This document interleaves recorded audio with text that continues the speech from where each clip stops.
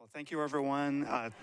This is the Tuesday, June 7th edition of the Metro Council meeting, and we'll begin with our public announcements period. At first, we will have a presentation from Councilmember O'Connell and others. All right.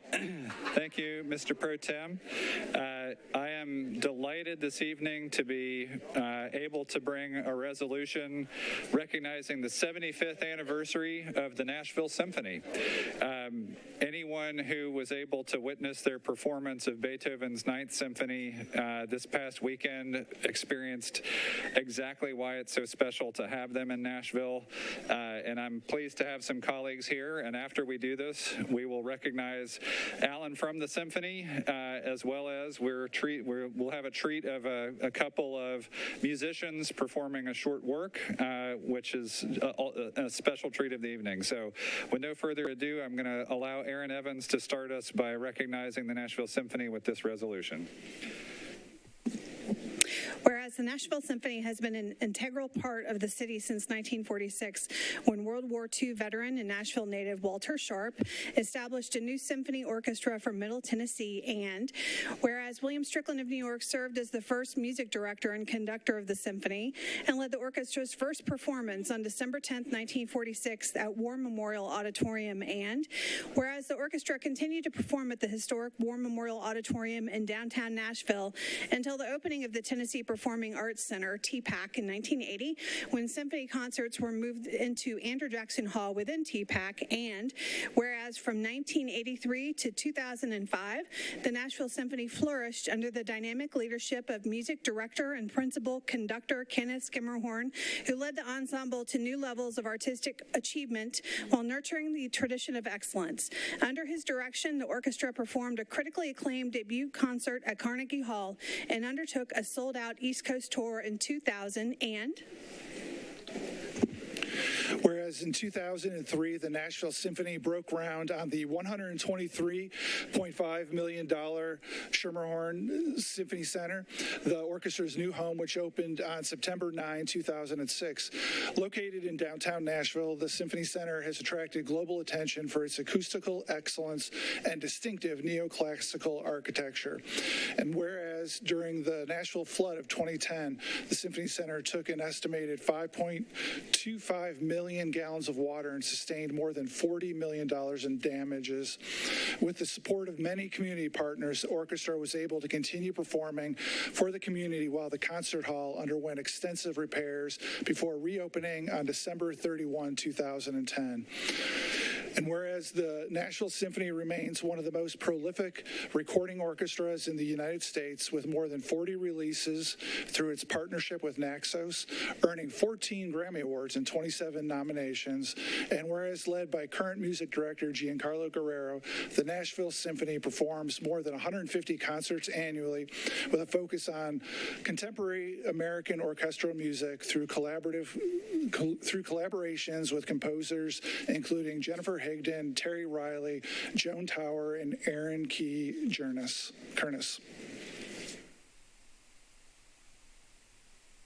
Whereas the orchestra is equally renowned for its commissioning and recording projects with Nashville-based artists, including bassist Edgar Meyer, banjoist Bella Fleck, singer-songwriter Ben Folds, and electric bassist Victor Wooten. And whereas over the course of its history, the Nashville Symphony has premiered 40 compositions and has commissioned or co-commissioned 40 works from numerous composers.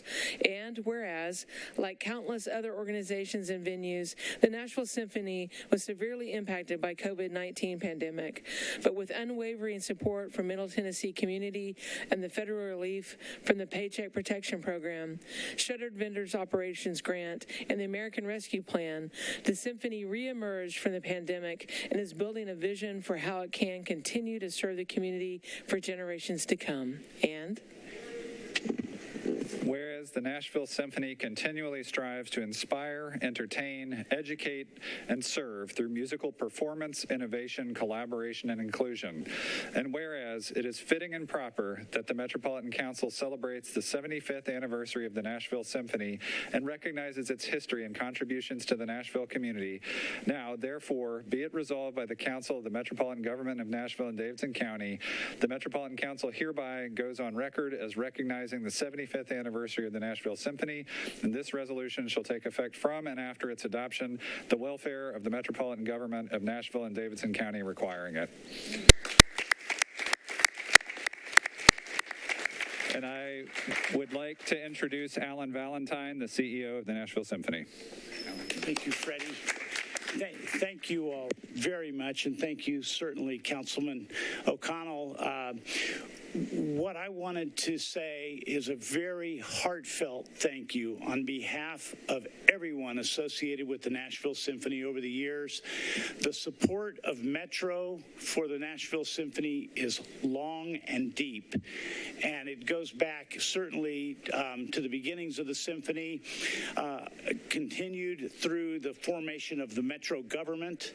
The charter even specifically talks about the symphony. And we wanted to say thank you for those many, many years of support, the support through the Metro Arts Commission now, the support we received when we built the Schermerhorn Symphony Center and opened it back in 2006 was tremendous. And even here in the most recent episode of COVID, not only did we have a lot of federal relief, but Metro also provided additional support to the symphony. Without all of that support, we might not be here today celebrating 75 years. And I want to say that our commitment at the Nashville Symphony to the next 75 years is to build an even brighter future than our past, one that reflects our community better, build an institution that is committed to all of the community, every square inch of Davidson County and beyond. And you have that commitment not only from me, but from the board of directors and the musicians of the orchestra and the staff. So with that, I wanted to say that we have a special treat for you tonight. We have a couple of our musicians here. Kevin Bate is our principal cellist, and Yunmen Shen is now principal second violin. Just that very recently happened, and we are very proud of both of them. They're extraordinary musicians, and with that, I'll turn it over to them for a small treat. Thank you again.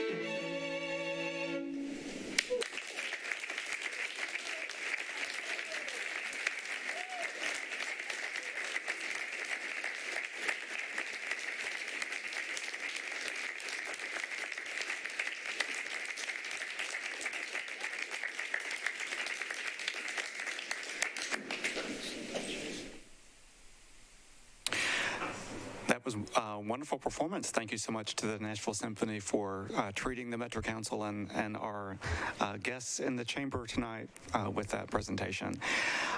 We do have a few minutes remaining before the start of the meeting. Do any council members have announcements that you wish to provide today?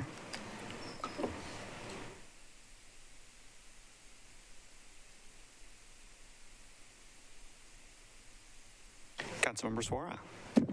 Thanks, Pro Tem. So I want to announce that the budget conversation series continues this Saturday from 3 to 4.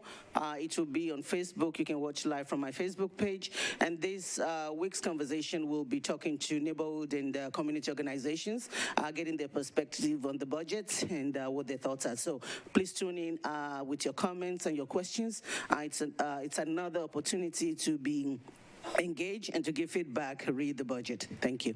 Thank you so much, Councilmember Suara, for putting together that very helpful series. Next, I saw Councilmember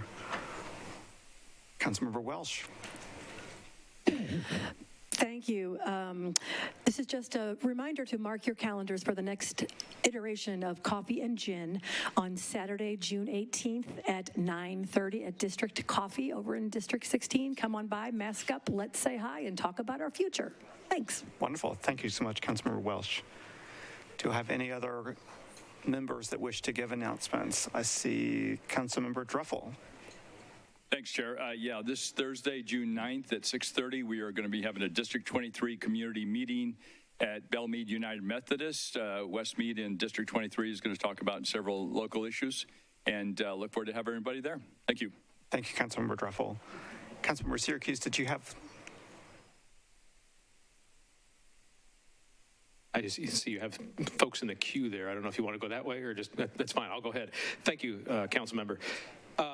Residents in Donaldson and especially the Pennington Bend area would like to put a very important community meeting on your calendars for Thursday, June 23rd at 6:30 p.m.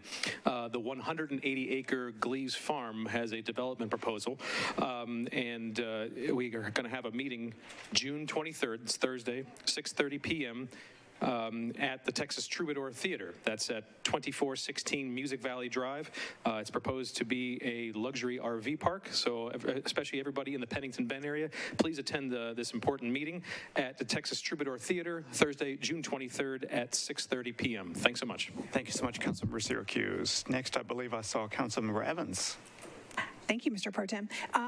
Early save the date, Tuesday, July 26th. We will be having a follow-up special called Public Health and Safety Committee meeting here in the council chambers from 4 to 5:30 p.m. on synthetic opioids, and we'll be hearing from MNPD representatives to talk about state laws that were recently passed and what that means for Nashville. We'll also be hearing from parents and the impact that illicit substances and opioid poisoning has had on their lives, and so I'd appreciate everybody's attendance. Thank you. Thank you, Councilmember Evans.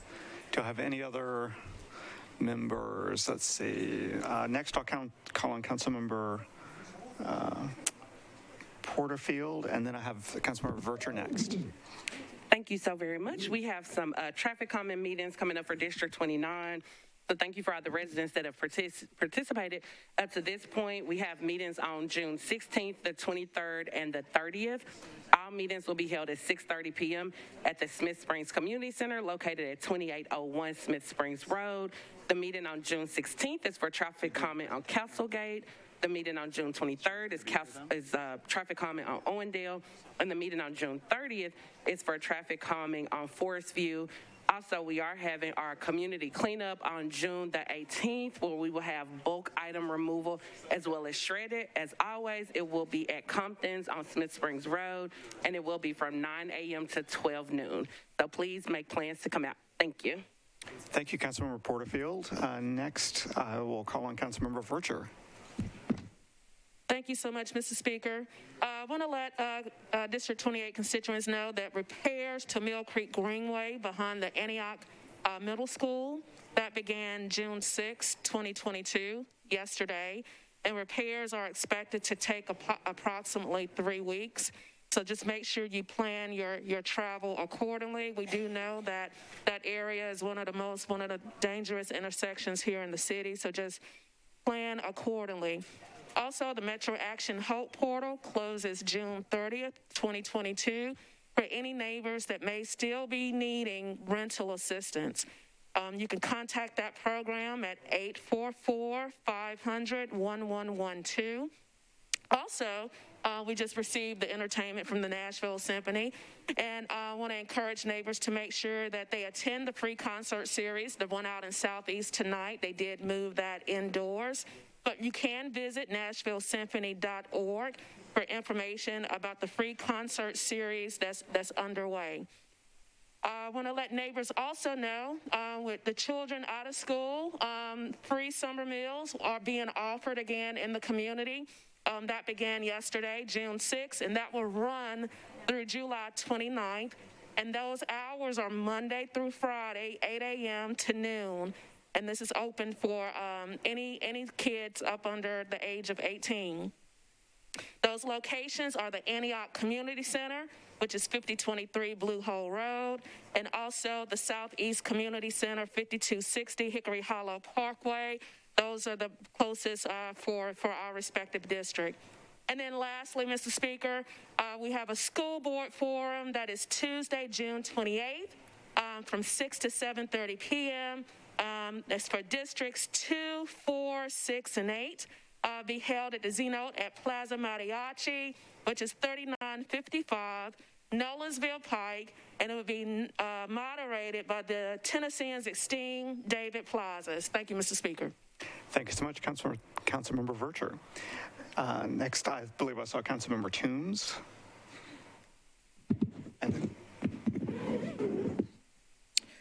Thank you. This Saturday, June the 11th, is the last cleanup event of the District 2 Spring Clean. We will be meeting at the Luby Center at 8:30. We'll be out there from 8:30 to 10:30. We'll also have a bulk item pickup, so the truck will be out there for your sofas and your end tables, mattresses, so you don't have to leave them on the side of the road. You can just bring them to the Luby Center between 8:30 and 10:30 this Saturday, June 11th. Thank you. Thank you, Councilmember Toombs. Do I have any other colleagues wishing to share announcements? Councilmember O'Connell. Thank you, Mr. Pro Tem. I just want to bring people's attention back to Connect Downtown. If you live, work, or play, or spend any amount of time in downtown, there is a transportation study survey there that might be of interest to you. You can learn more at connectdowntown.nashville.gov, and I just want to make sure people are aware of that. It's got information about effectively a downtown traffic study, but it's looking to ensure that through the future we move people in and around and through downtown more effectively and more efficiently. Thank you. Wonderful. Thank you, Councilmember O'Connell. Do we have other members wishing to make announcements? I will go ahead and make an announcement. Just as a reminder, the Planning and Zoning and Budget and Finance Committees will be holding a special call committee meeting tomorrow at 4 p.m. All council members are invited to attend. And this meeting pertains to capital improvements budgets, request items that are specific to the East Bank. There's been a lot going on in that area, and Metro Planning is going to be presenting information about the East Bank planning study, as well as, I believe, NDOT and maybe some other departments to talk about what those infrastructure needs are and why they are in the capital improvements budget at this time.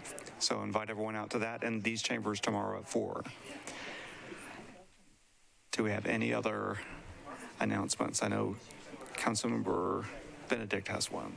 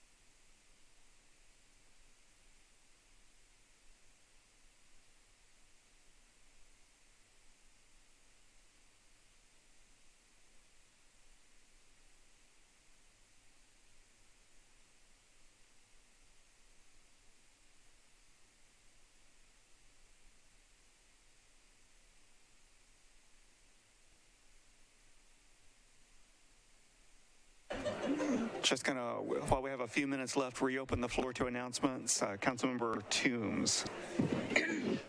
So next Wednesday at 6:30, there will be a meeting to discuss the animal control bill at the Southeast Community Center. That is next Wednesday, 6:30, Southeast Community Center, to discuss the animal control bill. Great, thank you for that.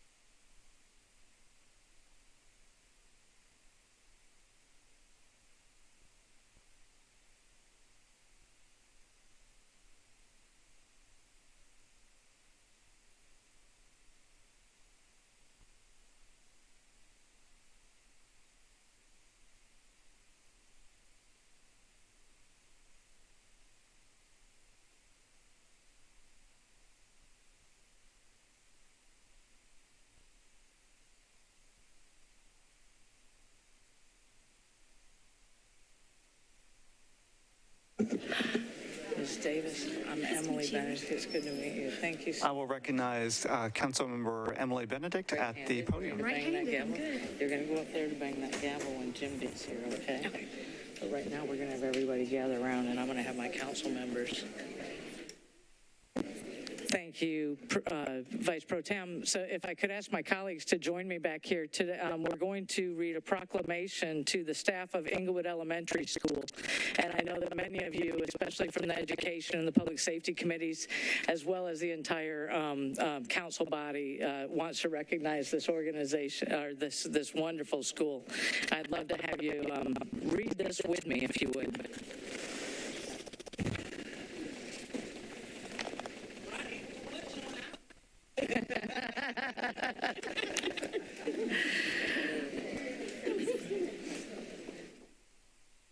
Ashley. Right there. Thanks. Thank you. Oh, wonderful. All right. Ready?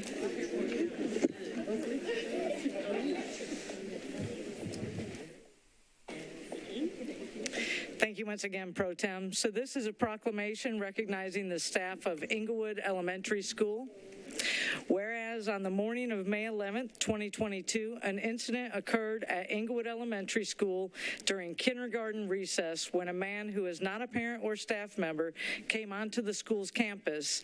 And whereas the man appeared to be experiencing a mental health crisis, and due to his suspicious behavior, school staff began taking students inside the building.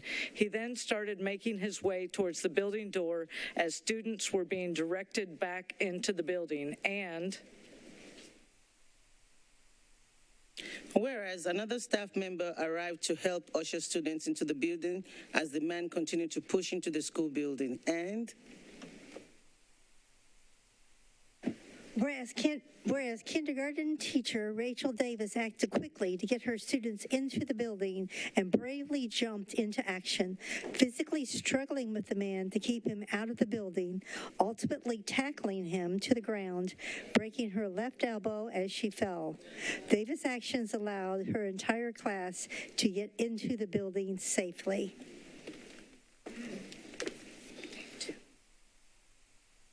Whereas the man managed to get up into the building, at which point the school was placed on lockdown to secure students, and whereas school secretary Katrina Nikki Thomas helped lead students from the playground onto the building safety and was one of 2 staff members who restrained the man while waiting for police to arrive, and whereas the school's bookkeeper, Shaquita Patton Thomas, swiftly arrived to help and was able to call Principal Ashley Croft out of a meeting while also restraining the man, and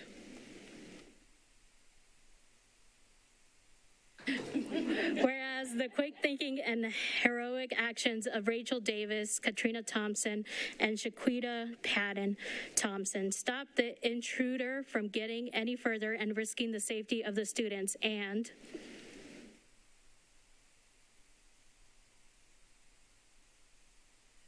whereas school staff members Peggy Hawkins, Camila Matthews, Janeth Brackman, and parent David Axelrod also responded quickly and did an incredible job of getting all students to safety, and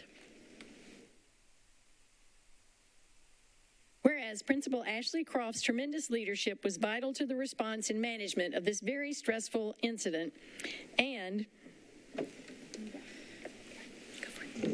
whereas the entire Englewood Elementary staff went above and beyond their typical duties to secure students quickly and keep them as calm as possible during a traumatic situation, and it is fitting and proper that their actions and bravery be recognized. And now, therefore, we, the undersigned council members of the Metropolitan Government of Nashville and Davidson County, do hereby recognize the heroic actions of the Englewood Elementary School staff and thank them for their bravery and dedication to the students.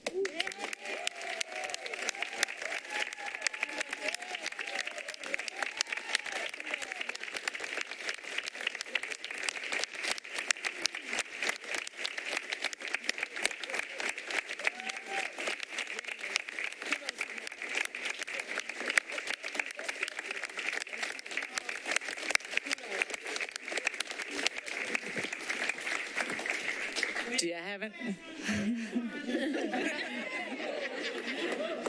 Ms. Croft, would you like to say anything? Yeah. I just want to thank y'all so much for allowing us to be here tonight and honoring the heroic actions of all of our team members. I'm Ashley Croft. I get to be the principal at this amazing school. And, you know, this is an extreme example of heroism by school staff, but it's by no means the only one. You know, school staff members act bravely and heroically each and every day in big ways and in small ways.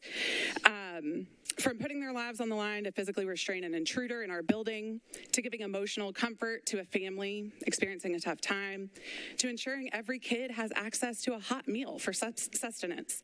Our teachers and support staff give their all for our kids day in and day out, not only at Englewood, but in all corners of Nashville and throughout the country. While teachers often get quite a bit of well-deserved support and attention, I'd be remiss if I didn't take this opportunity to highlight for y'all that many of the staff members named tonight are support staff members. They're not members of our teaching staff.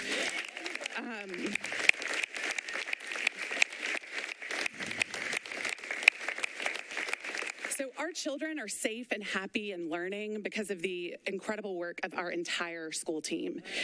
Bookkeepers, bus drivers, cafeteria cashiers, secretaries, paraprofessionals are integral to our students' safety, learning, and well-being. There's no better example than this incident that occurred at Englewood a few weeks ago, where our bookkeeper, Ms. Shea, our secretary, Ms. Nikki, and a teacher, Ms. Davis, restrained this intruder while paraprofessionals, teachers, general assistants, itinerant staff members, and many others performed their duties duties quickly and efficiently to keep students safe and well. I speak on behalf of the entire Englewood Elementary School community in thanking you for tonight's recognition and for your continued efforts to honor the incredible work of teachers and support staff throughout our city. Thank you.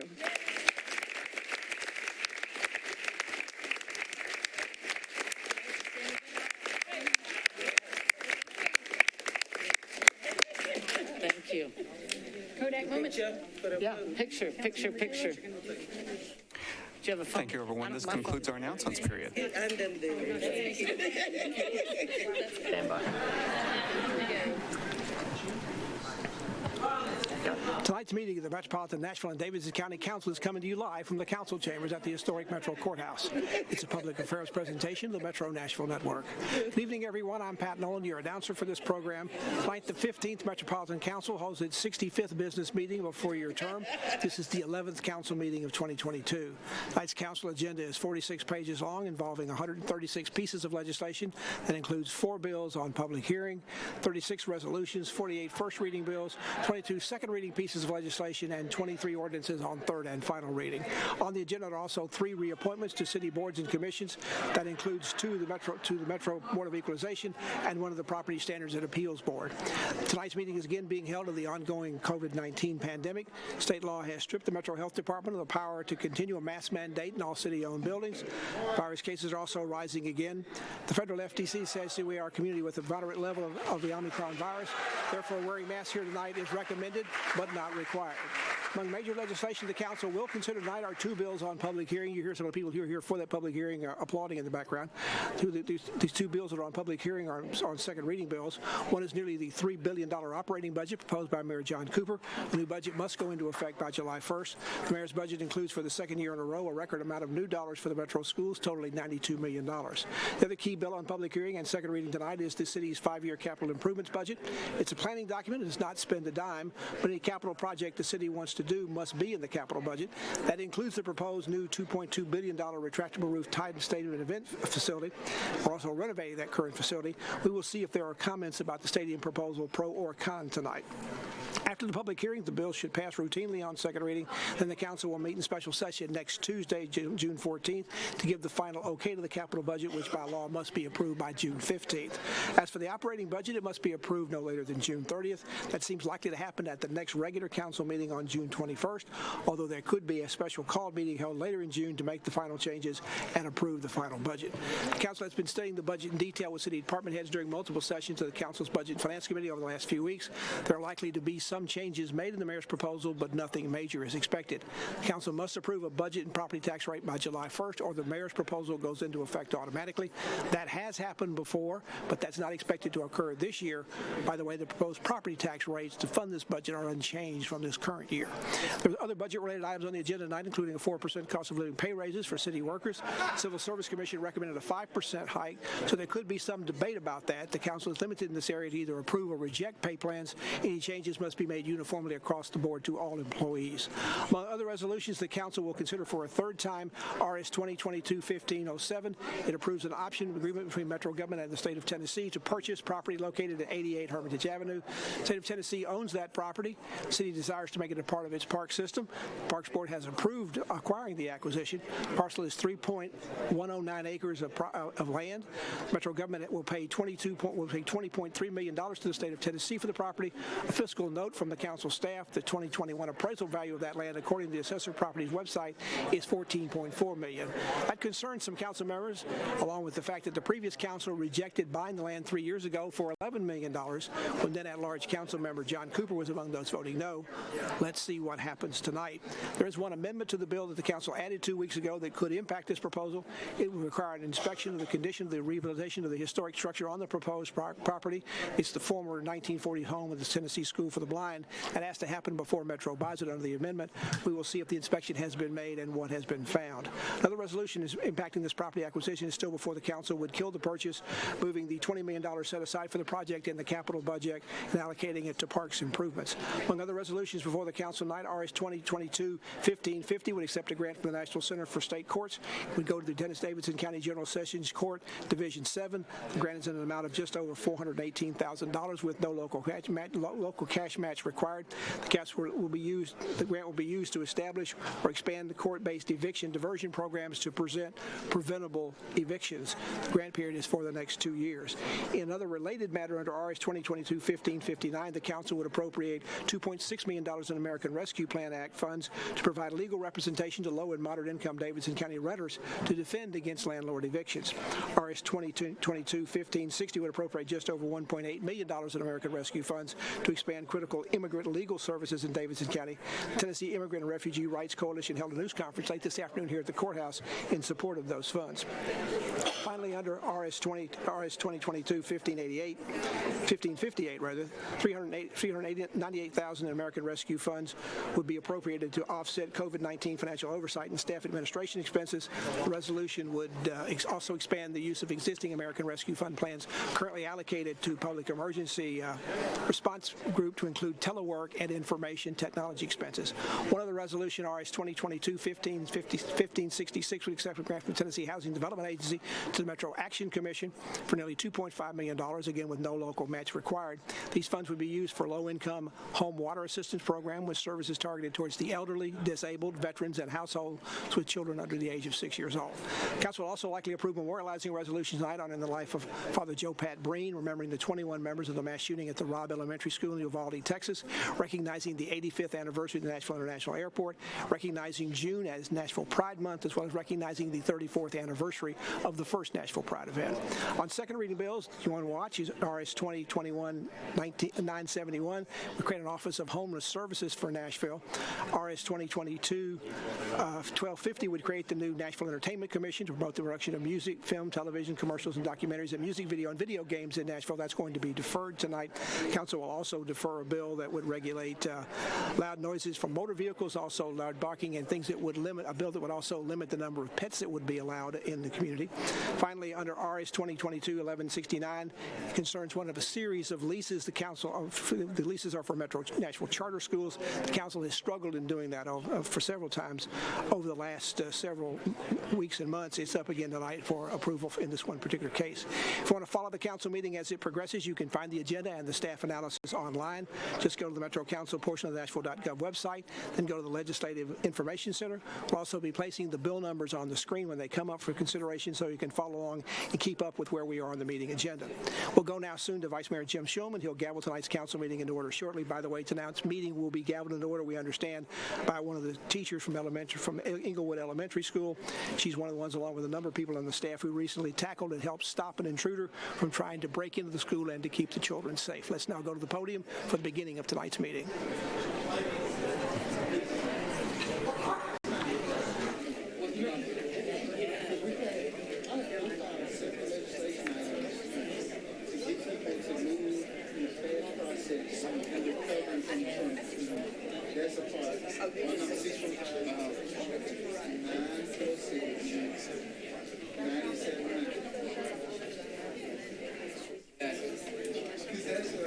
You know what I'm saying? That's what I've been saying. We want people want to read.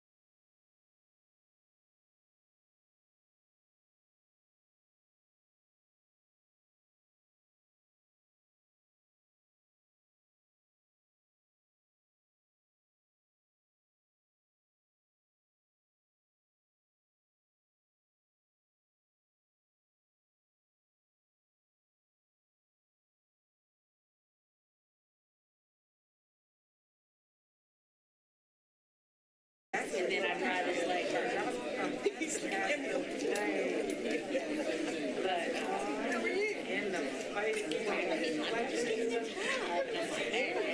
Okay, you ready? 3 times. Yep. Very good. Okay.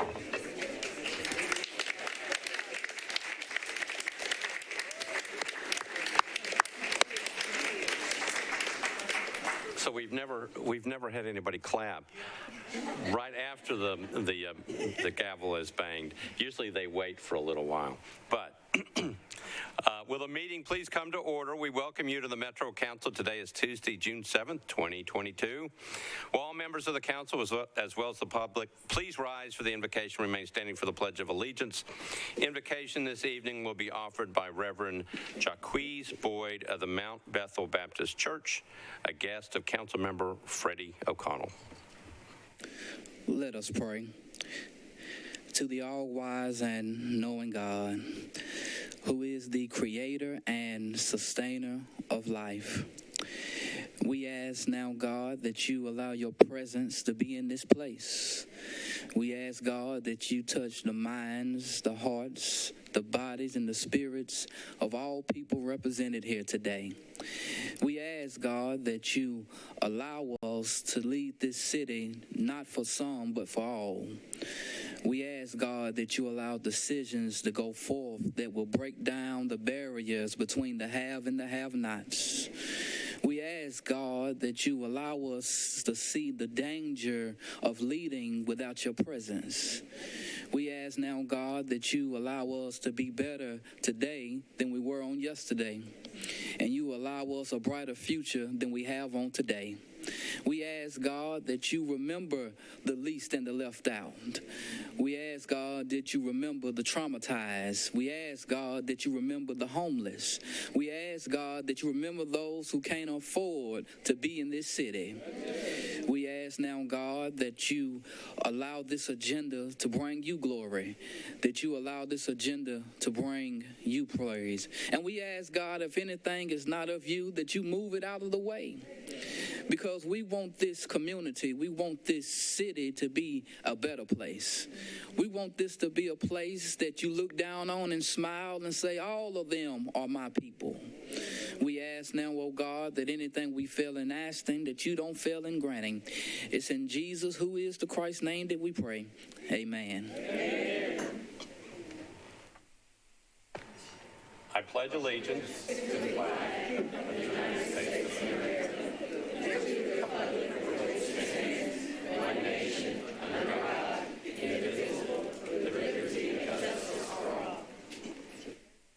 Here for a second. Okay, y'all may be seated. Without objection, we will suspend the calling of the roll and ask the clerk to record the names of those members present throughout the meeting. Is there a motion for adoption of the minutes of the meeting from May 17, 2022? Properly seconded. Without objection, the minutes of the meeting will stand approved as written. Mr. Clerk, any messages from the mayor? There are no messages from the mayor. I did see the mayor up here a little while ago, but I don't see him in the back now, but he came up to visit.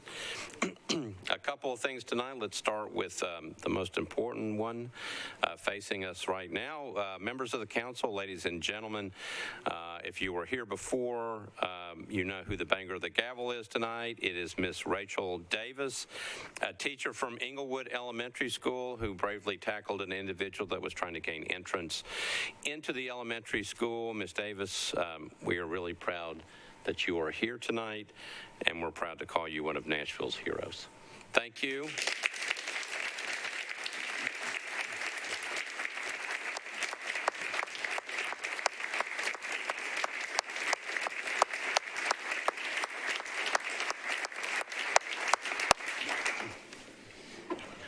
And I'm going to recognize Councilmember Benedict. Thank you, Vice Mayor. Ms. Davis, thank you for joining us tonight and for bringing the meeting to order. I'm just so proud and thrilled to know the staff of Englewood Elementary and to see the heroism that took place on May 11th and the way that everything has been handled with such grace and integrity, and folks who really care about the Englewood Elementary community, the teachers, the staff, the family, and of course the children, our little young scholars. I just want to recognize, as we did earlier tonight, the entire team at Englewood Elementary. Ashley Croft, the principal, of course, Ms. Rachel Davis, who has banged us in tonight and who had a major injury as the result of detaining that intruder. I also want to call out School Secretary Katrina Nikki Thomas, the bookkeeper Shaquita Patton Thomas, and Principal Ashley Croft, as I mentioned, as well as school staff members Peggy Hawkins, Camila Matthews, and Janet Brackman, and parent David Axelrod, who also responded quickly and assisted in this incredible emergent situation. So thank you for taking care of our kids. Thank you for being the outstanding Nashvillians that we all aspire to be. I'm so grateful to have you in our community and in District 7, and just so proud and grateful for you. Thank you.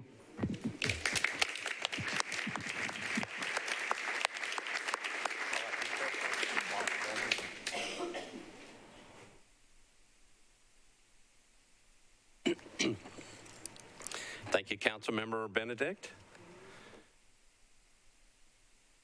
All right. So a couple of other items. We do have tonight a Spanish interpreter that is here tonight for any individuals that wish to be a part of tonight's public hearing on the budget. Ms. Sandra Obando de Reyes is here and will be available to translate. Ms. de Reyes, I'm looking for you in the back. She may be on her way here right now. We'll keep an eye out. When she gets here, we'd like for her to indicate in Spanish at the back microphone what she is here to do tonight, and that if anybody in the audience would like to utilize her services, we're happy to provide that service tonight. I do know there's a resolution up tonight that remembers our dear friend, Father Breen. He passed away recently. Father Breen brightened these chambers many times and was a friend to everyone he met, and he was what I would call one of the moral compasses of this city. We'll have the resolution a little bit later. Nashville is greatly going to miss him. And since our last meeting, we in this country have experienced some horrific situations. I actually looked them up. It's just terrible. We've had situations in Chattanooga twice, Mesa, Arizona, Saginaw, Michigan, Philadelphia, Tulsa, Oklahoma, and obviously Uvalde, Texas. And that, unfortunately, is not all of them. And we need not to forget the people of Ukraine and other places that are battling for their countries and for their lives. A lot of very sad things happening around this world. All right. And one other point that I'd like to at least mention is that our interim director of the Codes Department, Byron Hall, lost his son today, Brandon Hall. And so our thoughts and prayers go out to the Hall family. All right, we are now ready to proceed to elections and confirmations. I'd call on Councilmember Vercher for a report.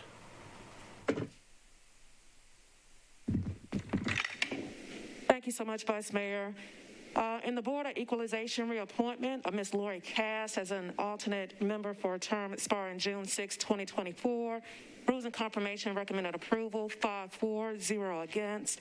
And also for Property Standards and Appeals Board reappointment of Ms. Claudia Weber, the finest citizen we have here in Nashville, residing in the best district in the city, I may add, for a term expiring on August 6, 2024. Rules and confirmations recommended approval, 5-4, 0 against. And Vice Mayor, on the Board of Equalization reappointment of Ms. Sherilyn Pettis, that was deferred one meeting, 5-4, 0 against. Okay, so we will defer Sherilyn Pettis for one meeting. Do you want to take up Ms. Weber's nomination first? Because obviously she's one of the most important citizens we have. Indeed she is. Both her and her husband are voters. All right, we'll take them together. Can I have a motion to pass both of them at the same time? I got a motion and a second, reappointment of Ms. Lori Cass for the Metropolitan Board of Equalization, and for the reappointment of Ms. Claudia Weber for the Property Standards and Appeals Board. Got a motion and a second. Any discussion on those appointments and reappointments?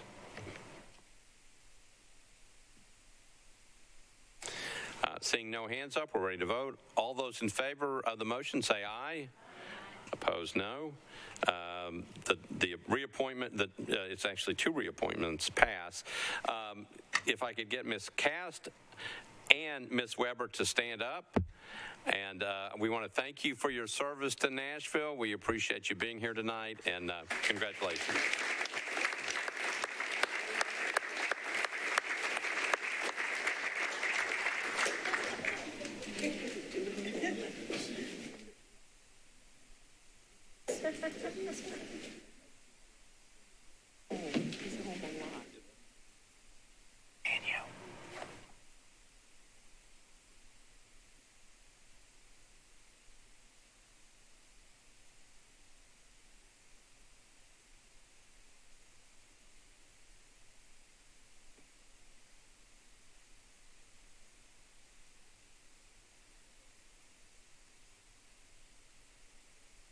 A slight technical glitch we're taking care of. All right, we are now ready for bills on public hearing, which tonight includes 4 bills. The first 2 are zoning bills, specially set for tonight's calendar. The last 2, the ordinance adopting the capital improvements budget, and the second, the one adopting the budget for fiscal year 2023, will then follow. On the first 2, I'm going to call it the bills one at a time and then refer to the sponsor. Unless the sponsor moves to defer the public hearing, the sponsor will call for a public hearing. I will then ask for a show of hands for those who are here in favor of the bill, ask for a show of hands for those who are here in opposition to the bill. If anyone in favor of the measure wishes to speak, I'll ask you to come forward, find the microphone, introduce yourself, and give us your address, and then you'll have 2 minutes in which to speak. Then ask for anybody who's opposed who also wishes to speak. After that process, I will close the public hearing and refer back to the sponsor. Those are on the first 2 measures. On the last 2, I will call them up individually, and then I will ask actually people to come up and speak on the bill. You do not have to say you're in favor or opposed. We'll just get people to line up. And again, when you come up to talk, either on the capital improvements budget or on the budget ordinance itself, I need your name and address, and then you'll have 2 minutes in which to speak. I'll go back over that when we get to those 2 bills, but first we're going to call up the first 2 measures, which are the first 2 measures on bills on public hearing. It is BL 2022-1204 by Councilmember Swope and BL 2022-1205 by Councilmember Swope. Believe we can take them together. The first one is ordinance to amend Title 17 by changing from R40 to SP zoning for properties located at 5991 and 5991 Edmondson Pike. It's approximately 175 feet south of Banbury Station, 14.6 acres. And then the other one is BL 2022-1205, ordinance to authorize building material restrictions requirements for BL 2022-1204. It's a proposed specific plan zoning district located at 5991 Edmondson Pike. Proposed ordinance requires certain materials to be restricted in the construction of buildings. Councilmember Swope, you are recognized, and I believe you have substitute ordinances on both of them before we can have the public hearing. Thank you, Your Honor. Yes, and I would begin by saying that although the caption on this printed agenda is still incorrect. Right, I just noticed that. Me too. Yep. I know the planning has noticed everything properly this time, and it's 5991 and 5997 Edmondson Pike that are being considered here. And with that, I would like to move the substitute, which basically does absolutely nothing but correct those 2 addresses. Okay, so let's do them one at a time. So on BL 2022-1204, Councilmember Swope is moving a substitute ordinance to correct the addresses. You are correct. He moves. I've got a proper second. Any discussion on the substitute on the first bill? Okay, seeing none, we're ready to vote. All those in favor of the substitute on BL 2022-1204 say aye. Opposed, no. The substitute's adopted. Let's move on to Bill 2022-1205. Councilmember Swope, you're recognized. Thank you, Your Honor. I would move the substitute on 1205. Okay, so Councilmember Swope has moved a substitute, does the exact same thing. It fixes the address. Properly seconded. Discussion on the substitute. Seeing none, we're ready to vote. All those in favor of the substitute on BL 2022-1205 say aye. Opposed, no. Substitutes adopted on that one. Okay, so now we're ready for the public hearing. BL 2022-1204, BL 2022-1205. Councilmember Swope, you ready to open it? Thank you, Your Honor. After 7 years, you're absolutely correct. I am ready to open the public hearing. Please do so. Declare the public hearing open. Could I see a show of hands of those in favor of those two measures? Okay, I see a couple hands in the back. A show of hands in opposition to those two measures. Okay, we do have opposition. So we're taking the two bills together, so I'll let the people in favor speak, and then I'll go to the folks who are in opposition. I need a name, address, and then you'll have 2 minutes in which to speak. Thank you, Mr. Chairman. I'm Roy Dale, 516 Heather Place in Nashville, Tennessee. I'm the engineer representing the zoning on this development. Most importantly, I guess, this is an approved bill by Planning Commission. It meets all the conditions based upon the sub-area policy and was recommended approval at planning. We've had several community meetings. I think the first community meeting had at least 300 people there. A lot of them concerned about traffic. I've had subsequent meetings. I've met with individual property owners. Although the plan's been approved by planning, there are things that the community wanted and above and beyond that. Larger lots, greater separation between houses, greater setbacks, more open space, all of which was done, revised, and a part of this plan. And then probably the most important thing, which the council member will be talking to you about, is there's a lot of traffic issues on the road that leads up to this. I think it's Davidson Pike. There's an area there that is has a really bad intersection, and Beezer Homes, which is going to be developing this property, is going to fund a traffic improvement there. It's going to be a big roundabout from what I understand, and the council bill is drafted in such a manner that that roundabout has to be, or those improvements have to be completed or funded prior to any permits being issued. So that's really the main thing here. This has been adequately public notice. We've had multiple community meetings. It meets the policies of the Planning Commission and was recommended approved. Thank you. All right. Thank you, Mr. Dale. Next speaker in favor. Oh, is that it? Okay. All right. Anybody who wishes to speak in opposition, if you would come and line up. I need your name, address, and then you'll have 2 minutes in which to speak. Sure. Thank you. My name is Scott Addington. I'm at 908 South Wickshire Way, Brentwood, Tennessee. I am in the Banbury Crossing neighborhood, which surrounds this new proposed development. I'm also speaking on behalf of our homeowners association and representing the desires of our neighborhood. We are in opposition of specifically the sidewalk connection that's currently in the plan into the Banbury Crossing neighborhood, specifically to Banbury Station. The plans have very minimal amenities currently, including just a dog park, whereas the Banbury neighborhood has many amenities, including a pool, tennis court, and basketball court. This connection will encourage those in this new development to utilize areas which our Banbury community pays for and maintains through our HOA fees among rising costs, whereas the new neighbors will have no monetary nor legal obligation. This is an unnecessary burden on the Banbury Crossing HOA and residents with one-sided benefits. We do not feel that we should have to pay for the new development's lack of amenities and improper planning of extra houses per lot instead of expected amenities for this type of neighborhood. Councilman Swope mentioned during the Planning Commission meeting that he was aligned to remove this connection, yet during the motion to vote, this condition was not mentioned and therefore is still in the plan. Please remove this aspect of the plan to ensure fair usage of our amenities to our own residents and prevent undue burden based on this misguided plan. Thank you. All right, thank you. Next speaker, welcome. Name, address, and 2 minutes.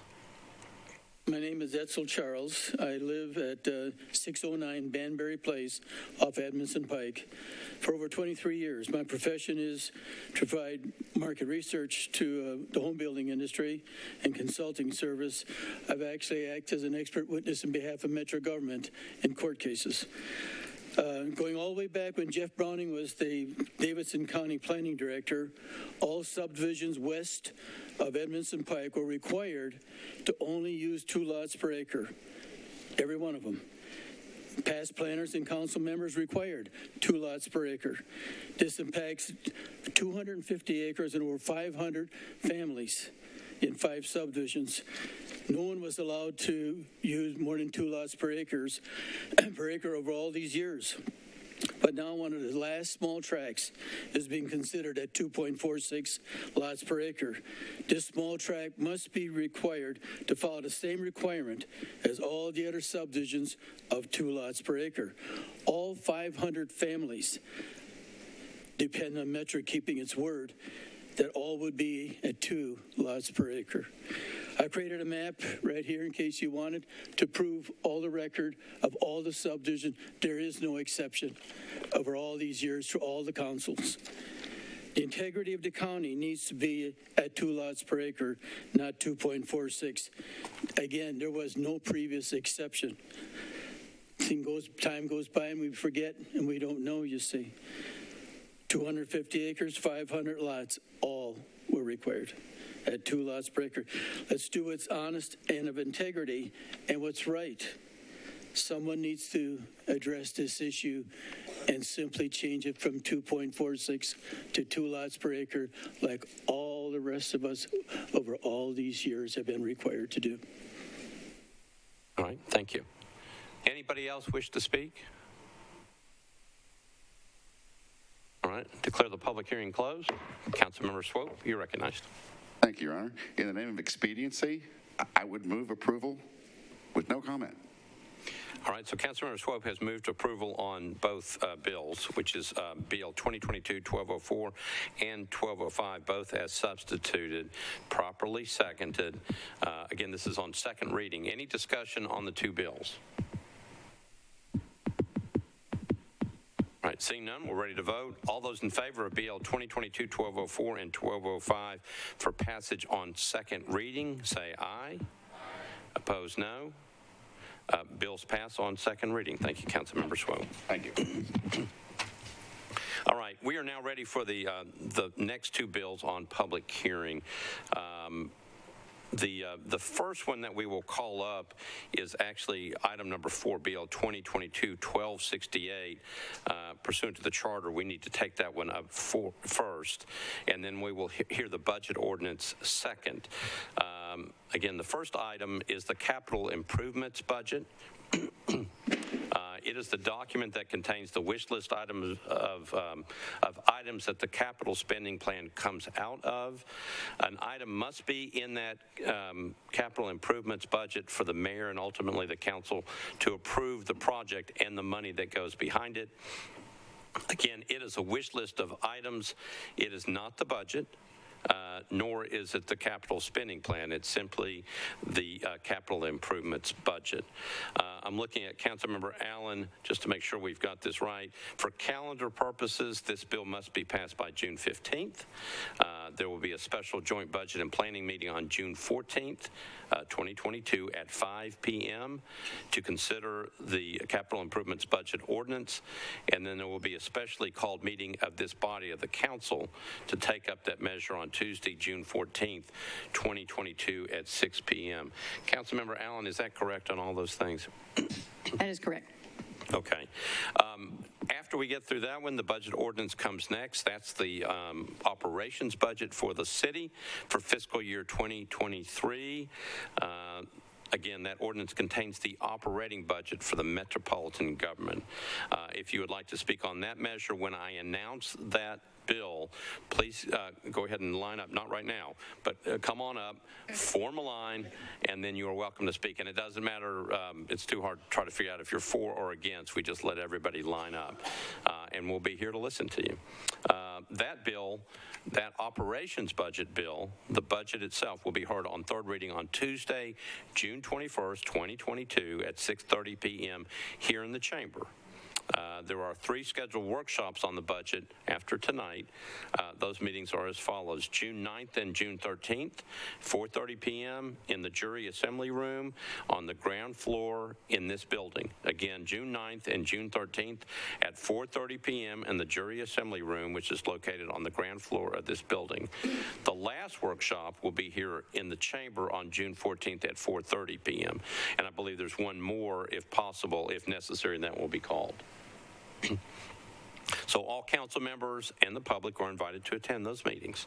Okay, let me repeat them one more time because this is important.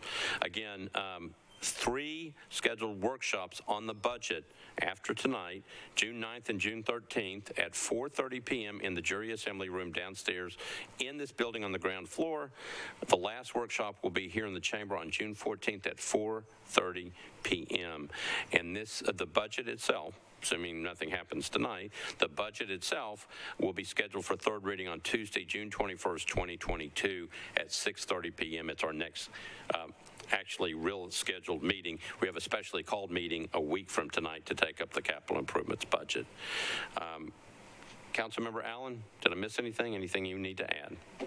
The only thing I would add is there is a last-ditch option of meeting again on the 28th to pass this budget, but our intention is to try to have our work done on the 21st. Right. So as Councilmember Allen said, we have until June 30th to get a budget passed. If we don't pass anything in this chamber, then the mayor's budget automatically becomes law effective July 1st. So we do have some time built into our schedule. All right. We are now ready for the capital improvements budget ordinance. It is item number 4 on your calendar. It is BL 2022-1268. It's an ordinance adopting the 2022, 2023 through 2027, 2028 capital improvements budget for the Metropolitan Government of Nashville and Davidson County as the official capital improvements budget of the Metropolitan Government of Nashville and Davidson County for fiscal year 2022-2023. Councilmember Allen and Withers are the sponsor. Councilmember Allen, you are recognized. Thank you, Mr. Vice Mayor. I'd like to open the public hearing with the understanding that this is the capital improvements budget. We will also have a public hearing for the operating budget, which I think may be what most people are here to speak for. That's right. And if they speak on the wrong one, we'll figure it out, but right. Just so people know. In case people are watching, this measure was re-referred back to Budget and Finance and back to Planning and Zoning. It's been there before, was not taken up yesterday. You don't have a committee report to give. It will be referred back to those committees before this ordinance is actually voted on third reading. All right, so again, we're on BL 2022-1268. Councilmember Allen and Withers are the sponsors. Councilmember Allen has called for the public hearing. I declare the public hearing open. If you would like to speak on the capital improvements budget for fiscal year 2022-2023, you are welcome to come forward. Anybody wish to speak on the capital improvements budget? All right. I declare the public hearing closed.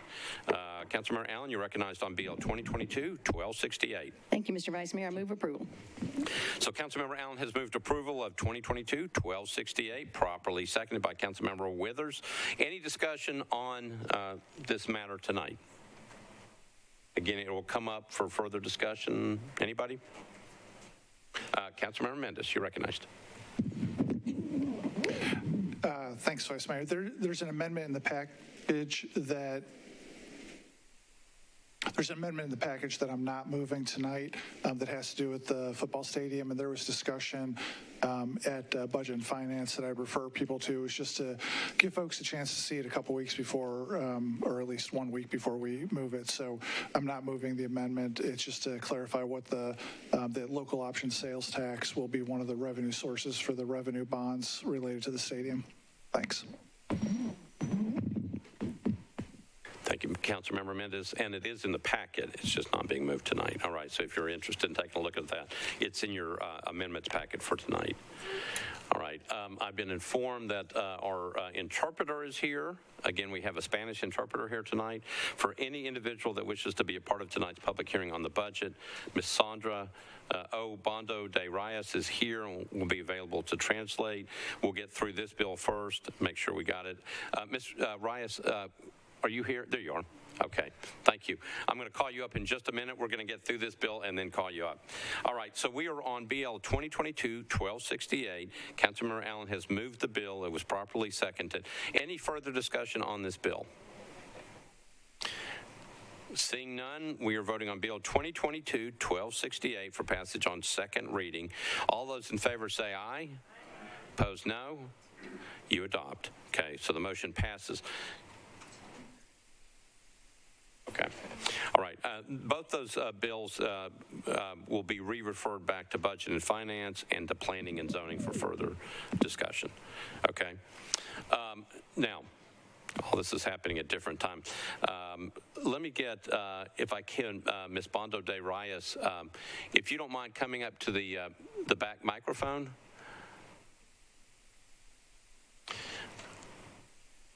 And Ms. de Reyes, if you would just in Spanish let people know that you are here to interpret. If anybody wishes to talk to the council on the operations budget, you are here to help translate. Mi nombre es Sandra Bandos, soy la intérprete en español para la sesión de esta noche. Si alguno de ustedes necesita los servicios de una intérprete para el idioma de español, para la sesión de esta noche, yo estoy a su servicio. All right. Gracias. I got most of that. All right. Thank you. So if anybody does wish to come up and speak, they just need to tap Ms. de Reyes and she will help. Thank you. All right. So we are now on the actual budget document. It is BL 2022-1248.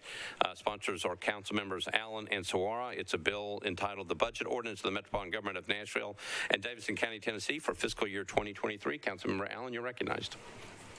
Thank you, Mr. Vice Mayor. I'd like to open the public hearing. And again, this one is going to be re-referred back to Budget and Finance. There is no committee report tonight. I declare the public hearing open on BL 2022-1248. Please line up if you want to speak on this measure. You want to be first? Can you speak? No, okay. No, we're just with you. We're just more support for you. Okay. All right. All right, so again, we're going to be here for a while, so if people want to sit down, if you're not actually in line, we're not going to hold you to that. You can get up and join the line anytime that you want. All right, so the public hearing is open on BL 2022-1248, Budget Ordinance of the Metropolitan Government for fiscal year 2023. Ms. Johnson, you are recognized. I need your name, address, and then you'll have 2 minutes in which to speak. Thank you, Vice Mayor and members of Council. My name is Mina Johnson, 6600 Foxhole Road. Here with me is Patsy Cottrell, retired judge, and Brenda Wayne, Davidson County Clerk. We are speaking on behalf of Sister Cities of Nashville tonight. First, we would like to thank you for your courtesy of the delegation from Erbil, Kurdistan region of Northern Iraq at the last meeting. They are so impressed and very grateful of your warm welcome. And we are happy to report to you all of them are back home safe and eager to continue our participation. Also, at the last meeting, you sworn in the student ambassadors. They are currently in Mendoza, Argentina, and keeping up their oath as well as enjoying alfarejos, which is, I think, a caramel cookie. So they are the small example of what we do as a sister city of Nashville. And we do appreciate your involvement and continuous support. And we are so grateful of Mayor's budget, including some increase after hard time with COVID and crisis budget. We shared sacrifice. So this year, we are asking to increase our budget, restore full funding prior to a pandemic. And this 20,000 investment will go a long way for us. It will allow us to sustain student exchange program, economic development, and cultural exchange opportunity. Especially, it will help to expand student funding, scholarship funding for economically disadvantaged students. So we appreciate your consideration and thank you for your help and understanding, and we appreciate it. And on behalf of Sister Cities of Nashville, thank you. Thank you, Ms. Johnson. Ms. Wynn and Ms. Cottrell, thank you. All right, name, address, and then you'll have 2 minutes in which to speak. My name is Honey, and contrary to what my sister said over there, I live in the best district, and it's historic. The Old Hickory. Okay, you just gave up 15 That's seconds. fine, baby. I got a whole crew behind me. What I missed, they're going to pick it up. That's called teamwork. No, that's fine. Now, we just had support staff, and teachers. Y'all just clapped for them and honored them. They came down here and they fought and did what they do best. I bet you if you put all their years of service together, it probably equal half of y'all years of service. Betcha. They just came down here, y'all clapped for them, gave them a proclamation, all this stuff. And in the very same meeting, they got to fight to have a living wage to live in this city. That's shameful.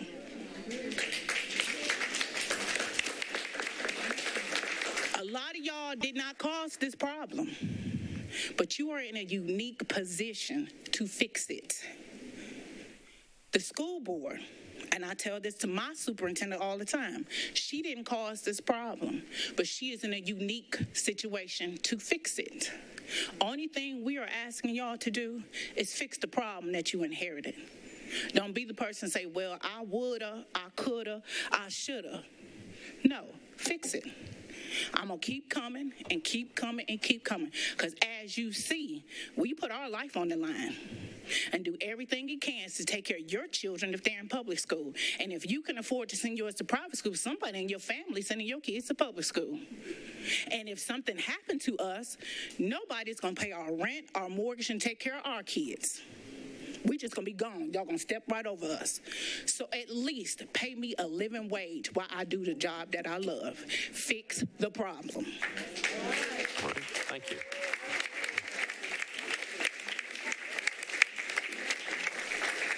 Well, I hate to follow that, but anyway. My name is Jerry Park. I live at 3713 Central Avenue over off West End. And I'm here representing NOAA tonight, and specifically for affordable housing. I fear we continue to fall further and further behind on our affordable housing needs. The Mayor Task Force came up with several recommendations. I believe it was 9 in total. 2 of them concern how many units we need and how much money to devote to the Barnes Fund. They came up with the figure 5,000 units a year that we need from now to 2030. And they came up with the figure $30 million to put annually into the Barnes Fund. The good thing about the Barnes Fund is that every dollar you put over there turns into $7. So if you can put $30 million, I'm going to run some numbers by you. If you can put $30 million into the Barnes Fund this year, that will turn into over $200 million. Now, we know affordable housing units cost an average of $220,000. So that's about 945 units. Now, we need 5,000 a year. Right now, we're picking up 1,300. This would get us another 945. It's not the whole thing, but it gets us going there and gets us close. I don't want to wake up one day and this wonderful city that you all serve and we all love is slowing down because people have stopped moving here because they can't afford it, or people who live here are moving away from here because they can't afford it. Put $30 million into the Barnes Fund this year. Thank you. All right, thank you.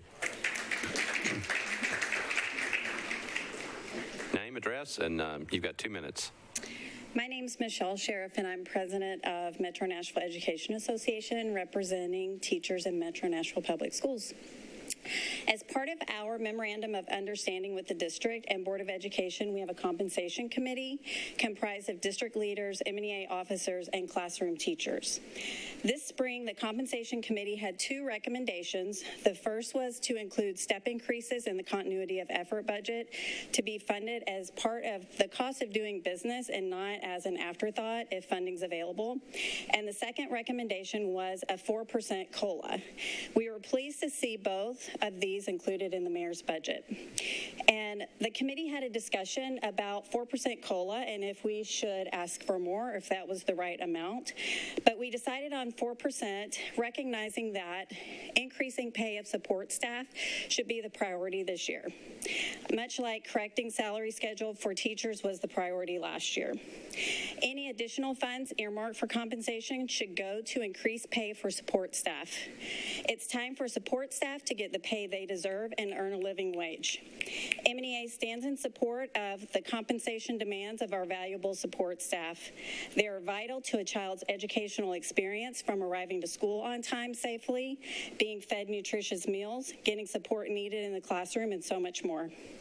Last year, support staff stood in solidarity with educators on our compensation demands, and now educators stand in solidarity with our support staff. In addition to support staff pay raises, providing family medical leave for educators and staff is an absolute necessity and not an optional perk. Research shows that paid family leave helps increase employee retention and decreases turnover, saving money on hiring and training costs. Paid family leave is a win-win for both families and our city. By supporting those with caregiving responsibilities, this policy is an important step to help Nashville continue to recruit and retain the best and brightest educators and staff. Thank you for your consideration. All right, thank you. Yes, sir. Name, address, 2 minutes. Yes, my name is Lewis. I work for Metro Water. I live in Antioch. We have issues going on with this budget.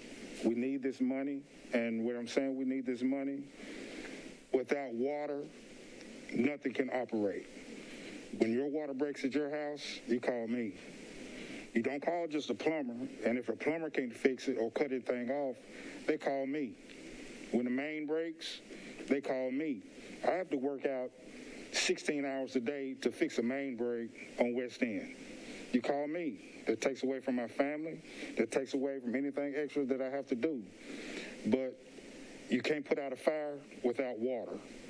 You can't brush your teeth without water. That means whatever you do, you need me. So what I'm saying to you all, I need you to help pass this budget. Thank you. All right, thank you. Name, address, 2 minutes. Hi, my name is Alexandria Danner, and I live at 265 30th Avenue North. Thank you all for your time. I work at Nashville Public Library at the Green Hills location, and I have worked there for about 9 months. I take extreme pride in my work and help to keep the city running. I work as a teen program specialist, providing after-school extracurriculars, programs, educational resources, and a safe environment for local youth to express themselves and engage with their peers.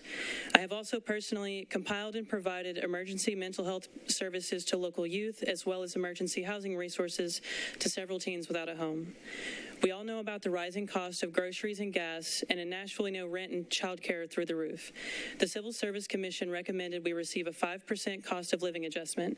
That's a compromise considering the consumer price index is up 8%, and when you look back at how many times Metro employees have sacrificed over the years. I'm a native Tennessean and have lived in Nashville for the past 9 years. Nashville is my home, and I hope to spend the rest of my life here as a public servant. Unfortunately, the material conditions that I live in and the economic reality that the people of this city face have forced many Metro employees, including myself, to weigh our love and passion for the city and our community against our own survival and well-being. Housing prices have more than doubled in the past 10 years, and the recent population boom is pushing locals further and further out of the city. Pair this with our weak public transit infrastructure, rising gas prices, and stagnant wages, and we're pushing the people who keep the city running to the brink. I myself do not know how much longer I can afford to live and work in the city that I love. And how can we as a community hope to continue to grow and thrive when we can't provide for the very people who hold this city together? We need you to fund $6.5 million more to the pay plan and fund the 5% COLA recommended by the Civil Service Commission. If we can find the money to build a $2 billion football stadium, we should be able to pay the people who keep the city running what they deserve. Thank you for your time. All right, thank you. Next, name, address, 2 minutes. Yeah. Hello, everyone. I'm Lisa Biebert. I live at 1204 Greenfield Avenue, District 7 resident, Emily Benedict. Hello. I am a proud public servant at the Nashville Public Library along with Alex. I'm a children's librarian, specifically at the Madison branch. Hello, Counselor Van Rees. And I'm a union steward representative for SEIU Local 205, which is all the purple you see behind us. Yes. So yeah, just like Alex said, last spring, Civil Service Commission recommended a 5% COLA increase along with roughly 3% in merit and step increases for Metro workers. The mayor's budget recommends 4% COLA. It doesn't seem like it would be that much of a difference, but the thing is that inflation has us at 8% right now. So 5% COLA, 3% merit increases gets us right in line with where we need to be just to keep up with inflation. Anything less is just simply not going to feel like a raise. It'll be a raise on paper, but it's not going to feel like a raise to our staff. It's just going to feel like normal times, and it'll still feel harder if it's even less than 8%, honestly. I wanted to tell two quick stories within my 2-minute time. I just wanted to bring two things to attention. You know, you'll hear from her later. There's Miss Donna. She is a cafeteria worker at Englewood Elementary. She has been working for Metro for 8 years. She makes less than $21,000 in that job. She lives in the Berkshire apartments that are going to be relocated. She currently walks to work. She won't be able to walk to work anymore. I had a conversation with a representative at the mayor's office that this is one of the best budgets that the mayor has passed for Metro staff. And that can be true, but it can also be true that you have people like Miss Donna in this city who have served proudly and can't afford to live in this city. And I do have one more statement I'm going to read from another person that works at the library. She says, I can't attend tonight's council meeting. I can't attend because I have to work a second job part-time. We're fighting for an upgrade. I have to make enough to pay rent and care for my 88-year-old mother who suffers from Alzheimer's. Every evening she commutes downtown from the main library branch. She works her full time. Then she goes to Laverne to work her second job. She takes on extra shifts and weekends to make ends meet. She has no family and friends to help. She's the only child, sole caregiver. It's not that she doesn't appreciate what we do. It just feels like they're not appreciated. And I have so many stories. Obviously, I'm out of time, but that's just one of many. Thank you. Thank you. Hey, Lisa, do you want to give those stories? Okay, if you'd give them to the Sergeant at Arms, that'd be great. Good afternoon. Good evening, Vice Mayor, and all of the distinguished Metro Council members. Are so many of them. My name is Grant Winrow. I live at 1512 Constitution Avenue, Nashville, Tennessee, 37207, where Councilwoman is Jennifer Gamble, is my neighbor and friend, and I'm so delighted to be here. I'm going to make this really quick. I had a lot of talking points, but I'm here. A lot of people know me from Tennessee State University, but I'm going to get to that in a minute. My most important thing, if you know that how long-winded I am, I'm going to make this the quickest thing that you've ever heard, and that is everyone lives by a greenway. I proudly serve as a board member for the Greenways for Nashville, and thanks to you, Councilwoman at Large Sharon Hurt, for my many years of service with Greenways for Nashville. Thank you for recommending me for this role. I've never found more passion about wanting to be a part of this ever-changing Nashville, its city, and Greenways is very special to me. In as much as that, in this day of mental health and all of what we are dealing with, a greenway is what I use to relax and to unleash and to unwind. I just got off a flight from Eugene, Oregon, and I was in San Francisco. And everyone that I tell that I'm from Nashville, they all get excited. And we need to be excited with them because we need to forever change our city and make it more accommodating. I would like to just plead with you all to make sure that the bill that is proposed on the mayor's budget, that is fully funded. We need greenways for Nashville. Everyone lives by a greenway, and you'll need this for your mental stability. Thank you very much. All right, thank you. Next speaker. And if I may, if I can leave this with you to let you all know about our greenways and some of the stories that people have, that we have profiled in this magazine. Sorry to take up a few more seconds. No problem. Thanks. Yes, ma'am. Name, address, and then you'll have 2 minutes in which to speak. Good evening. My name is Anna Austin. I'm part of the 16th District in South Nashville. Just a little bit about myself. I work for the Metro Nashville Emergency Communication Center. I've been there for about 2.5 years now, being a 911 and non-emergency call taker and police dispatcher. It's a 24/7 job, 8-hour shifts, 5 days a week. We hear about criminal disorderly behavior occurring, on a daily, minute basis, along with some of people's worst days to endure. It's not just for the job for the faint of heart and can be easy stress if you let it. We come here tonight to plan funding towards the 5% COLA increase recommended by the Civil Service. As a single 26-year-old female living in Davidson County, our wages on Metro dollars is not enough to suffice for everyday living. Before all the increases in the last 6 months, I had roughly $300 a month to play with, and that is only after paying my bills. It was barely enough for groceries at the time, let alone any other necessities and mental improving attributes I can bring to myself. Now with the rise of everyday costs, and more recently, maybe like some of you, the mortgage raise that rose about roughly $160. That leaves me about $140 to buy groceries, gas, and anything else that may arise, whether it's work-related costs or repairs to my own house. It's bad enough that if I have to come home after a bad call at work or an officer-involved incident on my radio, that I would have to continue to carry stress in my daily life. Me personally, I can only handle one stress at a time. More than that, I simply shut down, being that it would be overwhelming or overstimulating. That is where I am today. When I budget my monthly costs and earnings, I have to push aside those wants, things that would improve me mentally to focus on my needs. That is not healthy and simply not something we would have to stress over. We need to use that $6.5 million to fund our employees before we keep losing them.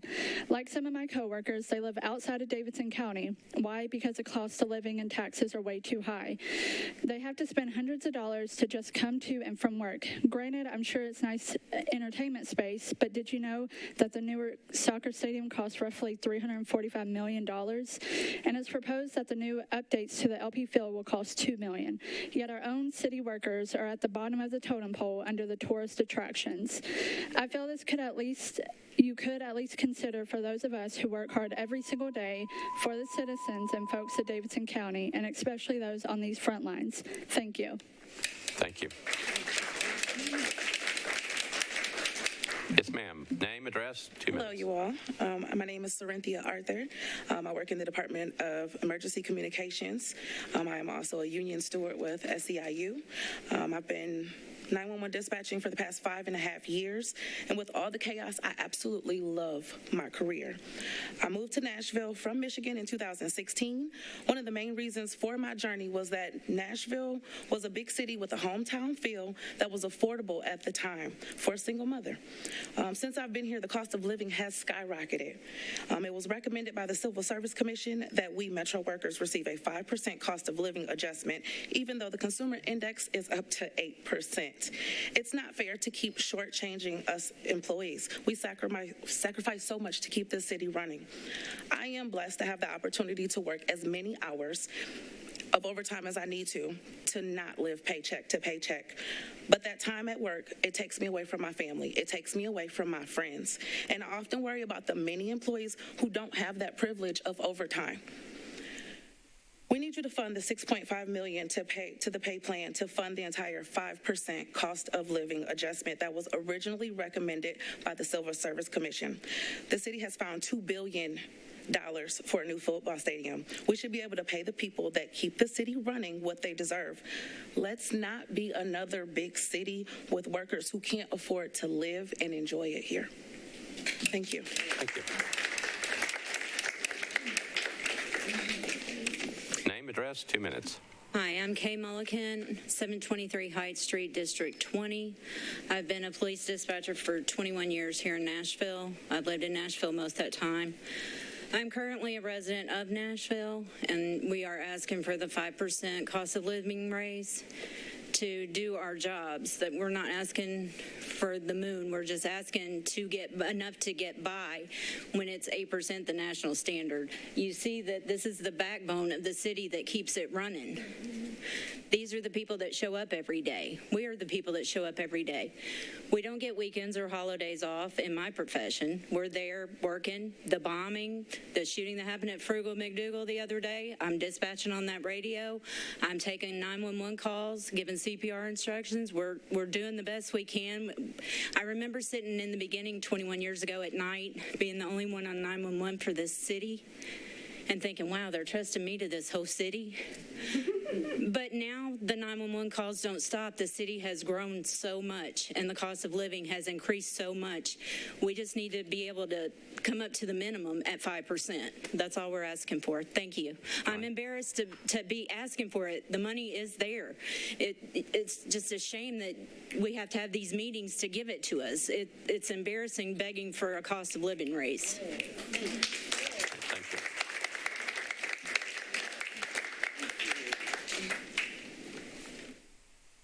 Thank you. Thank you. My name is Jeannie Nelson, and my address is 7 Peach Blossom Square, and I don't see Kathleen Murphy, but she is my councilwoman. Thank you and all of you for all of what you do. I'm here to be in supportive of the parks and greenways and open space budget that's proposed by the mayor. I'm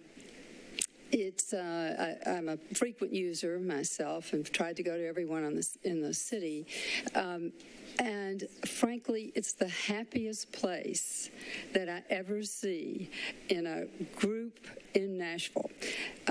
Maybe short of inebriated on Lower Broad, but that doesn't count. But anyway, some 30 years ago, I was the first co-chair of the Greenways Commission. So having watched what's happened, we have great greenways, but it's been it's really crept along in so many ways. And suddenly, we have a different city, and we have different challenges, and I'm sympathetic and empathetic with everything that I've heard tonight, and I know you all have a lot of challenges.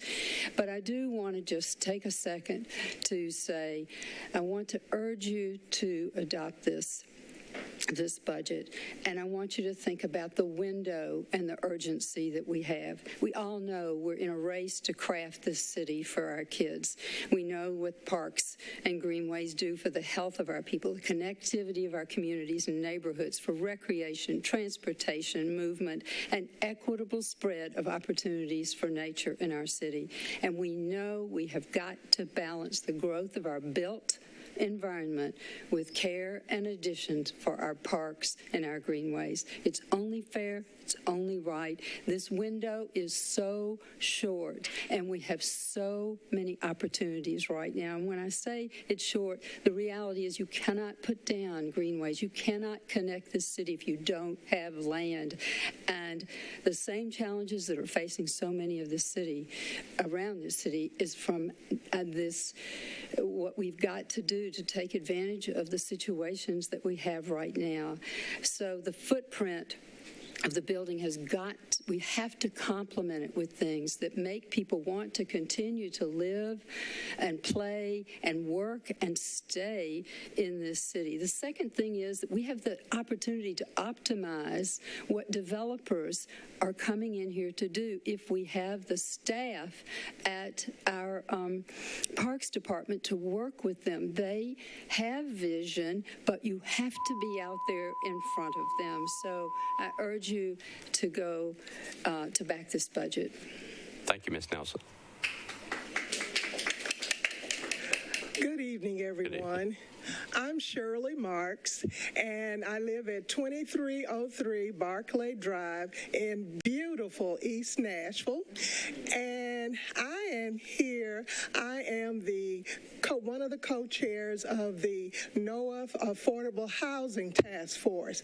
And I just want to hold up my sign and say that NOAA wants a moral budget. And when they say a moral budget, we're talking about affordable housing for all the citizens here of Nashville, Davidson County. We're also wanting a moral budget and funding for services for our homeless population, and especially with now being homeless is a felony. And so we want to not throw those citizens to the side. Let me share, this is from the big book, the Bible, Micah 6th chapter 8th verse, and it says, "And what does the Lord require of you? To act justly and to love mercy and to walk humbly with your God." Every day that we wake up is another chance to do justice and mercy. And my prayers are that the Metro Council chose to walk humbly in passing a budget that includes monies not only for affordable housing, but also homeless services. Thank you. All right, thank you. Yes, ma'am. My name is Pat McDonald. I live at 414 Fieldcrest Drive, Courtney Johnston's district, and thank you so much for all of your hard work. I'm also here today to speak for the NOAA's Affordable Housing Committee. Unlike some other people, I'm no longer interested in being seen as the IT city. I want Nashville to move towards being the compassion IT city. Compassion requires us to live in ways that enable all to thrive. Compassion is putting the golden rule into practice. All major religions say treat other people as you would like to be treated. I would add, treat other people as you would like to be treated if you were in their shoes. Loving others as we love ourselves is the first step in building a society where everyone is treated with dignity and respect. Now, in following so many of the people who came before me, NOAA is asking for a moral budget, one that acknowledges that we need each other. If a resident of Nashville is answering 911 calls, is cleaning downtown buildings, is an aide at a metro school, where do you think they should live? In Cheatham County? In Dixon County? How often should that worker's children, our future citizens, have to change schools because of housing instability? Who takes care of the children while the parents are at these jobs? All of Nashville's citizens deserve affordable housing in Nashville, schools with the resources to help all children thrive in the society that is school, and a livable wage. Finally, I have watched many committee meetings of the council, and I'm very impressed with what most of you are doing. Support you totally. But follow the money. Who has been benefiting most from being the IT city? Thank you. Thank you, Ms. McDonald. Good evening. My name is Emily Barrett. I live at 733 Burgess Drive. I'm a Vanderbilt PhD student, and I'm speaking on behalf of the East Bank Work Group, a coalition including Stand Up Nashville, NOAA, LIUNA, and the Equity Alliance. Tonight, I would like to share with you a key finding from our research on affordable housing, informed by engaging with River Chase and McFerrin Park neighborhood residents. Our finding is this: Too often, new affordable housing developments remain unaffordable. This is because standards of affordability, like HUD's AMI, are based on averages that mask income disparities and assume that all neighborhoods are the same. At River Chase and across the city, following HUD's guidelines, developers can charge $1,886 in rent. That is what is called affordable, $1,800. For perspective, in the 2020 census, the median rent for the River Chase area was $1,090. That's a 73% increase, or equivalent to 2 months' pay. Residents simply cannot afford the so-called affordable rent, so where can they go? Estimates that suggest that for every 100 very low-income rental households, there are only 62 available units. That's a 33-unit deficit before even considering bedrooms, proximity to jobs, school, transportation costs, and so on. 1/5 of households are considered very low income. Research proves that these families are the most likely to experience severe rent burdens because of the city's continued growth. Yet they remain the most underserved group in the private housing market and affordable initiatives that prioritize 80% AMI. Unless we are proactive and intentional, affordable housing projects will displace residents outside the city. Rather than allowing luxury apartments to carry the banner of affordable housing, we need to clarify affordable for who, what standard of affordability, and for how long. As we think to the budget, we must, at minimum, provide $30 million for the bonds fund, and we must answer who benefits. Thank you. Good afternoon. My name is Charlita Sanders, 1617 Stokely Lane, Old Hickory, Tennessee. I'm honored to serve as the executive principal of Carter Lawrence in Elementary and Engineering Magnet School, as well as with NOAA Education Task Force. So I've been asked to speak about the benefits of SEL funding and how it has benefited schools. And I will speak specifically about our advocacy centers. And for those who are not familiar with that, the advocacy centers are a place where our students, when they come to us dysregulated, can go and gain assistance on how to regulate their emotions from a trained advocacy coach. And that really helps the students that I serve, because as those who have come before me has stated, many of the families that I serve are working class and aren't receiving the funding that they need on their jobs, and that stress that they're under is transferred to their students. So I have students coming through my door crying because a parent screamed at them before coming to school. So before we can even teach them anything, we have to regulate their emotions. So the funding that we have received, again, to have advocacy centers in our school has tremendously helped us to educate students. The advocacy centers also serve as a stopgate between the prison to school to prison pipeline, meaning that students learn not to go to the principal's office for often a punitive response or consequence, but they're going to an advocacy center where they can learn and correct behavior and then get the education that they need and not lose more instructional time. So we have certainly benefited, and we just ask that the funding continues and also expands to our educators, who are also, as you've heard, under a lot of emotional distress. And they can use, just an idea, a licensed therapist, for example, on school campuses, so they can also get the support that they need to do the tremendous job that our educators are doing. Thank you for your time. All right, thank you. Yes, sir. Name, address, 2 minutes. Good evening. Tom Surface, 300 Harvard Avenue, off West End. I am a voter from District 24, proud father of 2 graduates of Metro Nashville Public Schools, former algebra and geometry teacher at Overton High School, and a member of also a member of the NOAA Education Task Force. So I'm here as a leader of our SEL committee there. NOAA has advocated for funding social emotional learning over the years, and we support that continued funding, as you've just heard. I'm glad to see that it is included, the advocacy centers and the The RPA's restorative practice assistants are included in the budget for next year. Last year, Metro government gave our public schools a record amount of funding, including $3.7 million for those advocacy centers in 72 elementary schools. This is serious progress, you guys, for the students, the parents, the teachers, and everyone in Metro. It's a reason to celebrate. In the 21-22 school year, advocacy centers did have an impact. Out-of-school suspensions were down 21%. That's fantastic news. Serious progress, however, it's not the same as victory.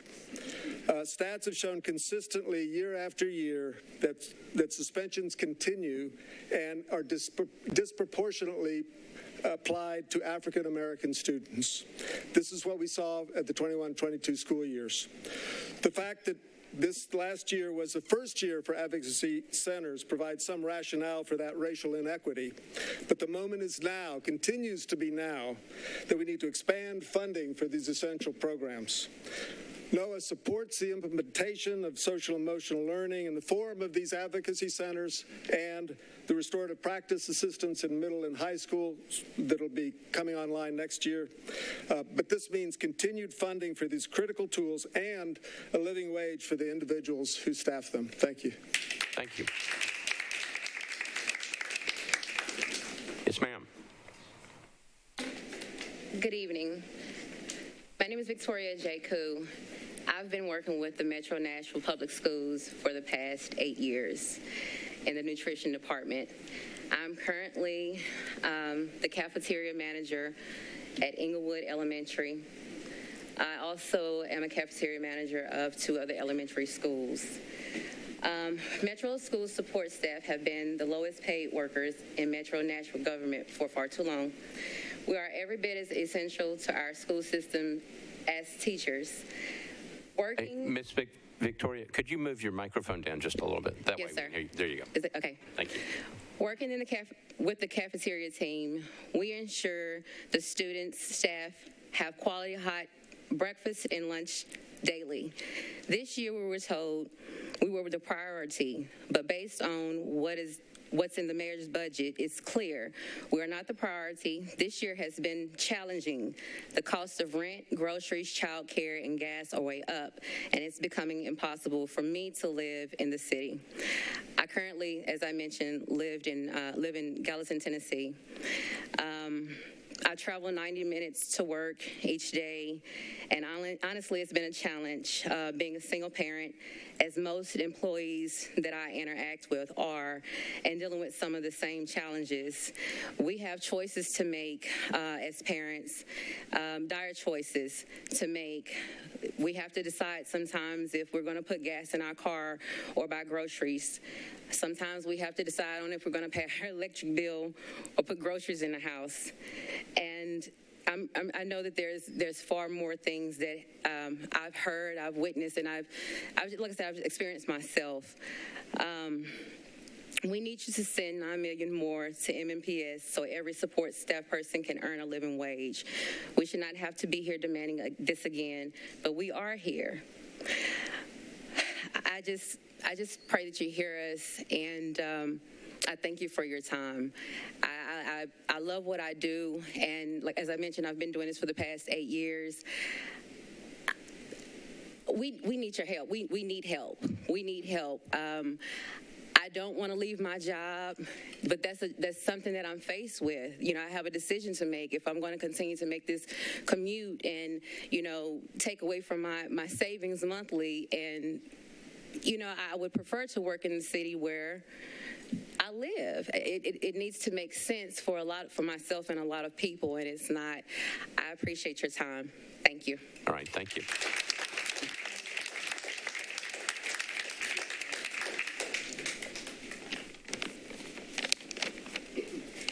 Good evening. I'm Jane Borm, the Reverend Jane Borm. I live at 2206 Grantland Avenue, 37204 in District 17, Colby's district. I'm also a mother, and I'm a member of NOAA. I have a daughter, Diane, whom we adopted when she was 8.5 years old. She's now 55 years old. She's intellectually challenged, medically disabled, and emotionally disturbed.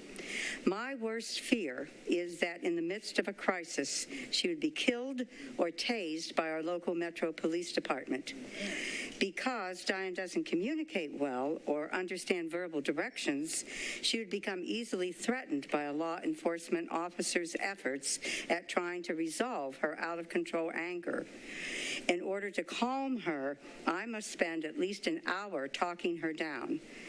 Having watched our police tase, shoot, and kill other mentally challenged adults, I doubt if they'd take that much time to let her emotions cool. Health, Engagement, and Liaison Services, or HEALS, would bring a medic and a trained crisis counselor to ensure Diane is treated with respect and given words of comfort, not commands. HEALS would give Diane the appropriate medical attention she needs, not a bullet or physical use of force. Bring emotional stability and calm to people who cannot handle flashing blue lights, guns, and use of force. Thank you. Thank you. My name is Jay Voorhees. I live at 232 Martingale Drive in Old Hickory, Tennessee, and also serve as the pastor of the City Road Chapel United Methodist Church in Madison and one of the operational partners of the Mobile Housing Navigation Center that's housed there. Last week, you all were given a presentation that talked about our city's response to homeless issues, and I think most of us can agree it was not something we wanted to hear because it says that we are not responding in the way that we should. One of the issues that we need to deal with beyond affordable housing, which you'll hear a lot about tonight, is that we have to deal with wraparound services and permanent supportive housing, which we do not have. This current budget includes no funding, no increase in funding for those kinds of services. Now, we're talking about the American Rescue Plan, and that's a wonderful thing. It's $50 million, but that's a one-time funding stream that's going to run out quickly. And so we have got to figure out how we as a city include homeless services in our budget, because it's an ongoing problem that's not going to get fixed until we do so. And y'all have the power to do that. Every week, I'm seeing anywhere from 100 to 120 homeless folks come to our church in great need, who need mental health, addiction services, all types of services. They need case workers. For every apartment or house we build, we need case workers to help folks be able to stay there. I beg of you to begin to think about how we can start funding homeless services in the operating expense of our city. Thank you. Thank you.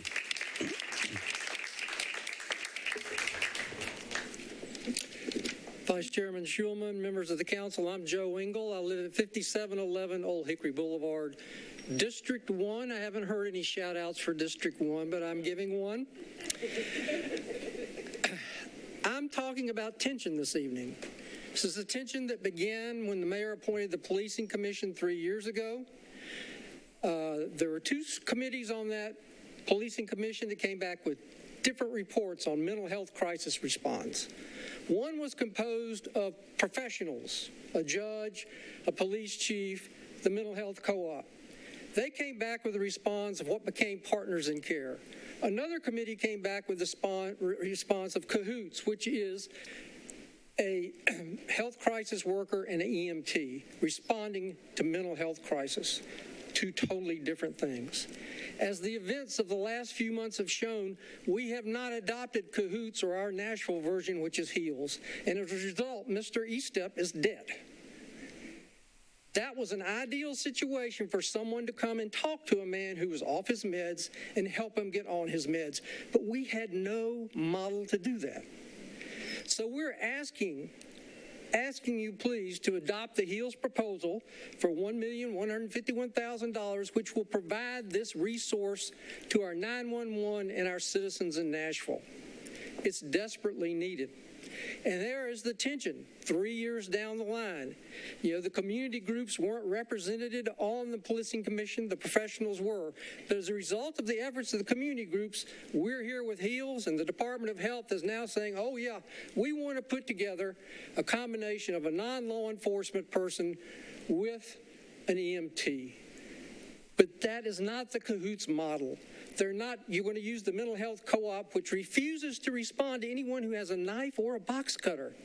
So we're so limiting on our response to mental health crisis response at this point, it's a crying shame. So I ask you to please support HEALS and include it in your budget. Thank you very much. Thank you.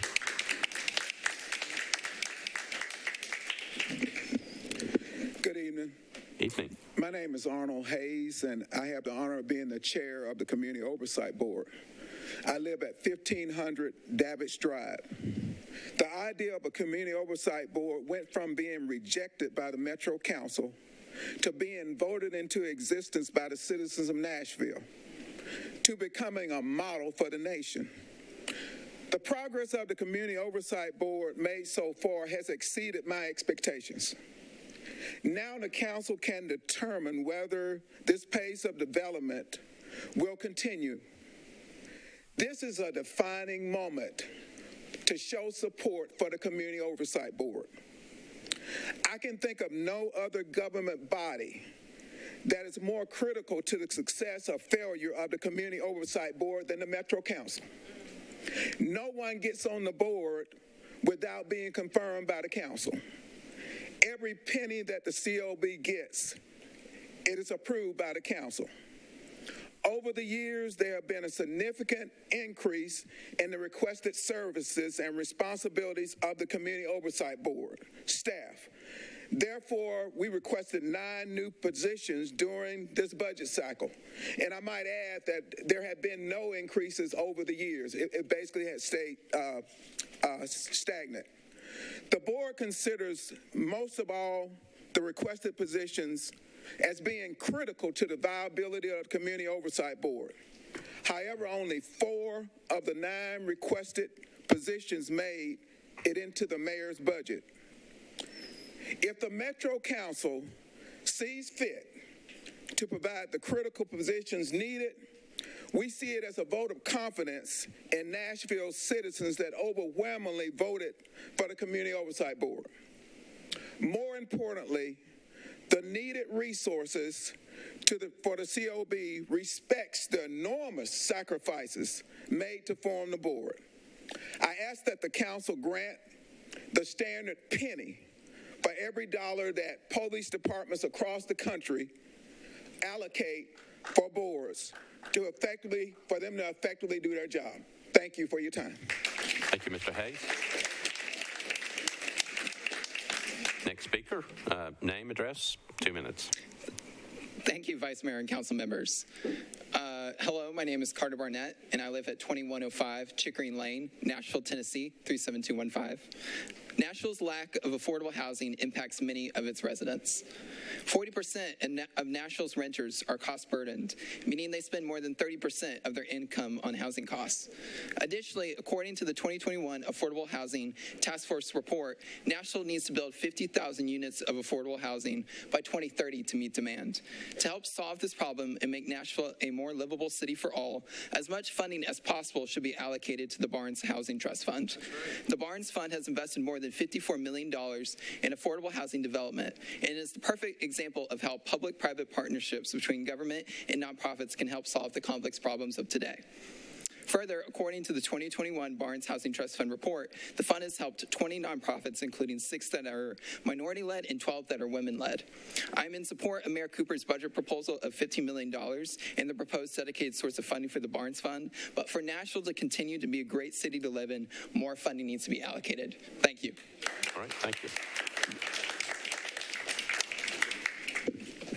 Good evening. My name is Seamus Purdy, and my zip code is 37212.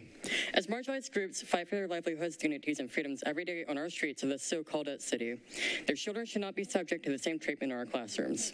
What we label as measures of safety, cops in schools had a grim reality of oppression and violence within what must be a safe space for us, the youth of our city. As a lifelong MMPS student, we have been privy to the detachment of the social aspect of people to armed police have been increasingly utilized in dealing with the underlying social issues of bullying, mental illness, and other socioeconomic factors. The results of this are a horrific failure on a pragmatic and moral level. Cops in schools heavily increase its suspensions overall, they disproportionately suspend minority students, and they arrest a shocking amount of students as compared to schools without cops. At my school, Hillsborough High, overwhelmingly, cops aren't the ones breaking up fights. Teachers and support staff are. Our SROs do next to nothing. Many students have anxiety or past trauma surface directly due to the presence of cops on our campus. Cops in schools are not conducive to a safe environment. They are counterproductive in that regard. Teachers and support staff keep us safe and build healthy environments, not cops. Cops in schools are not a preventative measure. They are a harsh, ineffective, retaliatory measure that actively harm our youth and learning environments. Most recently, in Uvalde, Texas, SROs failed to prevent a horrific school shooting. They actively let it happen. On a national level, as of 2018, in only about 1 out of 197 cases, SROs played any role in preventing or stopping an act with a homicidal intent. Students having to go to school with anxiety whether or not they will see it in other days indicative of a pressing need for change across the board. We need further increases to our SEL budget. We need to meet the proper ratio of students to psychologists, social workers, nurses, and counselors. We need to reevaluate MMPS with a holistic approach in mind to student discipline, safety, and support. Retaining north of $7 million for cops in schools and funding MMPD the way we do is antithetical to the cause of supporting students in our city. I've spoken about this a lot recently. Student voices must be heard. For the reasons I've entailed, for the safety, preservation, health of our youth, I and many others ask this council to remove SROs and build a strong support system for students in this budget. Thank you. All right, thank you. Good afternoon, good evening, council members. My name is Lindsay Krinks. I'm at 1519 14th Avenue North, and I'm one of the co-founders of Open Table Nashville. For the last 15 years, I've worked on our streets, helping people get off the streets into affordable housing. I've dedicated my life to issues of housing justice, and you'll hear from several of us tonight. Our people are dying on the streets, and we've been telling you this for as many years as I can remember in doing this work. Last year, the death rate was over 200 people that we collectively buried that did not need to die before they did. Issues of affordable housing, as you've heard, affect every one of you and every single person that you've heard speak in this room and that you will hear speak tonight. The mayor's budget that he presented looked like it included $30 million for the Barnes Affordable Housing Task Force, but it did not. It was incredibly misleading. We need at least $30 million for the Barnes Affordable Housing Trust Fund for the city. Please look into that and please make that happen this year. Your own Mayor's Affordable Housing Task Force recommended that amount. Over the last few years, you've heard many of us and many community members and organizations implore you to make our community more equitable and safe, not by funding more policing, but by funding things that actually make us more safe, like affordable housing, like equitable education, like accessible mental health care. We are begging you to do that again. This budget is not that. This budget continues to add more police, 46 more police officers, $9 million for new police precinct, equipment, and technology, 14 new full-time police officers that would patrol the greenways and most likely target people in encampments. We know that policing does nothing to end homelessness. Our people are being killed not only by poverty, but also by policing efforts. We really need the HEALS model funded. We need alternatives to policing funded. We cannot wait till another unthinkable police shooting happens. We're begging you to make affordable housing and alternatives to policing your top priorities this budget cycle. Thank you so much. Thank you.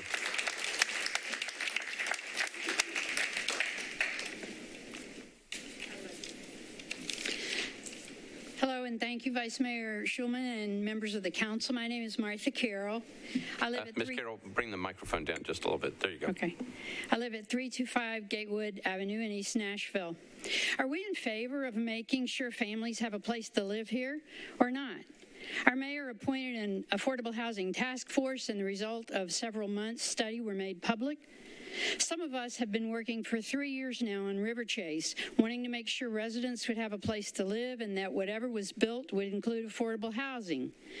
Matt Mathias, the previous owner, and CREA, the current owners of River Chase, have promised that that would happen.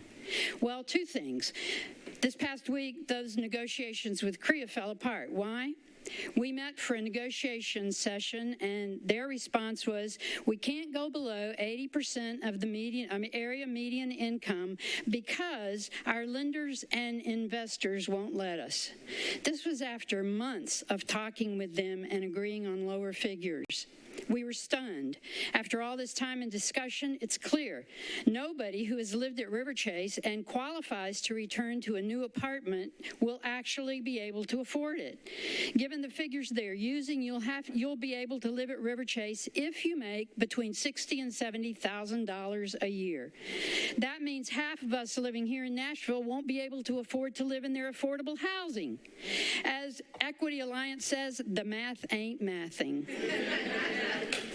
And then, second big disappointment, the mayor is not taking the advice of the Affordable Housing Task Force. Instead of the $30 million, you've heard this several times tonight, that NOAA and this task force have called for the Barnes Fund, he's decided $15 million will do. Well, it won't. Surely he knows that. You know that. All God's children know that.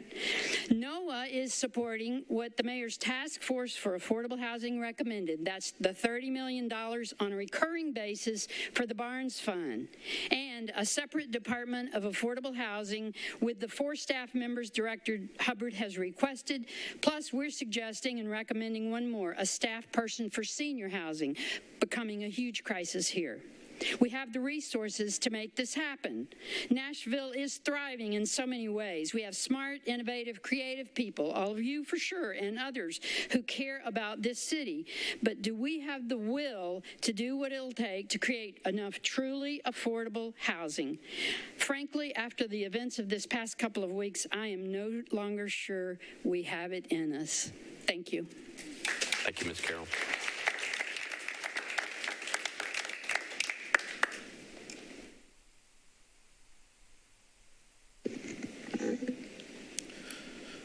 Hello, Metro Council. My name is Kelly Lawrence. I'm a cafeteria manager for Nashville Metro Public Schools. I've been listening to everybody talk. I've been in Metro for 30 plus years. I've seen a lot. I've seen raises. I see affordable housing going up. I've seen us not getting paid. I've seen a lot. So I can feel what everybody's saying up in here. I've had 3 boys. I put myself through school, got a degree. I still don't make what I should be making to live, and I'm still seeing employees around me doing the same thing. So this is an ever-going budget. So when you stand up and when you work, or take a day and work in my shoes, and come in my school, and you have the kids with emotions. So you see the bus drivers dealing with kids with emotions. You see teachers dealing with emotions. You see cafeteria. We're more than just support staff. We're family to them. I'm a mama. I'm an auntie. I'm a grandmother. That's what they call me. They don't call me Miss Kelly. Mama, can you do this for me? Granny, can you help me out with this? Auntie, do you got 25 cents? Come on now. I might not have it, but if they ask me for it because I know they're not getting it home, I'm going to give it to them because I feel like those are my children. That's right. I have seen children leave me, come back and grown, that work for the mayor. They probably work for you. They tell me, Miss Kelly, if it wasn't for you feeding me and talking to me, I might not be here. I might have committed suicide because they go through a lot. Just this year, I've talked to several students that want to commit suicide. But they didn't go to the teachers. They didn't go to the council. They didn't go to the principal. They came to me because I listen and I give them the love they need. I don't want to leave my job. I have experience that I can, but I think I'm needed where I'm at. So in order for me to say where I'm at, because cost of living is going up, gas is going up, food is going up, I need your help to keep me so I can help all y'all children and grandchildren and great-grandchildren to do what they need to do. Thank you. Thank you, Ms. Kelly.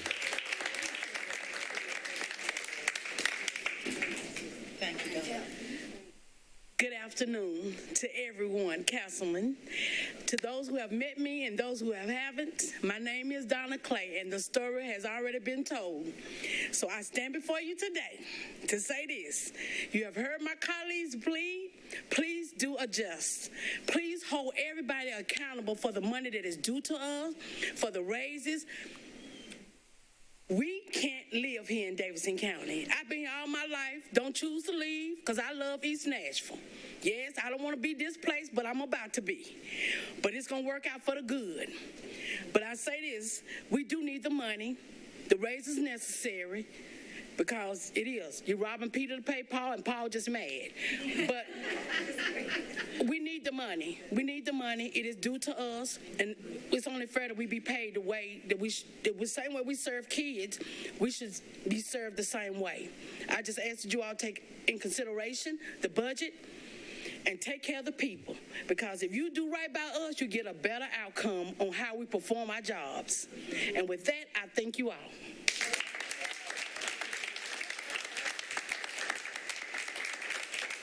Thank you, Ms. Donna. You're welcome. Excuse me. Good afternoon, everyone. Please forgive me. I'm a little nervous. It's my first time speaking in front of this many people. No problem. Just take your time. But my name is Xavier Washington, and this is my daughter, Queen Washington. And she's here to support me, to address you, to let you see how sad and painful it is to have to be here, to get what is due, and really what we have been in Metro government and Metro Nashville Public Schools asking for. I have been, I'm an administrator of records, school finance, and payroll, which is formerly known as a secretary bookkeeper for A.Z. Kelly Elementary School.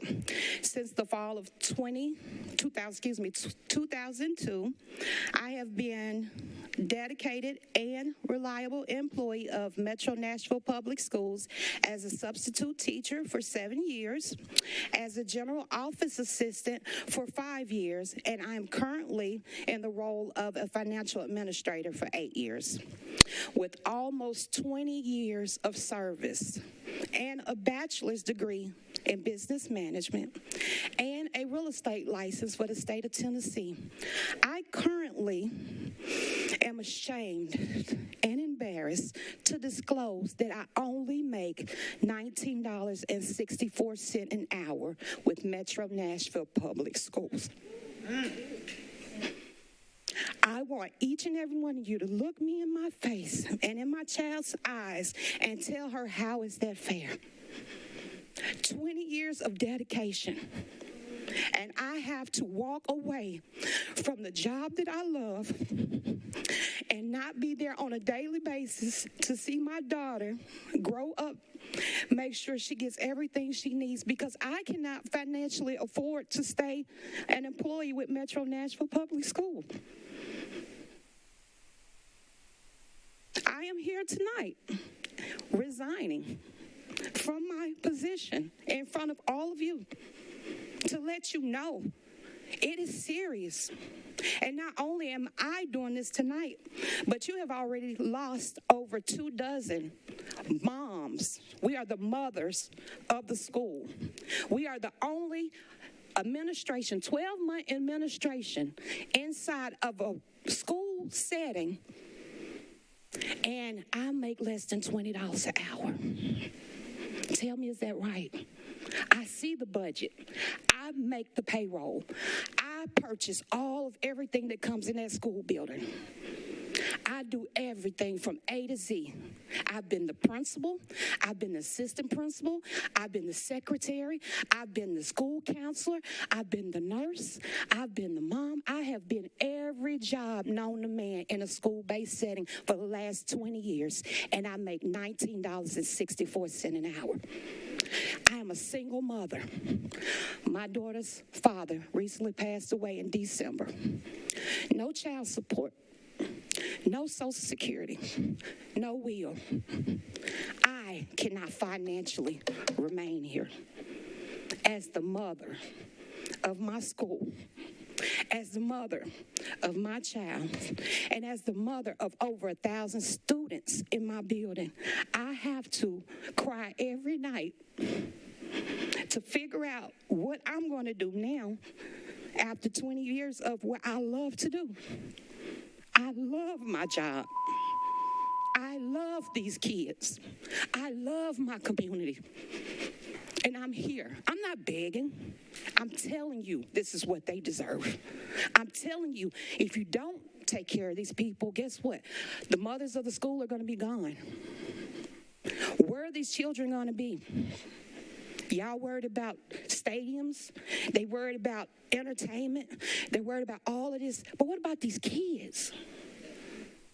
Where is our future going to be? Everybody talking about the future. What future? What future? If you building stadiums and building all that, but you're not taking care of us, we taking care of them. So as I close and walk away, look at me. Look at her. You cannot tell me that $19.64 after 20 years of service, a 4-year bachelor degree in business management, real estate license, all of that I have put out just out of my heart, and that's what I deserve. So thank you for listening. For those of you that care, thank you. Thank you, Ms. Washington. Thank you. Thank you very much. So your daughter is allowed to speak. We didn't hear that last part. Ms. Washington, Yes, I'm sorry. if your daughter wants to speak, that's okay. Oh, you want to say something? Thank you for listening to what we have to say. It's hard. It's very hard of what we are going on to, what we are going on. Okay. Thank you. Thank you for listening. Thank you, Ms. Washington.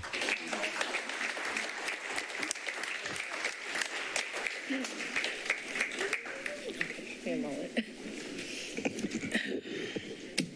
Ooh, that was hard. Okay. Good evening. My name is Michelle Hardy. I live in Hermitage. I'm going to go where my address. I live in Hermitage. I've been working for Metro Schools for 28 years. 28 years. I work with 2 exceptional ed students with the IEP, which is an individual education program. They each have different programs. And even though the teacher, the parents, and everybody, they write the IEP, I have to implement it. That means if they say Susie has to pick up a ball, if Susie has a problem with her hands, I have to figure out a way how to get Susie to pick up the ball. So it's on me. And it's not hard. 28 years, I mean, I can be doing something else, but I love my job. I'm not even complaining. I would have been gone. I'm like the other lady. I could have been gone. I have other things I could do, but I have grown to love these children. I mean, whether they're yelling, screaming, getting big, get hit in the face, cussed out, whatever, we're there for the long haul. How many people can say here they've been at their job for 28 years? Okay. But I'm not just here as I'm a paraprofessional, if I didn't say it. But I would like to see the campus school supervisors. No one was here to represent them, but I told a friend I would represent them and also the ISS monitors. I work 2 jobs. And on my second job, and I'm embarrassed to say this, I'm only making $4 more than I'm making on my job of 28 years. This is a part-time job. And as I'm looking at each one of you guys, looking at me and looking at everybody else, I feel that some of you care, and some of you don't even care. I'm just going to be honest. But I want to say on this, we're 10 months, the paraprofessionals, some support are only 10 months, but on paper, it's 9 months. We're only getting paid for 9 months. They make it look good, 10 months, 9 months, we're getting paid. There are other coworkers that would love to be here, but they have other jobs. I didn't have to work my second job, but they work other jobs. They have kids and they can't come. Let's go back to the opening prayer. Did anybody even listen? Does it resonate that we all work together? We should care. We should care about, the little people as well as the people high. Put yourself in our positions. She said she only make $19 a month, $19 an hour for 20 years. For 28 years, I'm only making $1 more. So what do they say? What they say about, anybody care? Do you care? Do y'all even care? If you care, you would get yourself together, pray, and come up with a solution, something that's workable, something that's really that shows that you care about us. Just put yourself in our shoes and ask yourself, would you want to have to beg for what you deserve? We're not begging. We shouldn't have to beg, but we deserve these raises. We deserve it. So I just pray in the name of Jesus that you guys would just think about it before you vote. Just think about it. And just wonder, could I afford to live at these rates? Thank you for your time. Have a blessed night. Thank you, Ms. Hardy.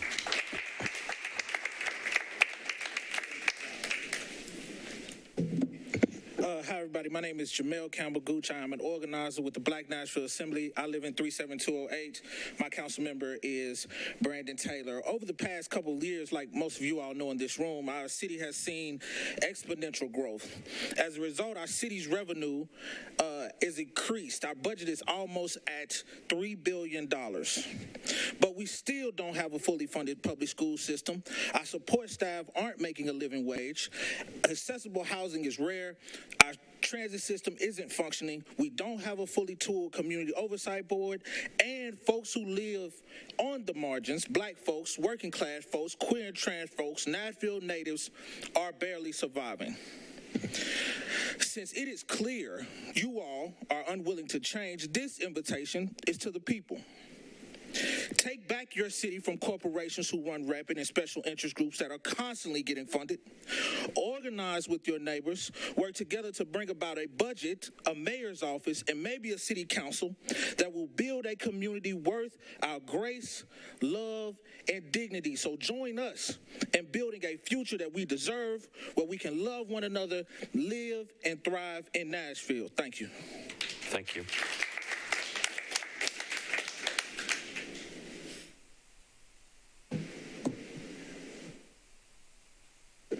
Hello, I'm Erica Perry. I'm a member of the Black Nashville Assembly. I live in 37072.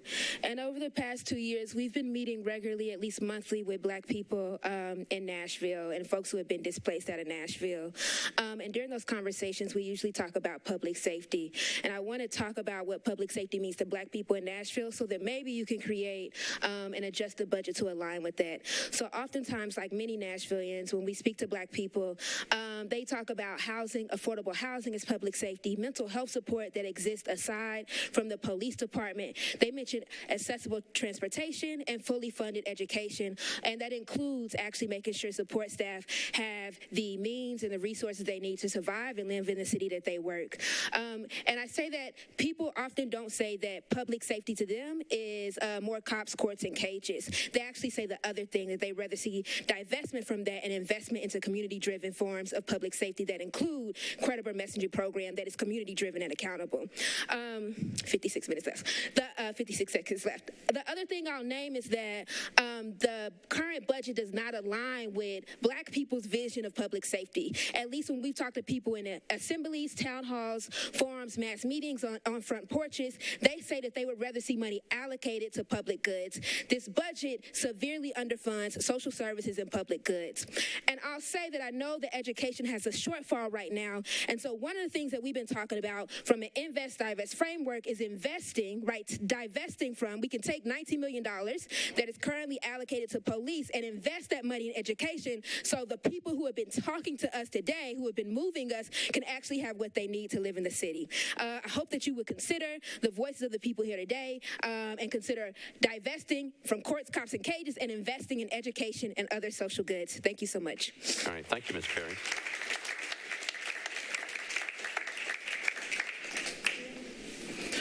Hello, everyone. My name is Maxine Spencer. I live in zip code 37203, and I wanted to come before everybody today and just say, really, can y'all really look at yourselves and really feel like you've done a great job right now? Like, can we as a city look and listen to all the stories of people who are clearly suffering? Well, you have staff members that literally are on the front lines providing the most basic part of support for students, and they're trying to choose between groceries and keeping the lights on. Is this really the Nashville that we say is the it city? Is this really the town that we say that everybody wants to live in? At some point, we have to really look at ourselves, and by we, with all due respect, I mean y'all, because the decision is now in y'all's hands. There's so many things that need to be funded. The Community Oversight Office needs to have the full funding for its staff. The Barnes Fund, the deficit that's present for the Nashville public school system. There's so many things that need to be funded, and yet there seems to be no genuine discussion on actually trying to invest from sources of problems, such as policing, into healing communities and bringing more resources into our communities. If you invest that money, just thinking about it, that $19 million, and if I'm correct, remember, it's a $22 million deficit for the school system. So if you take that $19 million, you can do a lot in trying to help address that deficit. And so really, when we're thinking about and listening and remembering the people's stories that have come here today, I just really want y'all to think about like how we started this whole process, lauding them for doing their jobs, for being there, for acknowledging that they are the backbone of the city. And so now, as I close out, all I ask is that y'all do yours and support them, because they are the people that make this city what it is. Thank you. Thank you, Ms. Spencer.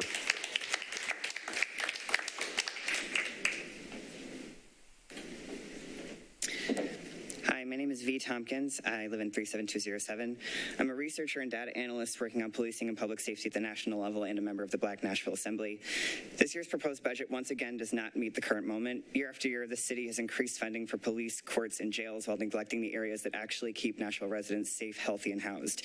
Of the proposed $135 million increase in the General Services District Fund, the police, sheriff, and district attorney would receive 16%, which is a greater share of the proposed increase than parks, recreation, and libraries, health and hospitals, social services, housing, and property tax relief combined. That's just this next year's proposed increase, not to mention the disparities we see in the existing funding. Instead of investing in our communities, we are continuing to invest in surveillance, punishment, and incarceration. We know both from our personal experiences and research at the local and national level that these systems only serve to perpetuate systemic racism, intergenerational trauma, and poverty. As we've heard over and over again tonight, the people of Nashville are struggling. A budget is a moral document, and this proposed budget clearly shows that the city would prefer to police and punish those that are struggling rather than give them the resources they need. Thank you. All right, thank you.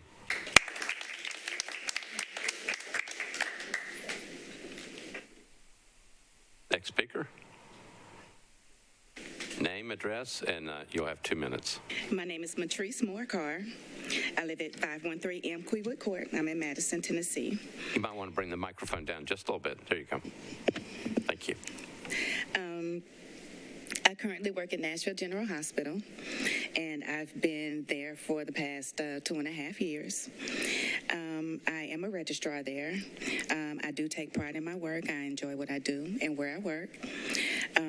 I would like to say that well, as mentioned before, we all know the cost of groceries and gas have rise or are rising in Nashville, and we know that. We know that the cost of groceries and gas are rising in Nashville, and we also know that the rent and child care are all through the roof. the Civil Service Commission recommended that Nashville employees receive a 5% cost of living adjustment. And then also Dr. Webb has mentioned that we'll match this budget request, but this request was not fully funded. So that's a compromise considering the fact that consumer prices have risen, the index has risen, or it is at 8%. I would also like to say that I mentioned that I am a registrar with Nashville General Hospital. I do work there Monday through Friday from 4 p.m. to, 7:30 p.m. to 4.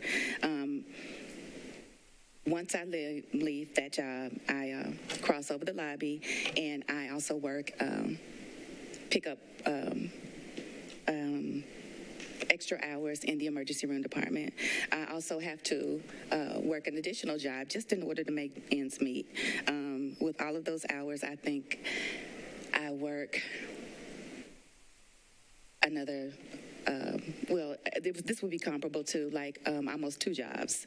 I have to do this in order to keep food on the table, mortgage paid, gas in my car, all of the essentials. I have to do this in order to make ends meet. So I'm saying all of that to say that I'm asking that you all please allocate an additional $4 million to Nashville General Hospital to fund the 5% COLA recommended to the recommended by the Civil Service Commission. That's all I have to say, but thank you. All right, thank you. Thanks for listening.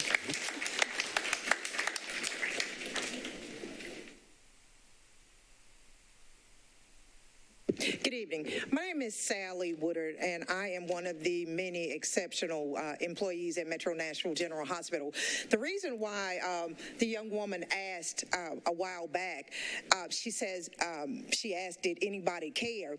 And the reason why she asked that, I don't know her, but I would assume if I were one to assume, I would assume that it would be because of some of the expressions on your faces. Now, with that being said, with me being at Metro Nashville General Hospital, we serve the least, the left out, and the downtrodden. We not only serve them, but many of us, we have become their families. They have become our families. We serve some of the population that other hospitals don't want to serve. They don't want them because of maybe some of the addictions that they have, or maybe just who they are as a person. But at Metro Nashville General Hospital, we take everybody in. Every single body in. We take them in and we care for them. So with that being said, I've been down here several times begging for money.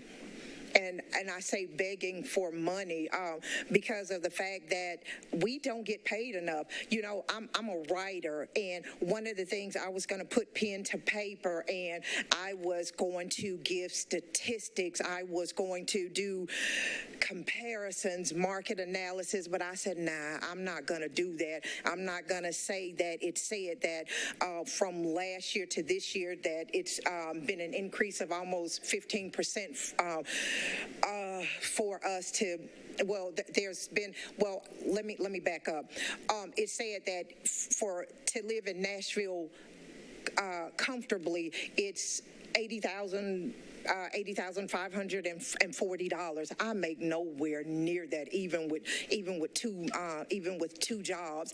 And it's also said that 15% that I was talking about. It's also said that I guess the cost of living has increased almost 15% since last year. So with that being said, we need money. We deserve money. And it's not to live extravagantly, it's just to live. And what I said out in the lobby is, I'm down here asking for money just so I can barely make it. 5%, that's not enough. Lastly, the woman that made $21,000 a year, as Metro Council, as this being a part-time job, what do you make? Have a good evening. Thank you, Ms. Woodward. Next speaker. Name, address, and you got 2 minutes. My name is Leonardo McLemore, 37208. What she just said to y'all is kind of, imperfect for me to come behind, so I ain't going to say nothing about that. But I'm going to do this right here. This is apprehended. Being apprehended, once you let go, it means you're free. A lot of people are apprehended. You know what I'm saying? We do things in our neighborhood that are free. Being free is an opposite of being held to something. So education is being apprehended.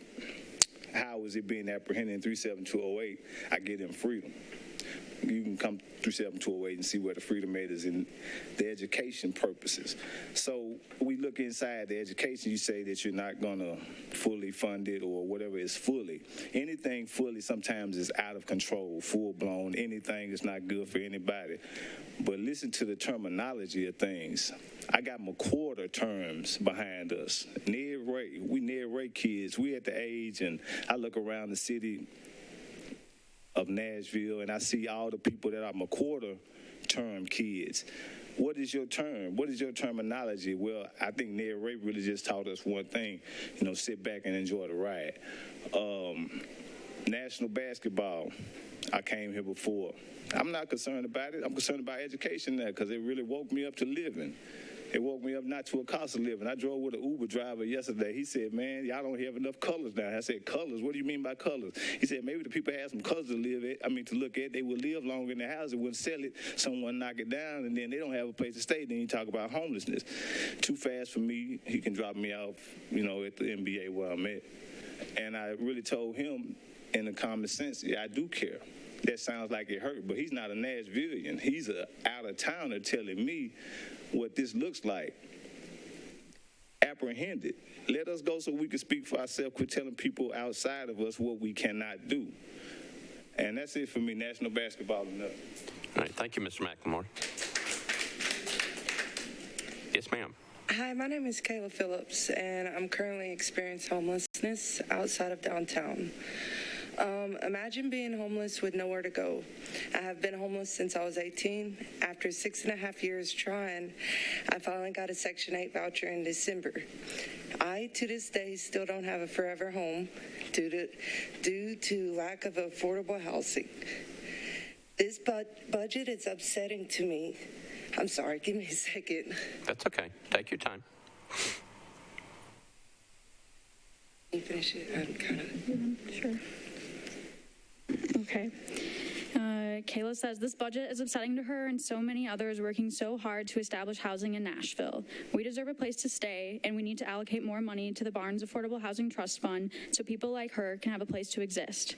I want to leave you with this. Hebrews 13:2 says, always show hospitality toward the stranger, for you never know when you're entering angels. We might not be perfect, but we are people who are really trying hard to survive. Thank you, and have a good night. Thank you, Ms. Phillips.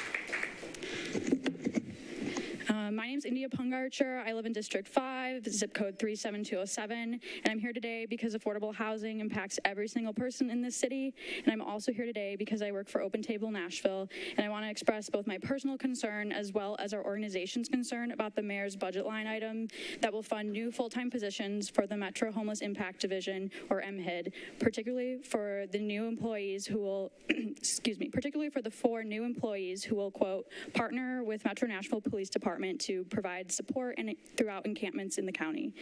We've seen over the past year that MHID is no longer operating as the entity that promotes the coordination of resources and processes among already existing service providers that it was designed to act as. We've unfortunately seen MHID operating alongside police and expediting camp closures. Even if you house everyone at a camp, then close that camp and police it so new people don't show up, that is unjust, violent, and a waste of resources. We're losing more housing units than we are creating, and people have to have a place to exist. Paying police officers and other Metro employees to close in police camps only further perpetuates this violence. It puts an unbearable amount of stress on our friends experiencing homelessness when police come to their camps weekly and tell them they have to leave today or they'll be arrested. Threatening criminal charges regularly takes a toll on our friends. Unfortunately, one of our friends passed away early this morning because he was so stressed out and struggling with his sobriety after first facing an eviction from his apartment unit months ago and then an eviction from his campsite only weeks ago. Our housing crisis truly is killing people. I also have a friend with a misdemeanor charge that is 6 years old. Nowhere will take him even when we waive $500 through the low barrier housing collective monies in landlords' faces. This charge is for trespassing, simply for camping while experiencing homelessness. If these new positions are funded, MHID will continue to perpetuate this cycle of homelessness.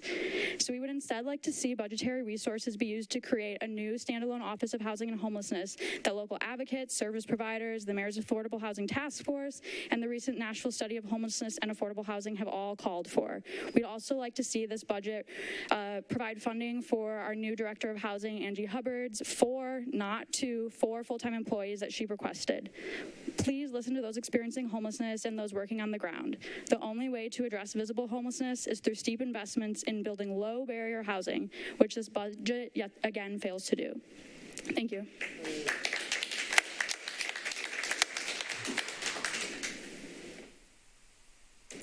Hello, my name is Claire Hennigan. I live in District 27, and I'm also an employee at Open Table Nashville. I'm an outreach worker there, and every Friday I bring food, supplies, and resources to various encampments across East Nashville. Recently, one of the camps I visit was partially closed with bulldozers piling up a makeshift fence made of people's belongings, debris, etc., on the pathway to the only accessible shaded area of the camp, right before some of the hottest days of the season. Our friends on the streets are terrified of what is going to happen to them if their camp closes. Funding an MHID street outreach manager and 4 new employees to work with police is a violent act against those with nowhere to go. As India just pointed out, MHID has been working to close camps and evict people, move them around the city, traumatizing them further and creating even more barriers to housing. This is a waste of our resources. People we housed years ago are coming back to us with now and need to be rehoused at no fault of their own. The properties they've resided in and called home are being sold for top dollar, and they're given 30 days to find a new home. As a result of this and so many other economic factors, people enter and re-enter homelessness in Nashville every single day. People aren't outside because they want to be. We don't have accessible shelter beds. Funding new positions to police our friends is not and will never be a solution. Funding housing is. I hope you consider those who are impacted the most in this budget, like Kayla, and fund housing, not violence, and camp closures. Thank you. Thank you, Claire.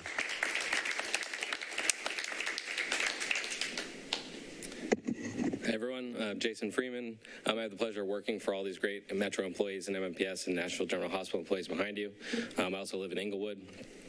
I just wanted to say that, we've been here years in the past when there was a difficult budget, and we've had to look at members and say to them that really the money wasn't there. And I just want to make it really clear that this is not that year. I can't look these people in the eye and tell them that the money is not here, because the money is here to do the right thing. And part of that is because these people stood up and told the city when it was difficult the tough choices we had to make. And now they're sitting here having to come up here and, as they said, beg again for what they deserve. And part of that is because we're not living our values that we say we believe in as a city. Every 4 years, these people interview candidates running for office seeking their support. And uniformly, they ask one question, which is, do you think that public sector workers should have collective bargaining rights? And I can tell you that I think about 80% of you in here said that you believe that. And if we were living that value, we would not be getting the first offer at State of Metro when the general public hears it for the first time. And we would not be doing this negotiation that we're doing in public at the budget hearing every year. And so I would just encourage you to think about that and to hold our administration and every part of our government accountable to the values that we all say we believe in. Thank you. Thank you, Mr. Freeman.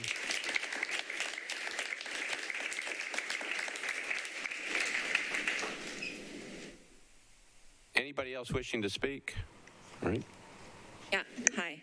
I don't have anything like super exciting to say. Just have to introduce yourself. Nicole Williams, 4425 West Lawn Drive. this is like a super lame thing to end on, so if anyone else has anything to say after me, please do. I have a process concern about the budget. I consider myself a relatively high information citizen, and it has been so difficult for me to figure out what the hell is going on with this budget.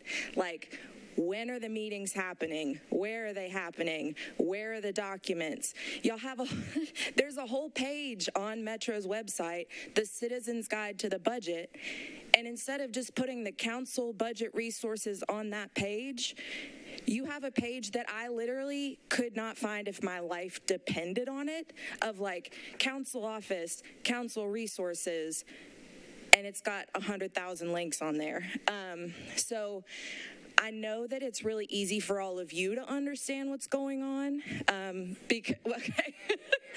Okay, well, if it's not easy for you to understand, then imagine how it feels for us, and imagine how it feels for, like, I spend so much time on this stuff, and I'm so happy to do that, to like help people out, but I can only do so much, and my reach only goes so far, and ultimately, like, we shouldn't have to figure it all out ourselves.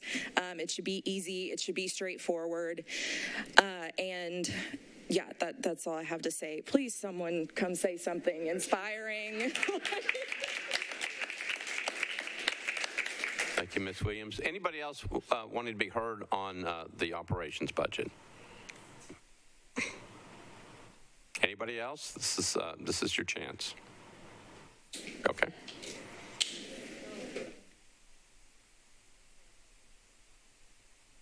Wasn't planning on doing this. My name is Barb Bolin, and I live at 2505 Park Green Lane in Old Hickory, and I work at Hermitage Elementary School, and I love it. I have an awesome boss.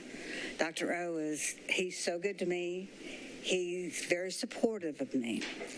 I wrote an email that kind of started a whirlwind, but all of us, I work, of course, MNPS, and we all kind of get dumped on. There's a few of us even more, and we're the support team because, you know what? Oh, I can't do it. Just let one of the paras do it. Oh, our department didn't want to do this. Just give it to the bookkeepers.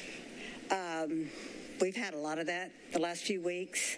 I was hired to do a job.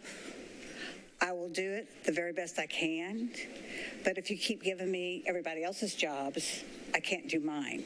Do I listen to my auditors when they say, this isn't right, you need to do a journal entry, let's do this, blah, blah, blah, or do I listen to, I'm not going to mention the department, anyway, that you need to make these phone calls. Which one's first?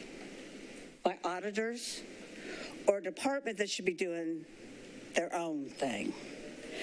Then in the summer, I'm a 12-month. The reason I'm a 12-month is because I have a lot of work to do in the month of June and July, but I keep being told, and I hate this phrase, is you're there anyway. So that's the raises. Yes, I could definitely use it. I have a husband with an illness, but a lot of it's respect, and I feel like a dumpster. It's just like, just give it to them. They'll take care of it. And to show my loyalty, and I don't want to go over, is, and I'm not trying to pat myself on the back, I had no one to do payroll in December 2020. Everybody's on Christmas, okay? I had to have back surgery December 29th of 2020. 7 a.m. in the morning on the 30th of December at Vanderbilt Hospital, I had my laptop and I had to do payroll. There was nobody else to do it. When we're out, nobody else does our job. But when everybody else is out, oh, it's okay. Just get the administrator of finance and payroll to do it. And again, I'm sorry, I didn't mean to go over, but and another thing too is I've noticed a lot of people not really paying attention. I'm not trying to be rude, but looking at their phones, laughing, and again, I'm not being disrespectful to you, but that's all I got to say. Thank you. Thank you for coming up.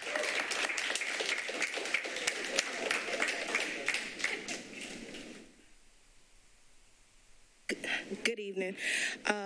This is also my first time, so I am a little nervous, but my name is Pastor Amanda Jamerson. I live in the 37115 zip code, but 2 minutes is not enough for what's going on in Madison. But I wanted to talk about the 37210, the 19th district, where I serve as an associate pastor, where I serve as a community advocate, and it is a lot going on in our community. So if you don't know, we have an entire community in the great city of Nashville that is in blocks reaching where you can see the stadium that we're about to spend all this money on that don't have a grocery store. Our community, our people in our J.C. Napier and our Sudum homes do not have a grocery store and do not have access to a grocery store. Yet in our community, we have $400,000 and $500,000 homes being bought and sold in a community where the people don't have food. So when we talk about, hey, you got to spend money to make money, or you got to build to create jobs, for who? It took me to work 3 jobs to make $50,000, and I'm educated. What is happening in our city when we talk about what's going on with the money in reference to education? Think about something. We expect teachers, underpaid, some on welfare, can't feed their own children, to get up every day and go into a school system and put their best foot forward and don't know if some fool gonna show up and shoot the place up. That's our expectation. That is our future, because we love the slogan. We put it on T-shirts. We put it in PowerPoints and say the children are our future, but we lack investing in our schools. We rather lock them up than to invest in their education. We rather not take care of the nonprofits and the churches and the people who are boots to the ground already, but every time we turn around, there's new birthing. Our community, South Nashville, on the other side, I'm not talking about the Gulch, on the other side, we are exhausted with surveys. We are exhausted with people asking us, do we want greenways and bike trails, when half of the children in my community don't even have bikes. So no, we don't want bikes, okay? We don't want bikes, and we don't want bridges either, okay? Because we don't have a grocery store. So let's start there first, and then we can continue on. Thank you. Thank you.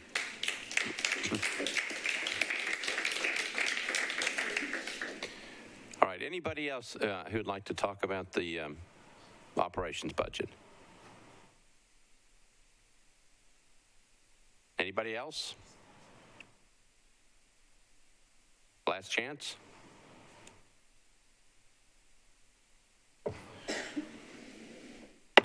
Declare the public hearing closed. We appreciate all the comments that were made. Councilmember Allen, you are recognized.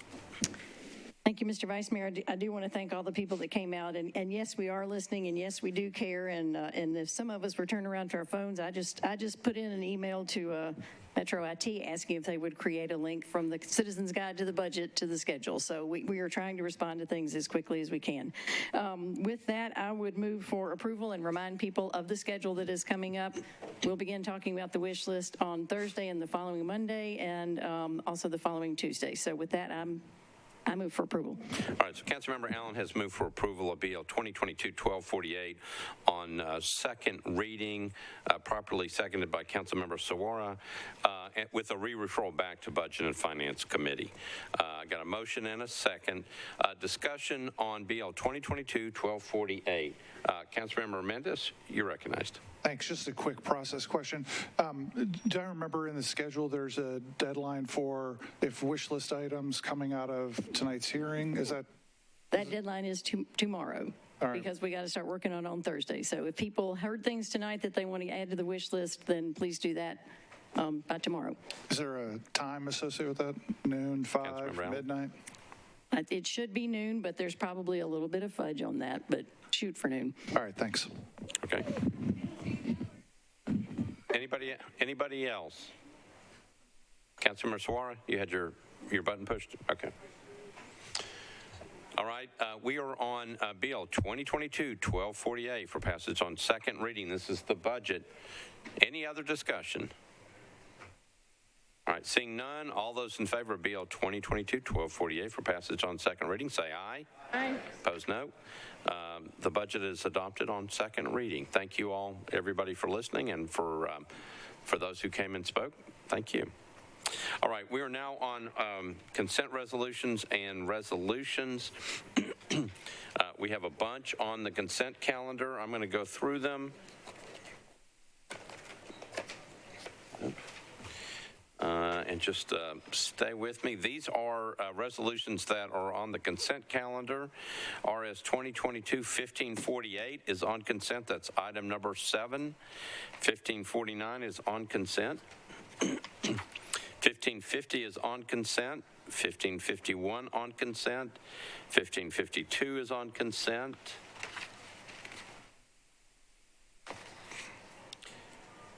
1559, that's item number 18, is on consent. 1560 is on consent. That's item number 19. 1562 is on consent. That's item 21. RS 2022-1564, item number 23 is on consent. 1565 is on consent. 1566 is on consent. 1567 on consent. 1568 is on consent. 1569 on consent. 1570 on consent. 1571 on consent. 1572 is on consent.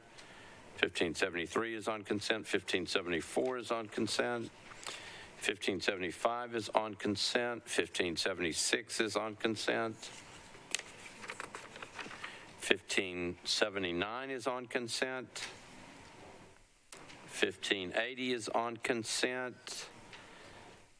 I believe we're pulling 1581 off of consent. And 1582 is on consent. All right, anything that's, Councilmember Sepulveda? Things that need to be bumped off. Councilmember Sepulveda. 1559 and 1560. Okay, hold on. All right. Okay, 1559, that's item number 18, comes off. And item number 19, 1560 comes off. Is that right? Councilmember Syracuse? Thank you, Vice Mayor. Could we pull 1582?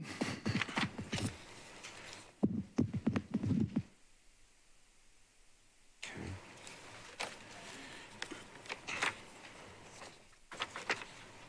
1582 comes off of consent. Okay, make sure I got this.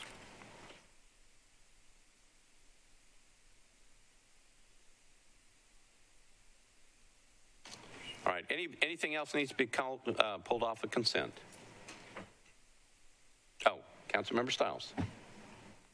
Thank you, Vice Mayor. I'm having some difficulty with my screen, so I can get to it, but I wanted to pull off my resolution that I have, and I'm looking for the number.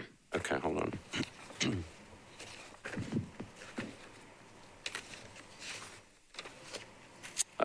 Is this, it's RS 2022-1580?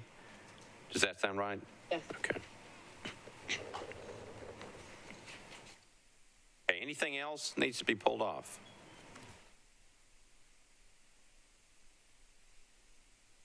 All right. These are on the consent. These are consent resolutions.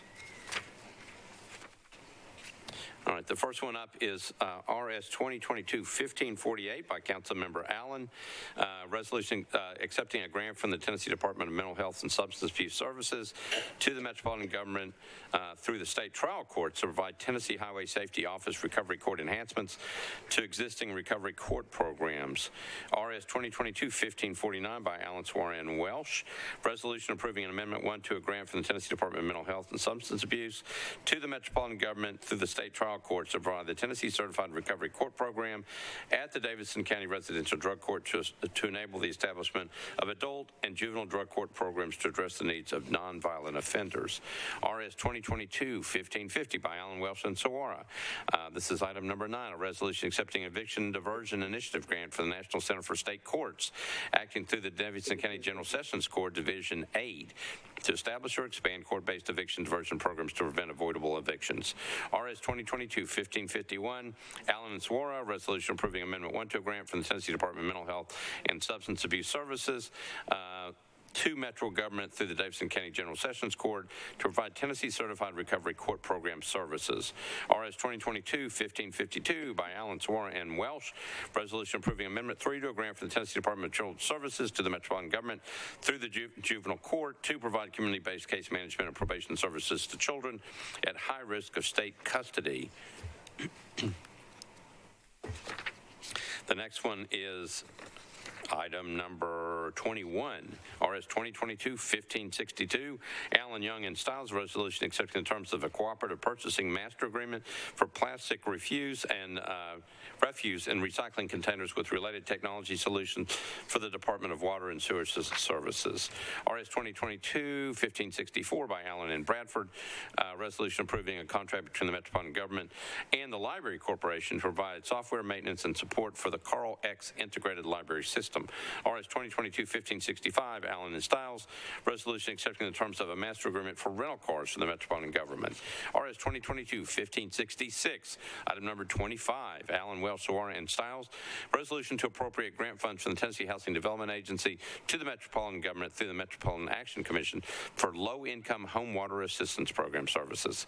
RS 2022-1567, Allen, Welsh, Sawara, and Stiles, resolution approving a grant from the Community Foundation of Middle Tennessee to the Metropolitan Government through the Metropolitan Action Commission to provide a stipend for summer 2022 interns in the Power Use High School Interns Program. RS 2022-1568, that's item 27, Allen, Evans, and Stiles, resolution accepting a donation of public safety service delivery equipment from the Nashville Downtown Partnership for the Nashville Fire Department and the Metropolitan Nashville Police Department. RS 2022-1569, Allen, Evans, Sawara, and others, resolution approving Amendment 2 to Victims of Crime Act, grant from the Tennessee Department of Finance Administration, Office of Criminal Justice Program to the Metropolitan Government through the Metropolitan Nashville Police Department to fund the position of Avoca Law Enforcement Victim Coordinator. RS 2022-1570, Allen, Evans, Sawara, and Welsh, resolution approving Amendment 2 to Victims of Crime Act, grant from the Tennessee Department of Finance Administration, Office of Criminal Justice Programs to the Metropolitan Government through the Nashville Police Department to fund counselor and victim advocate positions to provide mental health services, support services, and criminal justice systems advocacy. RS 2022-1571, item number 30, resolution accepting a grant from the Tennessee State Library and Archives to the Metropolitan Government through the Nashville Public Library to provide access to and circulation of special materials formatted for individuals who are hearing impaired. RS 2022-1572, Allen, Bradford, Sawara, and Welsh. That's item number 31, a resolution approving Amendment 1 to a grant from the Tennessee State Library and Archives to the Metropolitan Government through the Nashville Public Library to provide access to and circulation of special materials. RS 2022-1573, Allen, Evans, Sawara, and Welsh, resolution accepting a grant from the Tennessee Department of Health to the Metropolitan Government through the Board of Health to provide the Tennessee Breast and Cervical Screening Program to offer individualized assistance to clients and to facilitate timely access to quality screening and diagnostics. RS 2022-1574, Allen, Evans, Sawara, and Welsh, resolution approving a grant contract between the Metropolitan Government through the Board of Health and the Mental Health Cooperative to provide expertise and staff in emergency behavioral health care to support the launch and pilot year of the Metropolitan Nashville Police Department's co-response model, which is known as Nashville Partners in Care. RS 2022-1575, Allen and Evans, a resolution approving Amendment 1 to a grant contract between the Metropolitan Government through the Board of Health and STARS Nashville to fund a epidemiologist position to study data regarding cigarette smoking, vaping, and e-cigarette use. RS 2022-1576, Parker, Allen, Welsh, Sawara, and Stiles, resolution approving a subrecipient grant agreement by and between the Metropolitan Department of Development and Housing Agency and the Metropolitan Government through Metropolitan Social Services for one-time payments of first month's rent and security utility deposits on behalf of homeless persons obtaining housing through various campaigns. RS 2022-1579, a resolution honoring the life of Father Joseph Breen. That's by Councilmember Murphy, Syracuse, Sawara, and a number of members of the city council. And I believe that's all the items on the consent calendar. Go back and get committee reports. Start with Councilmember Parker, Affordable Housing. Affordable Housing considered RS 2022-1550, recommended approval 8-4, against. We also considered 2022-1576, recommended approval 8-4, against. All right. Next is Budget and Finance. Councilmember Allen. Thank you, Mr. Vice Mayor. Budget and Finance considered RS 2022-1548, 1549, 1550, 1551, 1552, 1564, 1565, 1566, 1567, 1568, 1569, 1570, 1571, 1572, 1573, 1574, 1575, 1576, and 1578, and recommended approval, 12 in favor, 0 against. All right, thank you, Councilmember Allen. Councilmember Welsh, Human Services. Thank you, Mr. Vice Mayor. Human Services considered RS 2022-1566, 1567, and 1576, and voted 4 in favor, 0 against. All right. Thank you, Councilmember. Councilmember Withers, you had one, but I think it was taken off of the consent calendar. Councilmember, who's got Councilmember Bradford's public facilities? Councilmember Van Rees. Vice Chair Van Rees, reporting, ready for duty. I'm sorry, Vice Chair Van Rees. We considered resolutions 1564, 1571, and 1572, and agreed 6 in favor, 0 against for approval. All right, thank you. Councilmember Evans, Public Health and Safety. Thank you, Mr. Vice Mayor. We considered RS 2022, 1568, 1569, 1570, 1573, 1574, and 1575, and voted in favor, 7 in favor, 0 against. Okay, thank you, Councilmember. Councilmember Virtue, Rules Confirmations. Thank you so much, Vice Mayor. RS 2022-1579, rules recommended approval, 5-4, against. And for RS 2022-1582, approval, 6-4, against. All right. And Councilmember Young, take us home. Thank you, Vice Mayor. RS 2022-1562 was recommended for approval, 8 in favor, 0 against. And I will move the resolution consent agenda for approval. All right. So Councilmember Young has moved approval of the resolution consent agenda, properly seconded. Any discussion, any questions? Councilmember Suara, you're recognized. Vice Mayor, can you please pull 1579, please?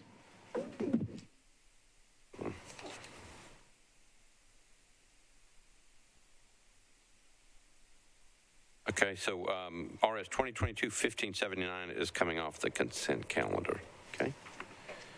All right.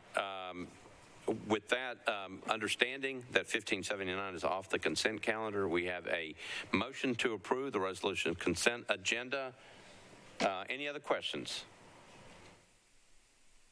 Seeing none, ready to vote. All those in favor of the resolution consent agenda say aye. Aye. Opposed, no. You adopt. Okay, so let's go back and pick up the ones that we didn't approve on the consent agenda. We're on item number 5. This is by Councilmember O'Connell, Allen, and Withers. A resolution approving an option agreement between the Metropolitan Government of Nashville and Davidson County and the state of Tennessee, authorizing the purchase of the property located at 88 Hermitage Avenue. Councilmember O'Connell, you're recognized. Thank you, Mr. President. I'd like to move approval. Okay, got a motion to approve, properly seconded. You've got a committee report, affordable housing. My apologies. Yes, thank you, Mr. President. I'd like to get that committee report. All right, Councilmember Parker. Affordable Housing considered resolution 1507. We voted 8 in favor and 0 against. All right, thank you, Councilmember Parker. Back to you, Councilmember O'Connell. Thank you, Mr. President. Now I'd like to move approval. Okay, got a motion to approve, properly seconded. Councilmember Johnston. I have a late amendment to this resolution. All right, so Councilmember Johnston has a late filed amendment. So you're going to need to suspend the rules. Councilmember Virtue, did this one go before Rules Committee? It did, Vice Mayor, and there was no objections. All right, thank you, Councilmember. Councilmember Johnston, you're recognized. Thank you. I'd like to suspend the rules, please. Okay, so Councilmember Johnston has a late filed amendment, like to suspend the rules. Is there objection to suspension of the rules? I see two hands, so rules can't be suspended. All right. All right, so we're back to Councilmember O'Connell's motion to pass RS 2022-1507, properly seconded. Any other discussion on this one? Seeing none, we're ready to vote. All those in favor of RS 2022-1507 say aye. Oh. All right, I didn't get all the way through. Councilmember O'Connell, you're recognized. Thank you, Mr. President. Just a quick question from the administration. I know there has been a public commitment to preserve the building. Is there also a commitment to use the site for affordable housing? It's been unclear to me what the actual plan for the property is. Mr. Jamieson, you're recognized. Yes, that is the intention. There will be a feasibility study engaged in by Director Angela Hubbard in the Planning Department. We've also had, if you may have seen on Friday, the expression of interest by MDHA in collaborating with Metro on an affordable housing development because their parcel A is in close proximity, and that is absolutely the intent, as well as the preservation of the Historic Tennessee School for the Blind building. Thank you, Mr. President. All right. Councilmember Johnston, you're recognized. Thank you. I'm going to be voting against this tonight. It's unfortunate the rules couldn't be suspended to introduce an amendment of that I thought would made a good path forward with the purchase of it. We do not have a plan still for this property. There's no defined use for this building. The cost estimate to repair it and at the most basic level of an office building is $8.8 million, with an asterisk, understanding that that's today's prices. Without a plan, we're probably 2 years out from actually starting the renovation on this property when we decide, number one, what we're going to do with it, pay for the design, RFP for whoever's going to be doing the project, all of that 2 years out. So that's 2 more years of dilapidation, and however much it's going to cost to actually put it to a use of a community center or a medical clinic or whatever it would be. So at that point, we're literally $30 million into it just because. I don't understand what the difference is between today and 2019 when there's people in this room that voted against it then. None of this makes sense to me. If we had a plan, if we had a proposed use, if we didn't have $145 million in deferred maintenance needs in our existing park system that $20 million could make a decent dent in, then maybe I could understand that this is sort of makes sense. The conflation with Wharf Park is infuriating. Wharf Park is going to be awesome. We saw that plan on Friday morning, and it's going to be unbelievably beautiful. Has nothing to do with 88 Hermitage Avenue except for the fact that it's adjacent to it. The access is through Anthus Road. Everything else is a bluff and a railroad track. So regardless of what happens at 88 Hermitage Avenue, Wharf Park and the riverfront activation is going to be literally amazing, and I'm really excited to see what that's going to be. This is a poor use of funds. I don't know why our hair is on fire to buy this now, 3 years later. Nobody can explain it to me. I've got more questions. The more questions I ask, the more questions I come up with because it really just doesn't make sense. How are you going to spend $30 million at least of taxpayer dollars, plus the debt service on that, which is getting higher and higher as interest rates rise, on a purchase for something we don't even know what we're going to use it for? It doesn't make any sense to me. So I hope that my colleagues will vote no on it. Right. Thank you, Councilmember. Councilmember Evans. Thank you, Mr. Vice Mayor. I wanted to kind of piggyback a question for the administration based on Councilmember O'Connell's question about affordable housing. On June 30th is the date that we are supposed to receive the information from Ms. Hubbard and everyone in the administration about surplus property, housing, options for that property, and those kinds of things. So I just want to make sure that because the Metro Homeless Impact Division Planning Council, that we've talked about that list, being ready, so that way we can come up with some kind of plan moving forward, or at least have influence over that plan. I want to make sure that this property, if it's approved, that it will be on that list And so I'd like that confirmation, please. Ms. Hubbard? Thank you, Council Member. The list that we're looking at will be comprehensive of everything that Metro owns, and then then our analysis will begin about what would be appropriate to use for housing. Councilmember Evans? Thank you. And so I just want, this property would be listed on the list that will be distributed to all of us. Correct. Thank you very much. All right, thank you. Councilmember Hauser?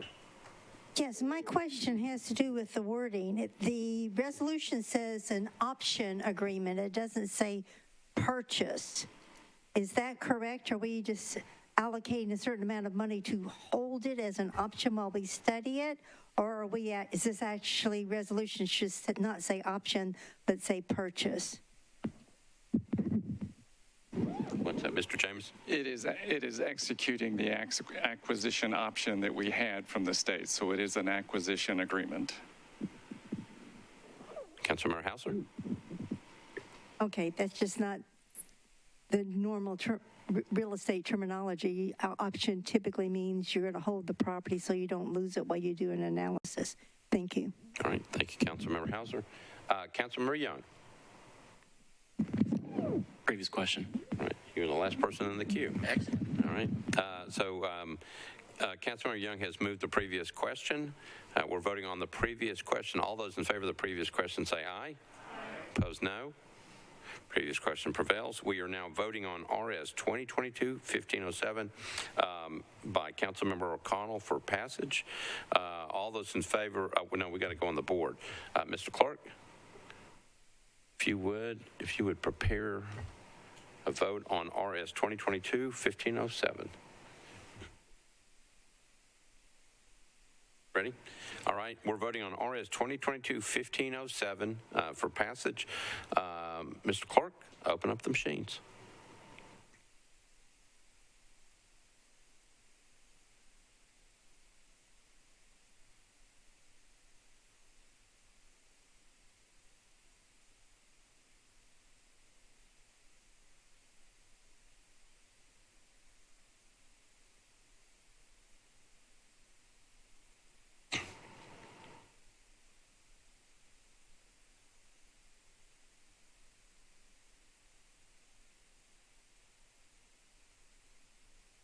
All right.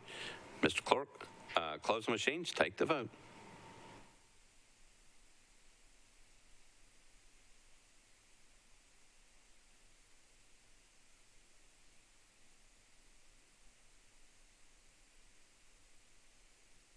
Ayes 20, noes 9, 2 abstentions.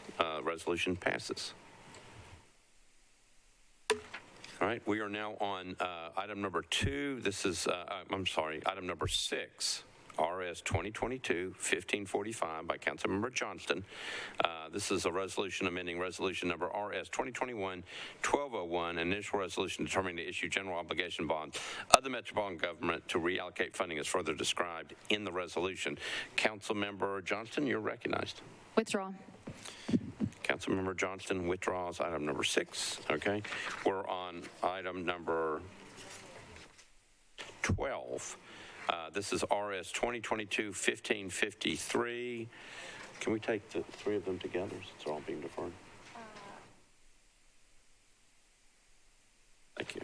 All right, Councilmember Allen, we'll just take all 3, the next 3 together because they'll all be deferred at the same time.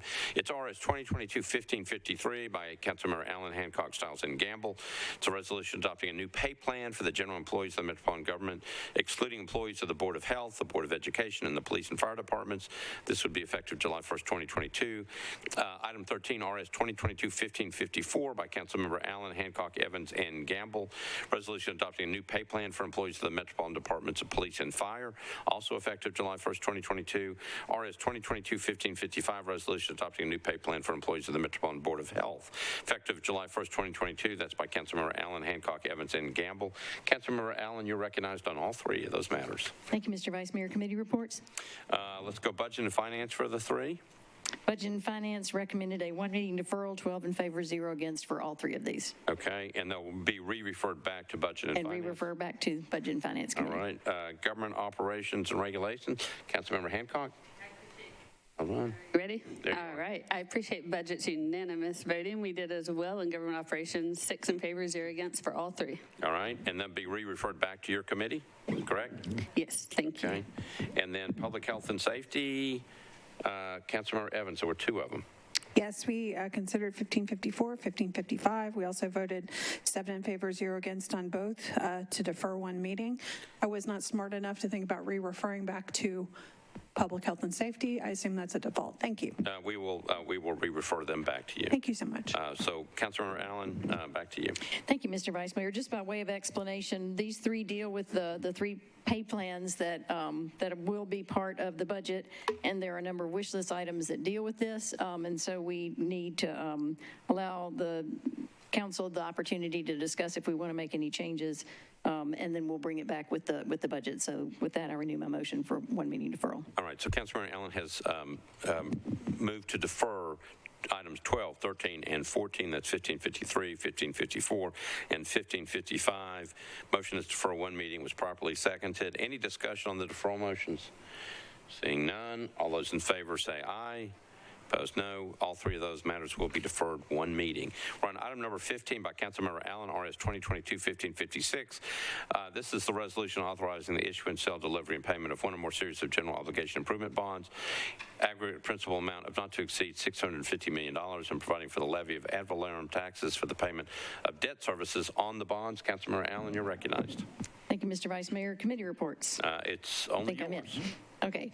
Budget and Finance recommended a one meeting deferral and re-referral back to our committee, 12 in favor, 0 against. All right. Councilmember Allen, you're recognized on your resolution. And I move for a one meeting deferral. This is required by rule, and if Director Darby would like to explain that rule, she can do that and cover a couple other things coming up. Councilmember Allen? I'm sorry. Ms. Darby? Excuse me. Rule 21 requires that all resolutions regarding debt obligations be deferred one meeting, plus they cannot be considered during the pendency of a budget, the operating budget ordinance. So these will come up at the next meeting after the budget operating ordinance is passed. All right. Councilmember Allen, back to you. That I renew my motion for one meeting deferral. All right, so it's a one meeting deferral with a re-referral back to the Budget and Finance Committee, properly seconded. Any discussion on the motion to defer? Seeing none, all those in favor of the motion to defer with a re-referral back to Budget and Finance say aye. Opposed, no. Motion to defer with the re-referral passes. We're on RS 2022-1557 by Councilmember Allen.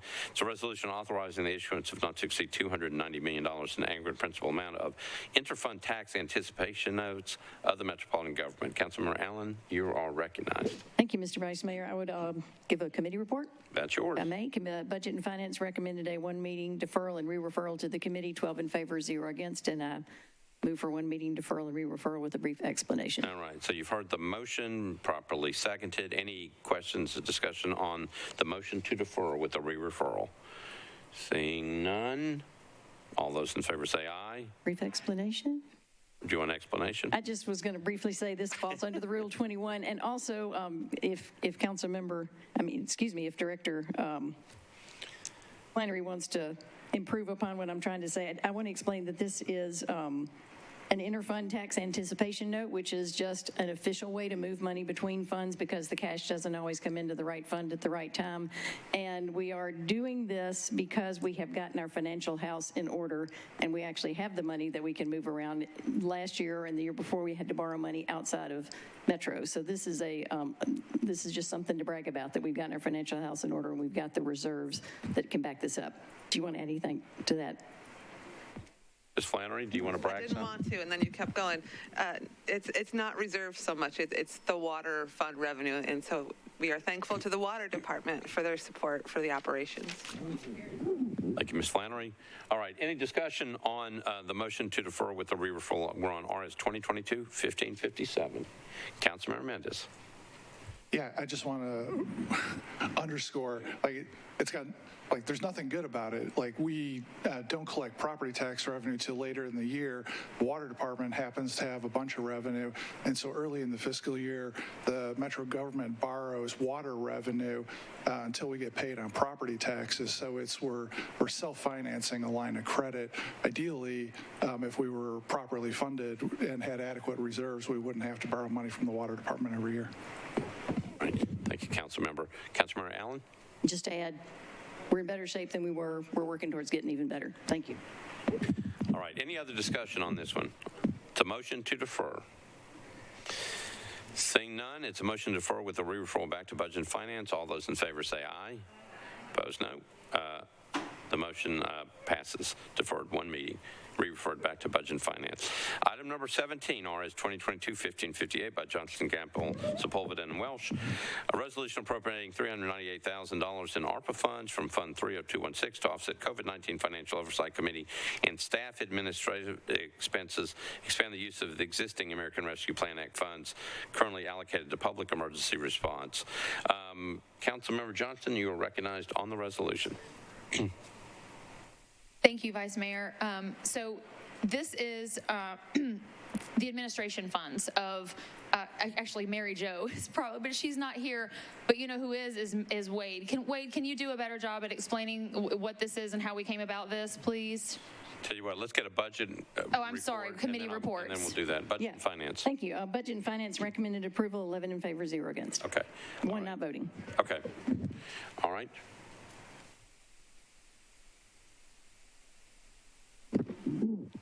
Hey, how's it going? Yeah, Mary Jo couldn't make it tonight, so I'm speaking on her behalf. My name is William Manis. I work in the Finance Director's office with Mary Jo.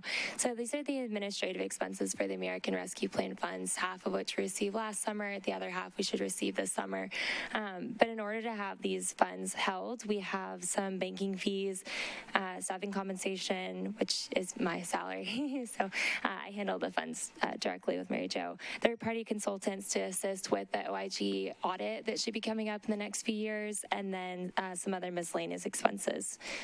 I can also go through the breakdown if you'd like that, but I think we're good. Thank you so much. I appreciate that. So it's the very not fun stuff that's necessary in order to administer the funds to the fun stuff that we want, the fun and necessary stuff that we want to do. So I move approval. All right, so Councilmember Johnston has moved approval of RS 2022, excuse me, 1558, properly seconded. Any discussion on the resolution?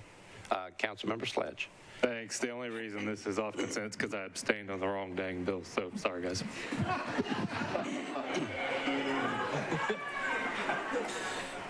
All right, but you don't need to abstain on this one. Correct. Okay. All right, we just wasted 3 minutes of our lives because you made a mistake. Okay, so Councilmember Johnston has moved approval of RS 2022-1558, properly seconded. Any other discussion? Seeing none, all those in favor of RS 2022-1558 say aye. Aye. Opposed, no. Resolution passes. RS 2022-1559 by Suarez, Gamble, Johnston, Welsh, and Allen. Resolution appropriating $2,600,851 in ARPA funds from the Fund 30216 to provide legal representation to low and moderate income Davidson County renters to defend against landlord eviction. Councilmember Suarez, you're recognized. Thank you, Vice Mayor. Committee reports, please. Affordable Housing, Councilmember Parker. Affordable housing considered 1559. We voted 8 in favor, 0 against. All right, thank you. Councilmember Allen, Budget and Finance. Thank you, Mr. Vice Mayor. Budget and Finance recommended approval, 12 in favor, 0 against, and maybe that should have been 11 in favor and 1 not voting. Was this the right bill? No, never mind. Okay, 12 in favor, 0 against. We stand by that. All right, Councilmember Suarez, you're recognized. I move for approval with a brief explanation. All right, so Councilmember Suarez has moved for approval of RS 2022-1559, properly seconded. Back to you. Thank you, Vice Mayor. I'm very excited about this resolution. We heard tonight so many things said about housing, making sure that people can stay in their house. About 2 years ago, I was approached by Ms. Erin Acre from United Way about a program that would allow us to be able to provide what is called a right to counsel, where people facing evictions can have legal representation. Since then, we brought in Vanderbilt University Peabody Institute, and the student did a study showing that there's a very big variation, disproportionate, between landlords and tenants when they actually go to eviction courts. And so the plan originally was to do an ordinance and do a bill and create something, but when the ARPA funds came in, we realized that, we can actually do a study and see how that works to be able to help Nashville residents. Since then, we've brought in legal aid, the Hispanic Lawyers Association, Connection Americas, Workers' Dignity, PATH, the American Muslim Advisory Council, a whole lot of community organization to make sure that we serve all of Nashville and all of our residents that are facing eviction have the opportunity to be able to get help. As we're talking about housing in Nashville, affordable housing is critical. Building a lot of new units is essential. But I think another big part of it is also making sure that we help people to stay in their homes. We cannot but do that. Otherwise, we'll create the homelessness issue. And so that's why I'm very excited about this resolution and the work that we'll be able to do in 2 years. And hopefully, we'll be able to build more around it. We're looking at cities across the nation that are doing it with an ordinance built in. It's something we need to fund. It's something we need to do for Nashville. And with that, I move for approval. Thank you, Councilmember Suara. Councilmember O'Connell.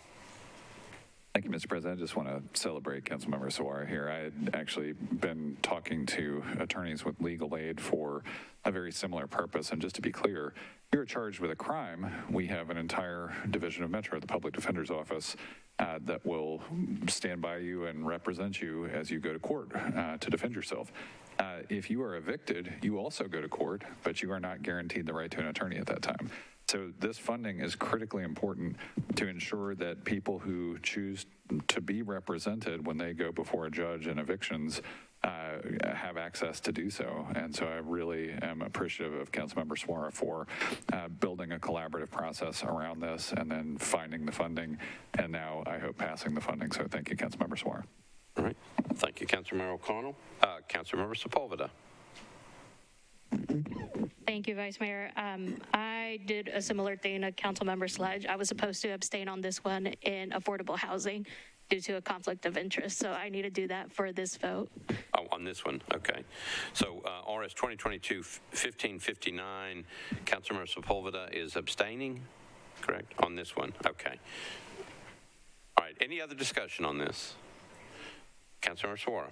Thank you, Vice Mayor. I also want to just add, for the sake of the public, that this is not, it's built in to do the legal representation, but there's a lot of outreach and education that is involved. What we find out is that some of the renters don't even know how to read their lease, don't know what their rights are, and way to work with landlords. So there will be an education piece and outreach piece, as well as the legal representation. So I'm really excited, and I hope you all vote in favor. Thank you. All right. Thank you, Councilmember Suara. Okay, so we're ready to vote. The motion is to approve RS 2022-1559. It was properly seconded. Councilmember Sepulveda is abstaining on this one. All those in favor of RS 2022-1559 say aye. Aye. Opposed, no. Resolution is adopted.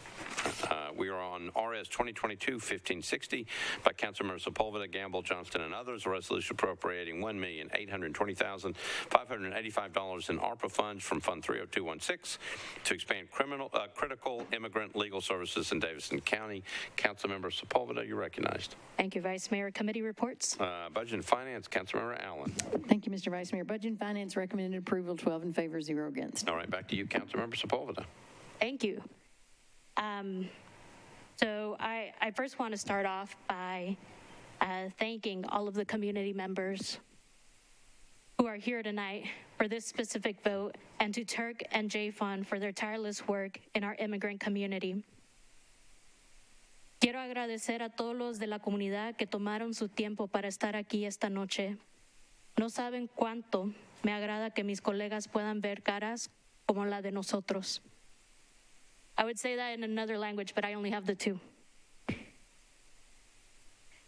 Tonight, also being Immigrant Heritage Month, I brought a picture of my mom here on her naturalization ceremony. My parents immigrated to the U.S. from Durango, Mexico. Her and my dad became permanent residents under Reagan's administration during amnesty. It was the program that allows undocumented people to apply for permanent residence if they entered before the registry date and had remained in the country. My mom would later become a citizen. Today not only means a great deal to me, but a great deal to the communities in this room and in this city. This is a life-changing investment. There are plans for legal clinics and help with DACA applications, asylum applications, residency applications, and citizenship applications. This funding is to help all immigrants from all backgrounds. I know firsthand how life-altering this could be. It's the ability to apply for jobs, open up bills in your names, get licenses, etc. It's the ability to no longer live afraid, and for your story, concerns, and priorities to finally be heard.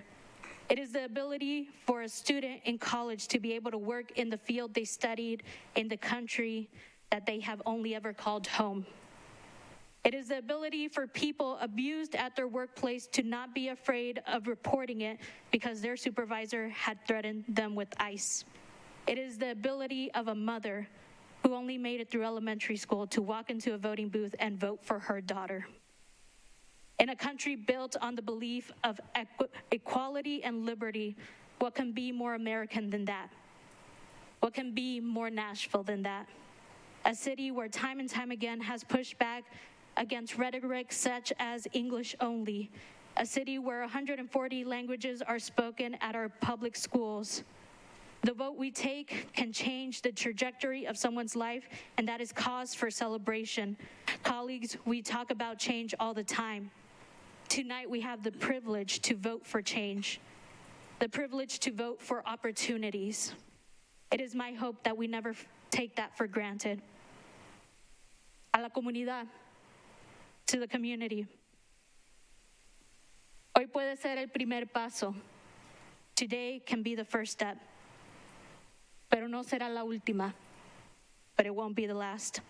I encourage my colleagues to vote yes. All right, thank you, Councilmember Sepulveda.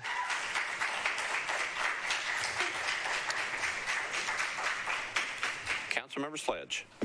Thank you, Vice Mayor. I need to abstain on this vote, please. Okay. All right, Councilmember O'Connell. Thank you, Mr. President. Once again, I just want to rise in support of a colleague here.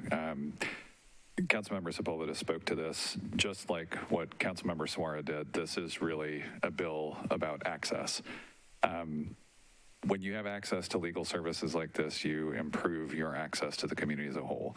I've had neighbors who were immigrants. I have worked with people throughout the years who are aspiring to citizenship.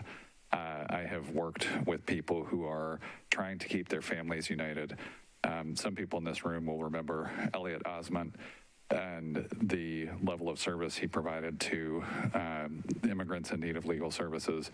This funding is critical for families in Nashville who are sometimes in dire straits, sometimes in seeking opportunity, and fundamentally in trying to keep their families together. And I am strongly in support of this. I encourage colleagues to be as well. And thank you to Councilmember Sepulveda for bringing this. All right, thank you, Councilmember O'Connell. Councilmember Suara. Thank you, Vice Mayor. I also stand in support of this resolution, and I want to commend everyone that worked on it to make it happen. We have a lot of people in this city that we all know about and we all want to help. I want to use the Afghan refugees as an example. As some of you may know, we had Afghan refugees coming to our cities not too long ago. And we have a coalition that is working to help them. And a lot of people in this city wants to give them food, wants to give them money, wants to help out. We have a lot of kind-hearted citizens in this city. The problem is that those are good, they need it, but the legal status is also important. And if they don't get that transition, then they get into another problem. They may even get to be deported. And so we want to help but we want to help in all the ways that are necessary. We want to help in all the ways that are helpful. And what Councilmember Sepulveda highlighted is a way to be able to make sure that we have people that have access, that are able to stay in their new home, that are able to be with their families, that are not pulled apart. And that's what this bill is doing. And so as another immigrant, I wanted to say what you said in about 5 other languages. Can I do that? So I don't think we have the time, so I'll leave it alone. But the bill is intended for all of Nashvillians. It's intended for everyone, not just the Hispanic community. It's every Nashvillian that need access to that services that will be served. And so I commend everyone for making it happen, and I humbly ask for your support. Thank you. All right, thank you, Councilmember Suara. Anybody else in the queue? All right, we are voting on RS 2022-1560 for passage. Councilmember Sledge needs to abstain. We are ready to vote. All those in favor of RS 2022-1560, say aye. Opposed, no. Resolution passes. Thank you. All right. We're on item number 20, RS 2022-1561 by Councilmember Allen. It's a resolution approving Amendment 2 to a grant from Tennessee Emergency Management Agency to the Metropolitan Government through the Department of Finance to provide public assistance pursuant to Presidential Disaster Declaration for costs incurred for severe storms, straight-line winds, and flooding on March 3rd to 4th, 2020. Councilmember Allen, you're recognized. Thank you, Mr. Vice Mayor. Committee reports? It's yours. I'm it. Budget and Finance recommended approval, 12 in favor, 0 against, with a late substitute being added. All right. And I need to suspend the rules for the late substitute. All right, so Councilmember Allen has a late substitute on this one. I think it corrects the date. Is that what it's doing? That's correct. Councilmember Vercher, did this one come before rules? There's no objections. Okay, thank you. Councilmember Allen? So, yes, all this does is change the date from March to May. It was, March was a different set of circumstances, so this changes the date to May 3rd and 4th, which is when we had that bad weather. All right, so you need to suspend the rules. Need to suspend the rules to move the substitute and That's right. ask for support of the substitute. Any objection to suspension of the rules? Seeing none, rules are suspended. You're on your late file substitute. Right. Move approval of substitute. Okay, so Councilmember Allen explained it. Late file substitute. She moves passage. Properly seconded. Any discussion on the late file substitute? Seeing none, all those in favor of the late file substitute say aye. Opposed, no. Okay, so the substitute's on. You're on your resolution as substituted. Move the resolution as substituted. All right, Councilmember Allen has moved RS 2022-1561 as substituted. Properly seconded. Any discussion on the resolution? Seeing none, all those in favor of the resolution as substituted say aye. Aye. Opposed, no. Resolution as substituted is adopted. All right, we are now on item number 22. Councilmember Allen, Evans, and Stiles, a resolution accepting the terms of a cooperative purchasing master agreement for a cloud-based solution for scalable computing and storage related to computer-aided dispatch for the Metropolitan Nashville Police Department. It's RS 2022-1563. Councilmember Allen, you're recognized. Thank you, Mr. Vice Mayor. Committee reports. I've got one from Public Health and Safety. Councilmember Evans. We voted in favor of the substitute, 7 in favor, 0 against. All right. Councilmember Allen, you've got the other one. Budget and Finance recommended approval as substituted, 12 in favor, 0 against. All right. And I move approval. I move the substitute. Okay, so Councilmember Allen has moved the substitute resolution on RS 2022-1563. Properly seconded. Back to you for an explanation of what it does. So the substitute simply adds that the dispatches for the Department of Emergency Communications, and also adds that other departments that are approved by the Metro Purchasing Agent can also be part of this cooperative purchasing master agreement. All right. Councilmember Allen has explained the substitute resolution, makes a motion to approve the substitute resolution. Properly seconded. Any discussion on the substitute resolution? Seeing none, all those in favor of that substitute resolution say aye. Aye. Opposed, no. Substitute resolution's on. You're now on your resolution as substituted. I move the resolution as substituted. Councilmember Allen has moved the resolution as substituted. We're on RS 2022-1563 as substituted, properly seconded. Any discussion on the resolution as substituted?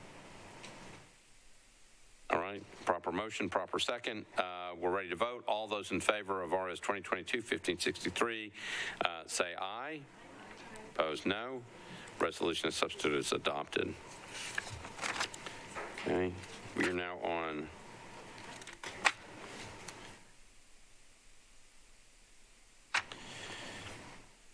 RS 2022-1577 by Councilmembers Allen, Young, Sawaria, and others. This is item number 36, a resolution accepting a federal COVID relief funds for transportation improvement grants from the Tennessee Department of Transportation to the Metropolitan government through NDOT and multimodal infrastructure for pedestrian safety, multimodal intersection improvements at various locations. Councilmember Allen, you're recognized. Thank you, Mr. Vice Mayor. This is going to be withdrawn, so do I need committee reports? No, I think you can just withdraw. Okay, this will come back later with some other parts that are being added to it, and it'll be great when it comes back, but we're withdrawing for now. All right. We're on item number 37, RS 2022-1578 by Councilmember Sledge, Allen, Withers, and Young. It's a resolution approving a participation agreement between the Metropolitan government through the Department of Water and Sewer Services and 1302 Pillow Street LLC to provide public water service improvements for Pillow Street's proposed development. Councilmember Sledge, you're recognized. Thank you, Vice Mayor. Committee reports, please. Budget and Finance, Councilmember Allen. Thank you, Mr. Vice Mayor. Budget and Finance recommended approval, 12 in favor, 0 against. Planning and Zoning, Councilmember Withers. Thank you, Mr. Vice Mayor. Planning and Zoning recommended approval, 8 in favor, 0 against, 0 abstentions. All right, Councilmember Young, Transportation Infrastructure. We recommended 1578. 1578. Yeah, item number 37. Oh, that wasn't on consent? Oh, okay. Well, we recommended approval, 8 in favor, 0 against. All right. Councilmember Sledge, back to you. Thank you, Vice Mayor. I'm going to move for a one meeting deferral with a very brief explanation. All right. Motion is to defer one meeting, properly seconded. Back to you. Thank you. So I wanted this to go through all the committees to be found on its merits. The issue that we're having on Pillow Street is this is an agreement with water for a new development there. We have had 24 infill units there in addition to what we've done, close to 60 and another 30 coming, and there has not been one linear foot of sidewalk built on that street. And so in a Tier 1 Nashville Next Center that is, quite frankly, doing its part on infill, we need to do the same. If we're going to tear up the street, sidewalks should go in. So I have asked NDOT to come back with a proposal for that, and I'm still waiting. So with that, I would renew my motion for one meeting deferral. All right, so Councilor Sledge has moved this one meeting. Again, it was properly seconded. Any discussion? All those in favor of the deferral say aye. Aye. Opposed, no. This one's deferred one meeting. We're on item number 38, RS 2022-1579. It's a resolution honoring the life of Father Joseph Breen. Council member, it's sponsored by a host of council members. Councilmember Syracuse, you're recognized. Thank you, Vice Mayor. Committee reports, please. This one went to Rules. Councilmember Vercher.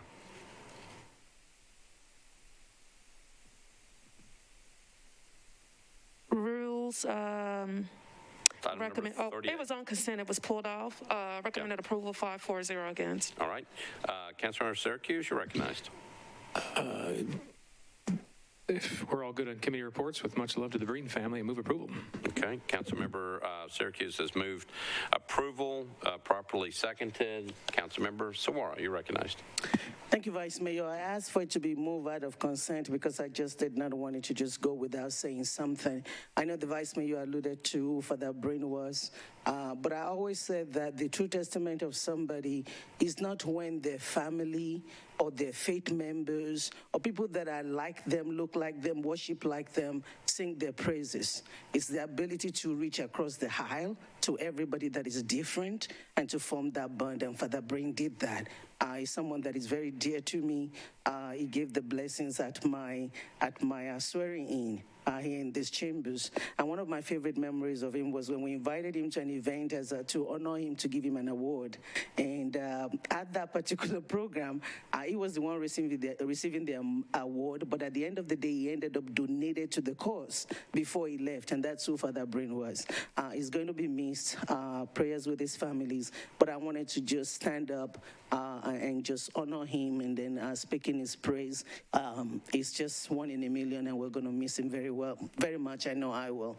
Thank you. Thank you, Council Member. All right, we are ready to vote. This is the resolution honoring the life of Father Joseph Breen. All those in favor say aye. Opposed, no. Resolution is adopted. We're on item number 39, RS 2022-1580. It's a resolution remembering the victims of the shooting at Robb Elementary School in Uvalde, Texas, sponsored by Stiles, Rosenberg, Virtue, and a host of other members. Councilmember Stiles, you are recognized. Thank you, Vice Mayor. Your committee reports for this? Committee reports, yeah. Rules Committee, Councilmember Virtue. Recommended approval, 5-4-0 against. All right. Councilmember Stiles, you're recognized. Thank you, Vice Mayor. I'd like to move for approval with a brief comment, if I may. Resolution. So Councilmember Stiles has moved approval, properly seconded. Back to you. Thank you. So when I originally put this legislation in, when the tragedy happened at Robb Elementary School in Uvalde, Texas, I remembered that 2 years ago, we did a resolution as gun violence as a public health crisis. And here we sit again today, and we've lost the lives of so many children this past week. And there were 62 mass shootings across the country with 17 people dead and so many more injured. I do understand as local legislators, it is not on us to deal with gun control, but it is our responsibility, I do believe, to work with people on the state level to move things forward. We can't stay where we are, and I'm encouraging everyone to do whatever you can, reach out to your state representative and any state representative that you know to figure out how we move things forward in our state to make people safer. And so with that, I really just wanted to say the names of the lives that were lost in that tragedy.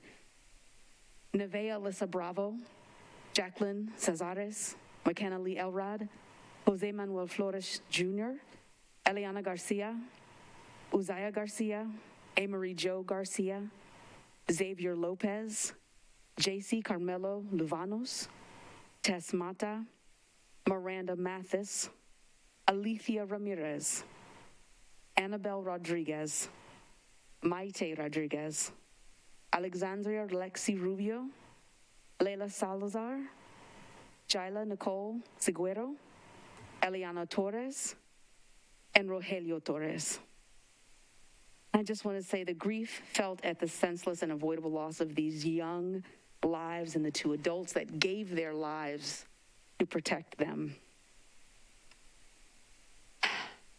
It's just profound, and I'm hoping that we move forward. And so with that, I ask you all to move for approval on this resolution.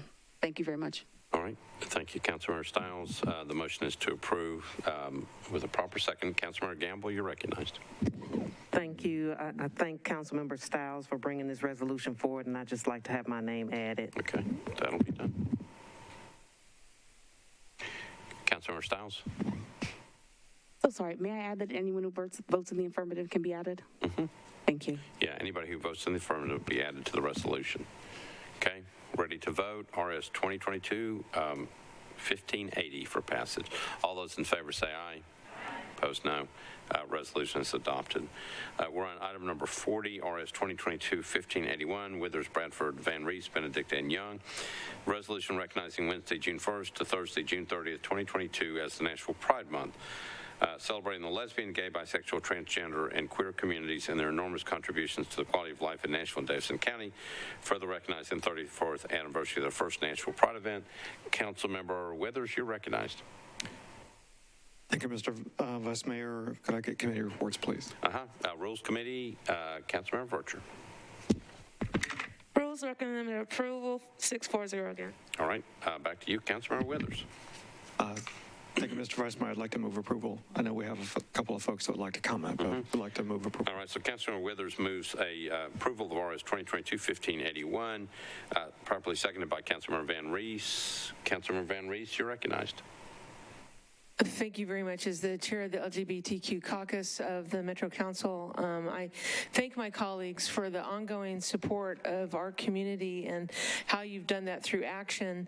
I wanted to say briefly this particular event, Nashville Pride in 1988, was an important part in my life. My wife and I met each other at a women's Bible study in April of '88, and we were concerned about living in Nashville as a young gay couple in their 20s, and we drove by Centennial Park, and we saw something happening, and it was Nashville's first Pride. And it has given us a community ever since, and I wanted to acknowledge that 34 years later. I also want to ask for those voting in favor of this be added to the resolution, and upon passage, invite you to join us at the mayor's office tomorrow at 2:30 p.m. for a signing if you'd like to join us. Thank you on behalf of the caucus. Right. Any objection to everybody voting in the affirmative being recognized as a sponsor? Okay. Without objection. Councilmember Stiles, you're recognized. Thank you very much, Vice Mayor. I'm happy to have signed on to this resolution, and really my question is for the members of the caucus. Does anyone have a ticket to see Leslie Jordan? Because that's what I'm looking forward to. All right. Thank you, Councilmember Stiles. Councilmember Withers, anything else? No, just renew my motion to approve. All right, so we're voting on RS 2022-1581 for passage, properly seconded. Everybody voting in the affirmative would be listed as a sponsor. All those in favor say aye. Opposed, no. Resolution is adopted. All right. We're on item number 41, RS 2022-1582 by Bradford, Roten, and Syracuse. It's a resolution recognizing the 85th anniversary of Nashville International Airport. Councilmember Syracuse, you are recognized. Thanks, Vice Mayor. Committee reports, please. Rules and confirmations, Councilmember Vercher. Last one, item number 41. Okay, I got you, Vice Mayor. Rules recommended approval, 6-4-0 against. All right. Councilmember Syracuse, you're recognized. Thank you, Vice Mayor. On behalf of Councilmember Bradford, who's over in the United Kingdom right now, he asked that everybody voting in the affirmative be added to the resolution. So I move approval. Thank you. All right. Any objection to that? Without objection, we will do that on behalf of Councilmember Bradford, who is obviously out of the country. Must have flown out of B&A. All right, everybody voting in the affirmative, again, will be added as a sponsor. We're on RS 2022-1582. All those in favor say aye. Opposed, no. Resolution is adopted. We have two late file resolutions. The first one is a resolution appropriating a total of $820,000 from a certain account of the fiscal year 21 FIN Tennessee Direct appropriation grant to various nonprofit organizations selected to receive public safety violence reduction pilot grant funds. The sponsor is, I think it's Councilmember Allen and Evans. Who's got the lead sponsor? Councilmember Evans or Councilmember Allen? I'll recognize you first. This is a late file resolution. Thank you, Mr. Vice Mayor. So I will need to get committee reports, including rules. Let's go to rules first. Councilmember Vercher? There are no objections, Vice Mayor. All right. Councilmember Allen, you'll need to suspend the rules to get this one in front of us. I will need to suspend the rules. Any objections to suspension of the rules to get this one filed in front of us? Seeing none, rules are suspended. Councilmember Allen, you're on this late file resolution. Thank you. This is funding for nonviolence or violence reduction pilot grant, which I think is a great thing. And it just took a while to get all the signatures from the many different organizations and people involved in that. So that's why it's late filed, and I would ask for approval. Okay. Did this come before your committee and also? Sorry, committee reports also. Budget and Finance recommend approval, 12 in favor, 0 against. All right. Councilmember Evans, did it go through Public Health and Safety? It did, and we recommended approval, 7 in favor, 0 against. All right. All right. So Councilmember Allen is moving approval of this late file resolution dealing with public safety violence reduction pilot grant funds. Councilmember Evans will be listed as seconding the resolution. Any discussions on the resolution? Seeing none, all those in favor of this late file resolution say aye. Opposed, no. Resolution is adopted, and we have one more late filed. This is in your amendment package. It is a resolution approving the execution of the Second Amendment to the agreement between the Metropolitan Government and the Nashville Downtown Partnership, amending the original contract and First Amendment, extending its term. I believe this one is sponsored by Councilmembers Allen and Young. Councilmember Allen, you're recognized. So I'll need to suspend the rules and get committee reports. Councilmember Vercher? There were no objections. All right. Councilmember Allen moves to suspend the rules to get this one before us tonight. Any objections? Seeing none, rules are suspended. You're on your late filed resolution. Thank you.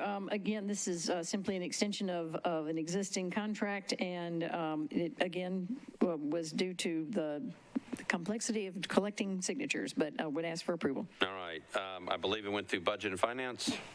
And Budget and Finance recommended approval, 12 in favor, 0 And against. Councilmember Young, did it go through Transportation? It did. Sorry. Didn't want to hear from you. Sorry. Self-control. Yeah, thank you. It did come through Transportation and Infrastructure Committee, and we recommended it for approval, 8 in favor, 0 against. All right.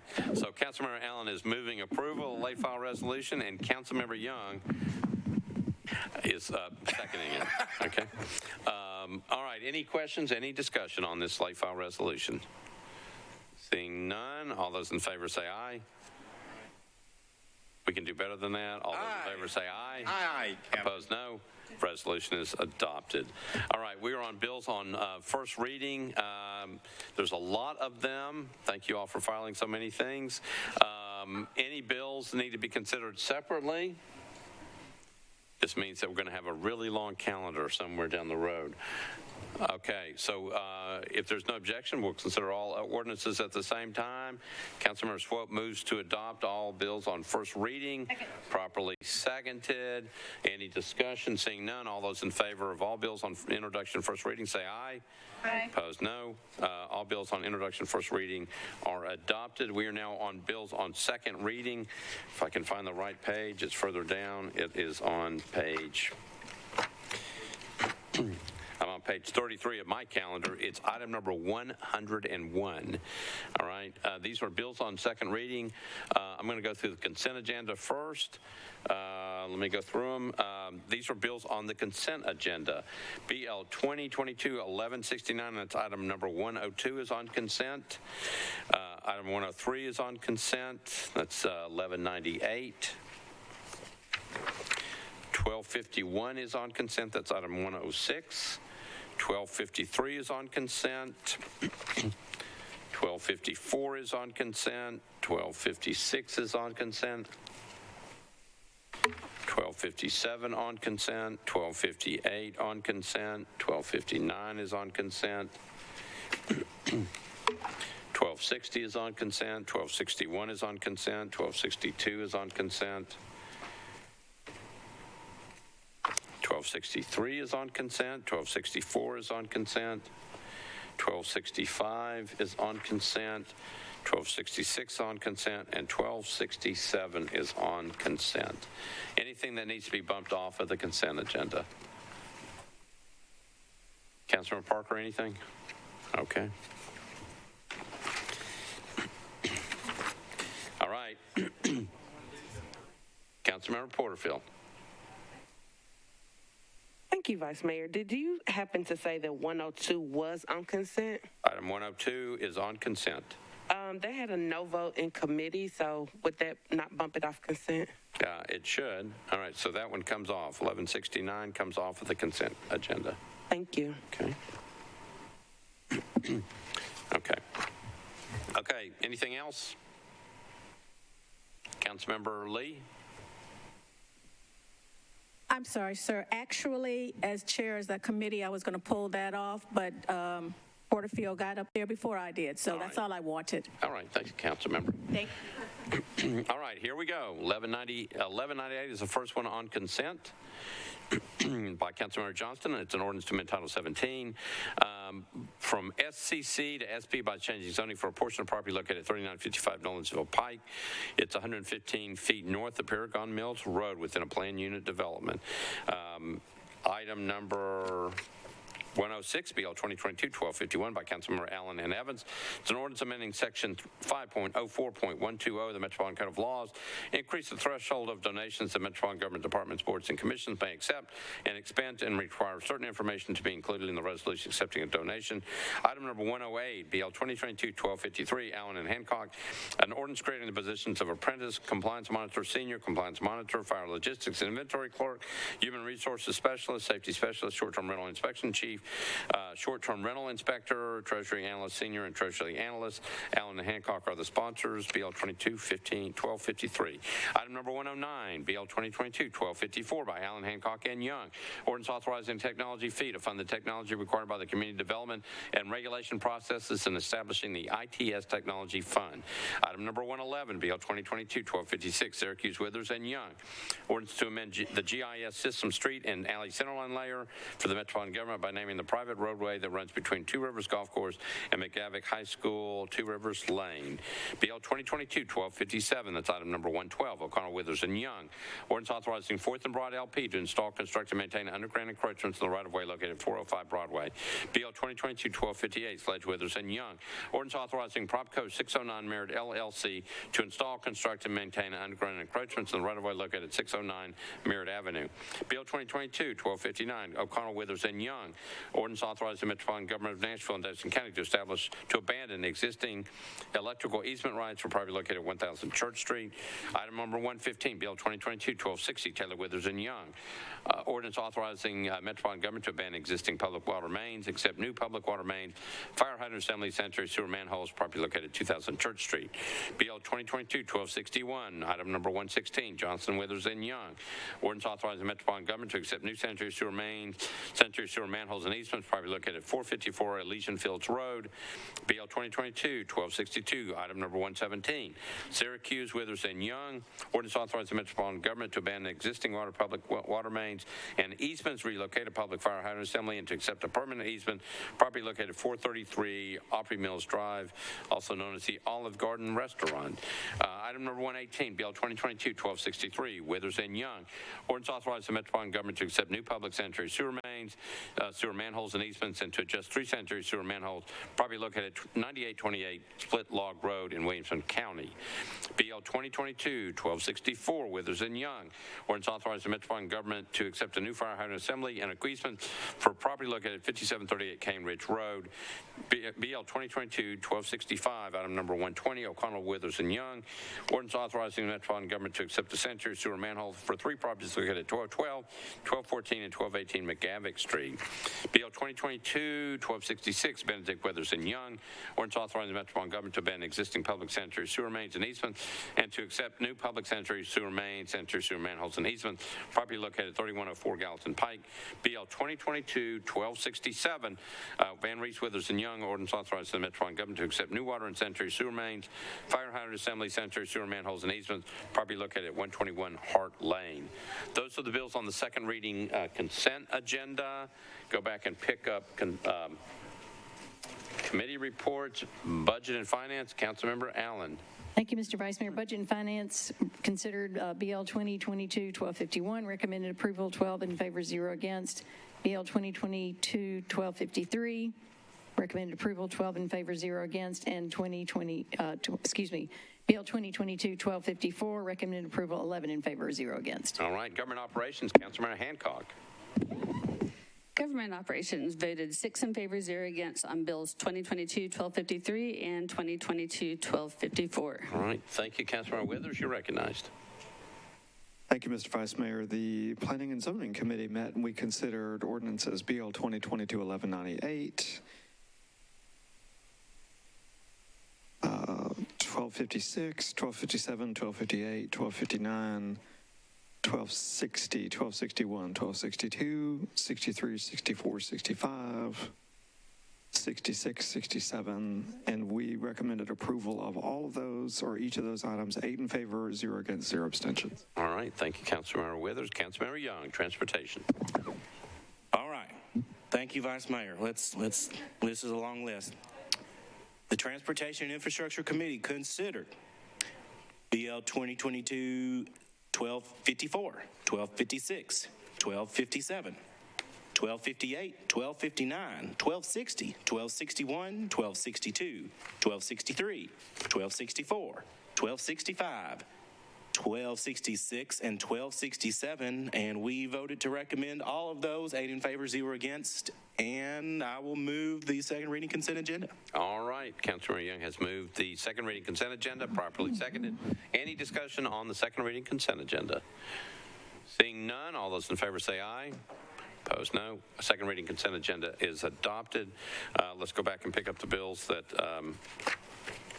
were not on the consent agenda. The first one is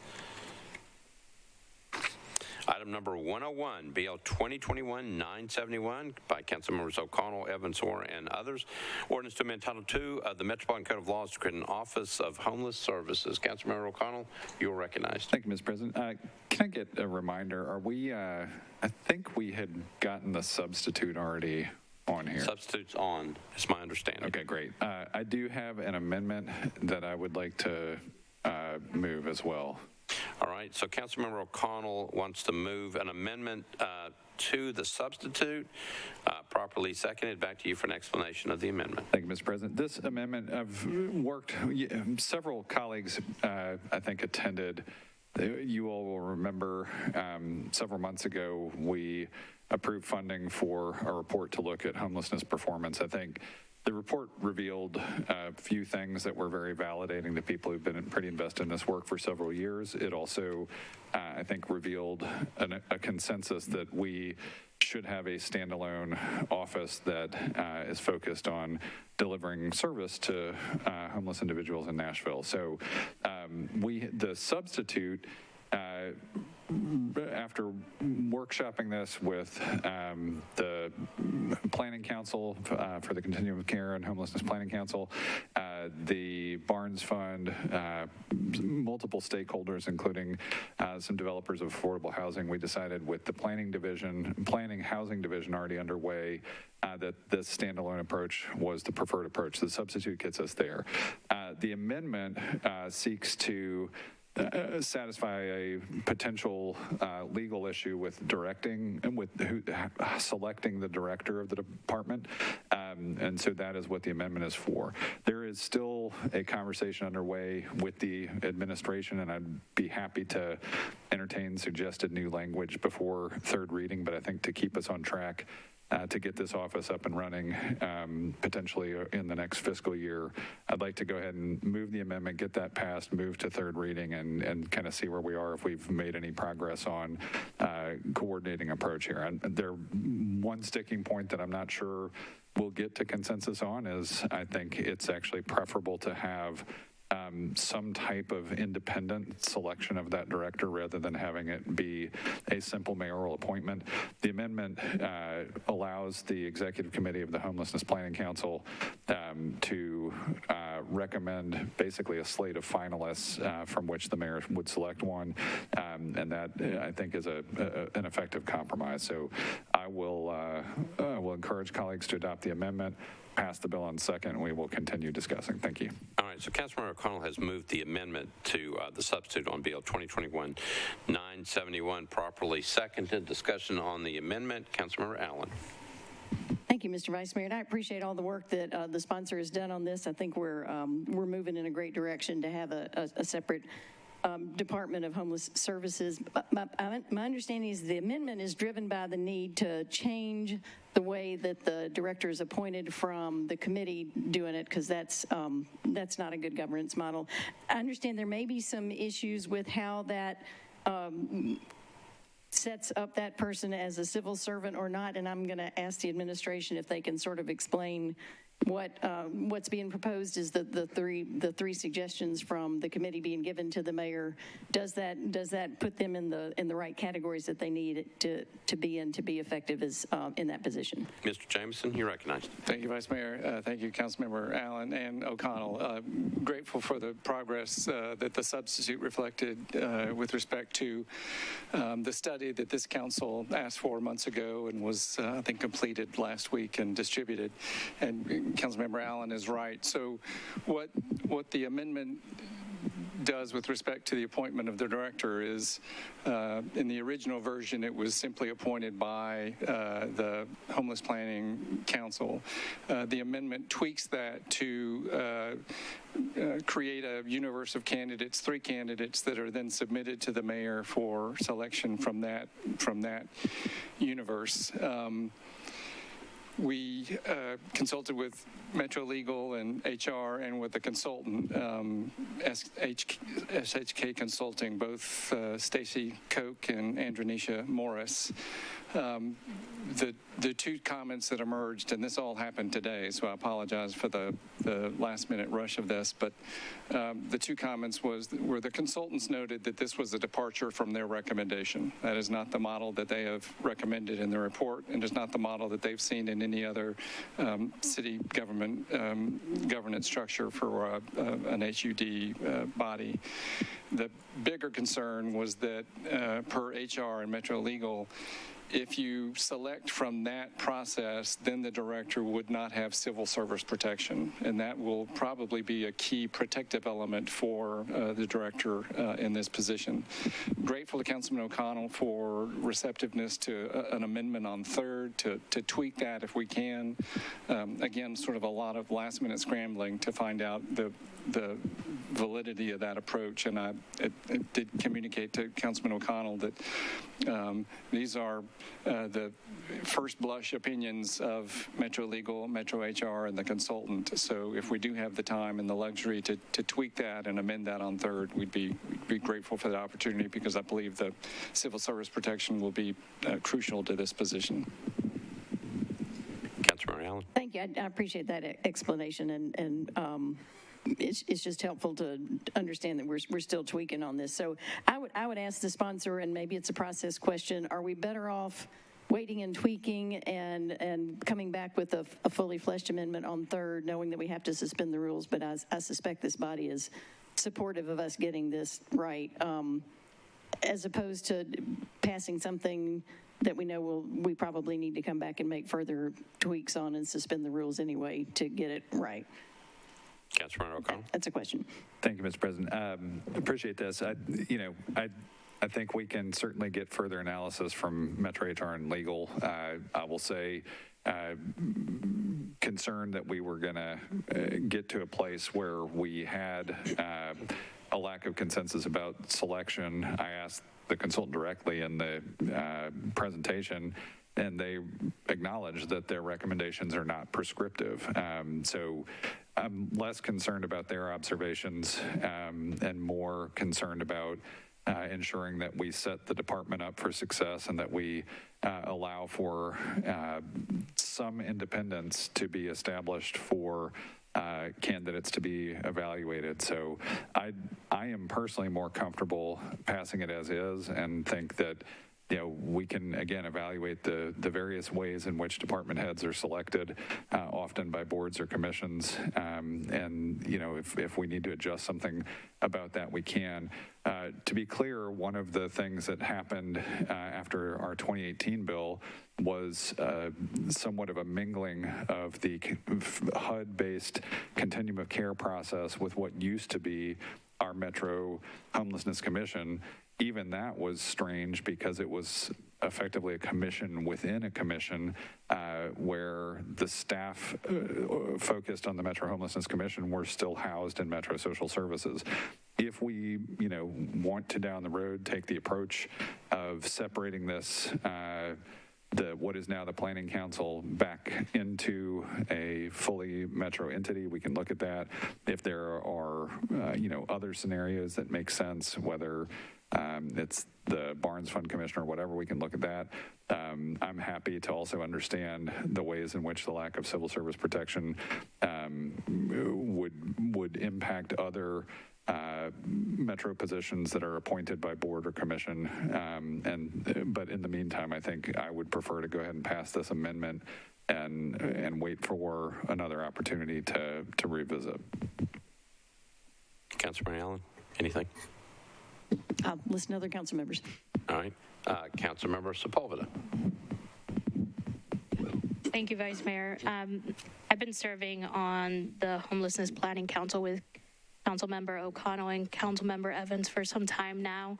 And I'm going to be voting in favor of this amendment. I think it's important for us to realize that what is happening on the Homelessness Planning Council and the lack of communication that we are seeing between the council and this administration needs to be figured out. And I think that this is a compromise and a sense of independence that we really need to see. Who better to know what is needed than those partners who are on the ground, and them being able to contribute some input.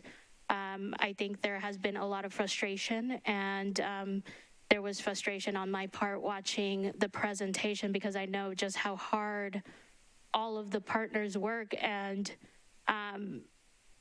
it would be so much simpler if a couple of things were different. So all of that to say is I will be supporting Councilmember O'Connell's amendment. All right, thank you. Councilmember Evans.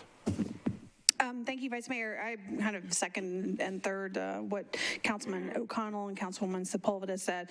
There's an expression that those who plan the battle rarely battle the plan.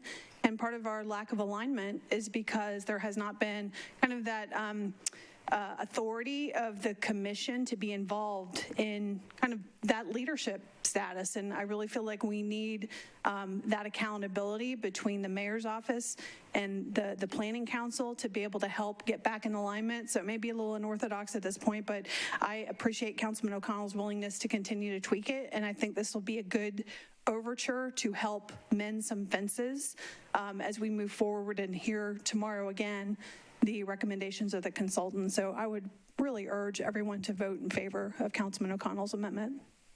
Councilmember O'Connell. Thank you, Mr. President. One final note that I think is worth observing as we consider the amendment is that the previous director of the Metro Homeless Impact Division, Judith Tackett, did not have civil service protection. So again, I think it's not a stopper to ensuring that we get quality leadership in the department. Right. Anybody else? We are on the amendment to the substitute. All right, ready to vote? All those in favor of the amendment, say aye. Aye. Opposed, no. Okay, the amendment's adopted. Councilmember O'Connell, you're on your bill on second reading. It's a substitute as amended. Thank you, Mr. President. Really do appreciate colleagues, particularly Councilmembers Evans and Sepulveda, who serve with me on the Planning Council, but certainly all of our co-sponsors. I know that we have been working to build capacity both on the affordable housing front. I do think that the housing division within planning is a success, but I do think building on this consensus of having a standalone department, having a single point of contact and authority and accountability is going to serve the city well as we listen to some of the public comment we heard tonight during public hearing. And I encourage colleagues to support and appreciate those who have co-sponsored and been a part of this conversation along the way. Thank you. Move approval. All right, so Councilmember O'Connell has moved approval, properly seconded. Any other discussion? This is on second reading. Being none, ready to vote. All those in favor of Bill 2021-971, which has been substituted and just got amended. All those in favor say aye. Opposed, no. Bill is approved on second reading. We're on item number 102, BL 2022-1169. Benedict Allen and Withers, an ordinance approving a lease agreement by and between the Metropolitan Government of Nashville and Davidson County, acting by and through the Metropolitan Board of Education, East End Prep. Councilmember Benedict, you're recognized. Thank you, Vice Mayor. Committee reports, please. I've got, let's see, it's been re-referred to Budget and Finance. Councilmember Allen. Thank you, Mr. Vice Mayor. Budget and Finance recommended approval, 12 in favor, 0 against. Planning and Zoning, Councilmember Withers. We're on item number 102, 1169. Thank you, Mr. Vice Mayor. The Planning and Zoning Committee met and recommended approval, 8 in favor, 0 against, 0 abstentions. Okay, and Education, Councilmember Lee. Yes, sir. Education met, and we voted approval, 7-4, but 1 against. All right, thank you. Councilmember Benedict, you're recognized. Thanks. I'd like to move approval, please. All right, so Councilmember Benedict has moved approval of Bill 2022-1169, properly seconded. Any discussion? Seeing none, we're ready to vote. All those in favor of 1169 for passes on second reading say aye. Aye. Opposed, no. So Councilmember Porterfield votes no. Okay. But the bill passes on second reading. We're on item number 104, Bill 2022-1249, Allen and Suara. This is the ordinance establishing the tax levy in the General Services District for the fiscal year 2022-2023, declaring the amount required for the annual operating budget of the Urban Services District pursuant to Section 6.07 of the Metropolitan Charter. Councilmember Allen, you're recognized. Thank you, Mr. Vice Mayor. Committee reports? Budget and Finance. I think I'm the only one. Yep. Budget and Finance recommended approval, 12 in favor, 0 against, as substituted, and I would like to move a substitute. All right, so Councilmember Allen has the substitute on 2022-1249.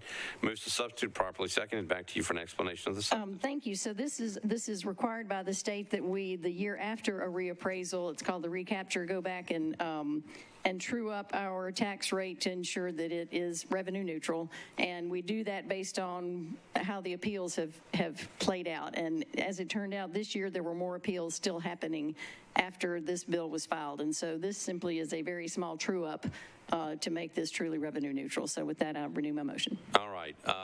Councilmember Allen has moved the substitute, properly seconded. Any discussion on the substitute? Seeing none, all those in favor of the substitute say aye. Opposed, no. Substitute's adopted. You're now on your bill as substituted. Councilmember Allen. Move the bill as substituted. Councilmember Allen has moved the bill as substituted for passage on second reading, properly seconded. Any discussion? Seeing none, all those in favor of the bill as substituted for passage on second reading say aye. Aye. Opposed, no. The bill passes as substitute on second reading. We're on item number 105, BL 2022-1250. Ordinance to amend Title II of the Metropolitan Code of Laws to create the Nashville Entertainment Commission. This is sponsored by Councilmember Stiles, Welsh, Toombs, and others.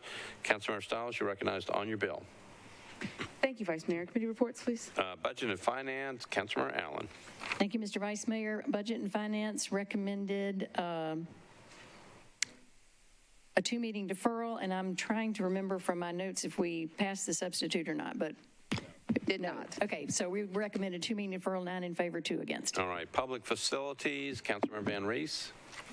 Likewise, we voted 6 in favor, 0 against for a 2-meeting deferral without the substitute. Okay, Councilmember Stiles, you're recognized. Thank you very much. I would like to move the deferral. 2 meetings? Yes, please. Okay, First meeting Councilmember in Stiles July. has moved to defer 2 meetings, properly seconded. Any discussion? Seeing none, all those in favor of the 2-meeting deferral say aye.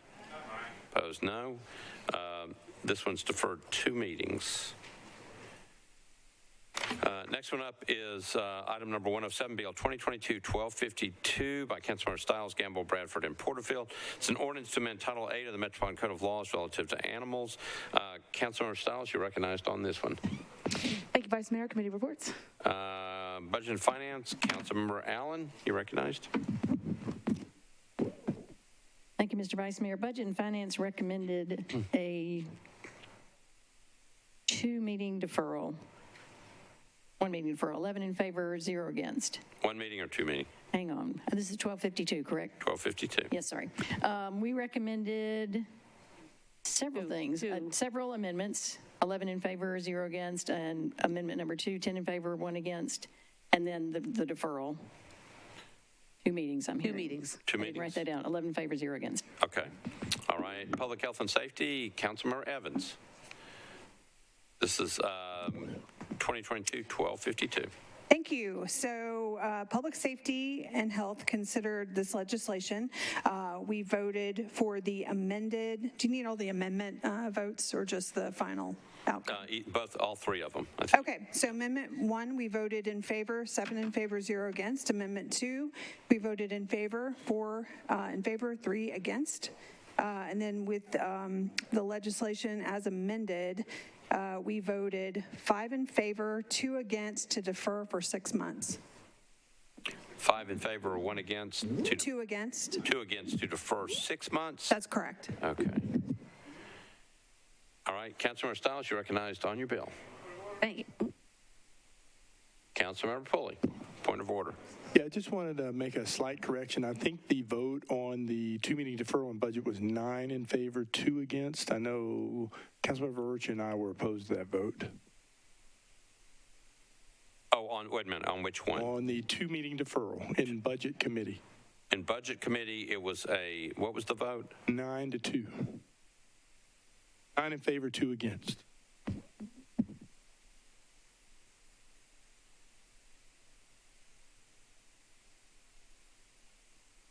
Thank you, Councilmember Pulley. We're checking.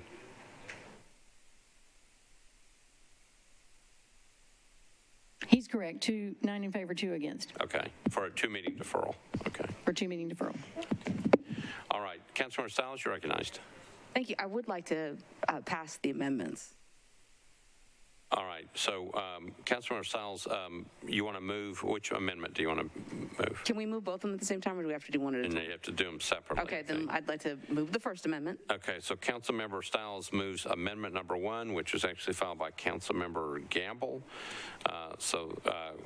The motion is to approve amendment number 1, properly seconded. Back to you for an explanation of the amendment. This amendment takes out the 3 minutes for barking. And really, I would love to allow Councilmember Gamble, since she put the amendment in, to go ahead and give a description. Councilmember Gamble, you're recognized. Thank you.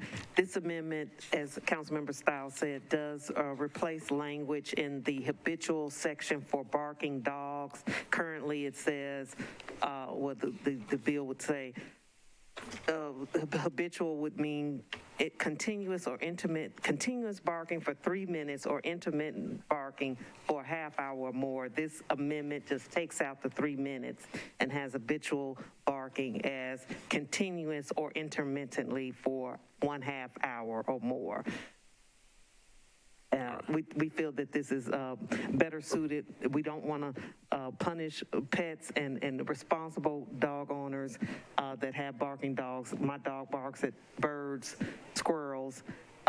We felt like a half an hour or more is excessive. So that's what the amendment does. All right, so Councilmember Stiles has moved approval of amendment number 1. You just heard the explanations, properly seconded.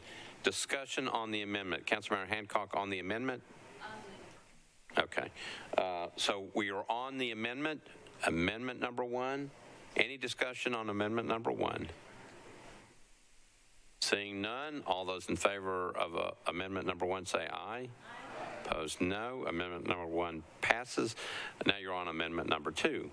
Thank you, Vice Mayor. I'd like to move for approval on amendment number 2. Okay, so amendment number 2 is moved, properly second. An explanation on the amendment. Yes, since Councilmember Bradford isn't here, what this does is it creates a process.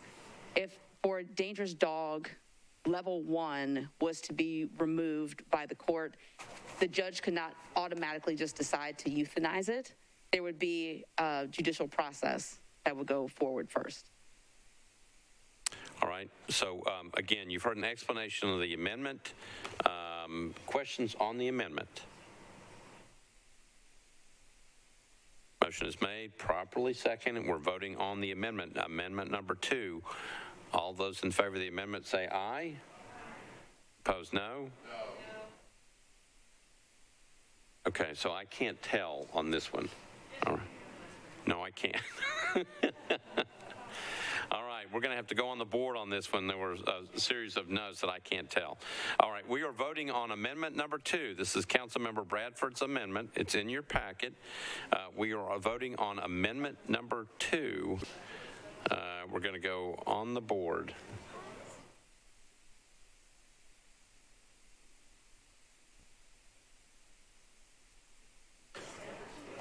Mr. Clerk, tell me when you're ready.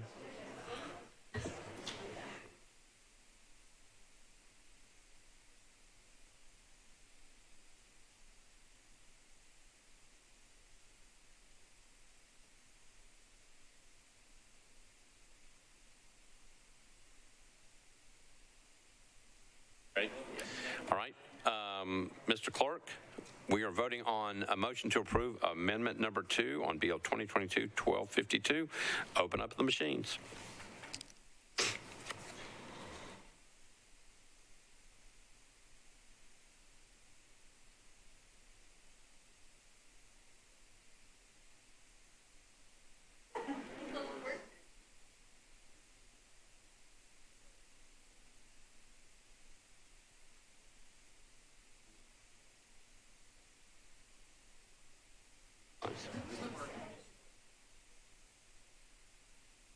Is anything coming in?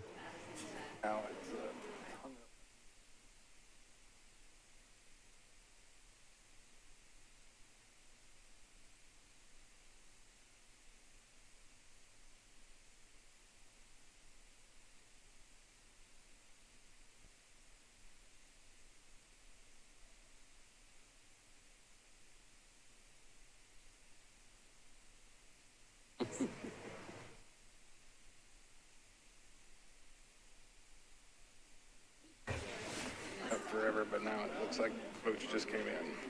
Okay, so it was slow. Super slow. Super slow. Okay.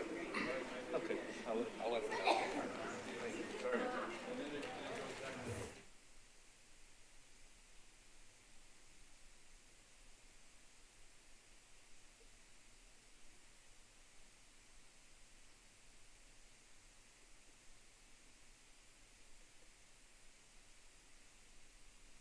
Everybody in? All right. Mr. Clerk, close machines, take the vote.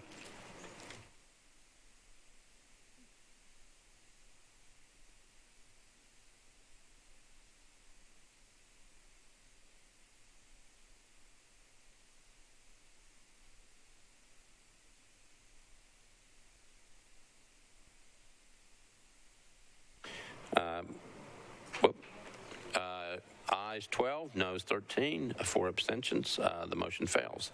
Amendment doesn't pass. Okay. All right. Councilmember Stiles, back to you. Thank you very much, Vice Mayor. I do want to defer this bill. I have spoken with several of the organizations that have sent in emails over the last week. I've scheduled a meeting next Wednesday at 6:30 at the Southeast Community Center. Metro Animal Control is going to be there, and we're going to discuss all the questions and concerns. So I know previously it had been just deferring 2 meetings to the first meeting in July, but I'm willing to go to the first meeting in August. All right, so the motion is to defer to the first meeting in August? Yes. Properly seconded. Councilmember Hancock, you're recognized. I'd like to table the deferral, please. Okay, so Councilmember Hancock has moved to table the motion to defer. Pursuant to Rule 35, if a motion to table is directed at a motion to table may only be debated by the maker of the motion to table and the maker of the motion against which the tabling motion is directed. So, again, pursuant to Rule 35, what we will do is we will have Councilmember Hancock speak first, and then Councilmember Stiles will speak after that. Councilmember Hancock, you're recognized on your motion to table the motion to defer. Thank you, and I'd like to thank Council Lady Stiles for bringing this animal legislation to the attention of the full body and to all the animal advocates and farmers across Metro Nashville that have written in their comments. I don't know how many people here were intimately familiar with Title VIII regulations prior to this, or if you even are now because you've had a lot of budget things to read. But on September 11th of 2018, I went to meet a neighbor. All the other neighbors in my neighborhood had lived there 4 years before when I was deployed, and when I came back, we had one new neighbor. And time after time, as we became reacquainted with neighbors, everyone told us, this person's in the military, you need to meet them. This person's in the military, you need to meet them. So on September 11th, when one more person said that, I was like, you're right, I do. So I took my 5-year-old son that was with me at that neighbor's house and my GSP, that stands for German Short-Haired Pointer, that was with me, and walked up to my neighbor's house where there was a pickup truck parked in the front yard, so I thought they were home. I went up onto their porch where there was a welcome sign and rang the doorbell. That doorbell was a signal to the pit bull that lived in the backyard to silently attack my dog. And he ripped open my dog's chest and neck in front of my 5-year-old son. Luckily, my 5-year-old son was unharmed. But this legislation would say that's okay because it's on their property, and it was the first time this dog was attacked. If you've seen this legislation, it's so red because almost every bit of our legislation is cut out, and almost every bit of Knox County's legislation is put in. I grew up in East Tennessee, and I've lived in Knox County, and I love the Vols. But I moved here because I wanted things to be different. I don't want to go back to the way things were. I don't want to back up our legislation 2 decades and then spend 4 weeks, 8 weeks working to try and get it back to where it is today. I want to make today's legislation better. We have council members Mendez, Allen, Swope, Withers, Van Rees, Syracuse, Sledge, O'Connell, Pulley, Vercher, Henderson, and many others that are not here today, that worked with council members Gilmore, who's now our trustee, and Wilhoit, who's now our assessor, and Johnson, who's now our register of deeds, to better this legislation in 2016 and 17. Why would we just wipe that away? Just take an eraser to everything. This legislation actually omits anybody with parcels between 1 and 1.49 acres. That's 9,500 parcels in Davidson County. That's 23,465 Nashvillians that would not be able to have cats and dogs. No one in apartments, no one in condos is allowed to have cats and dogs.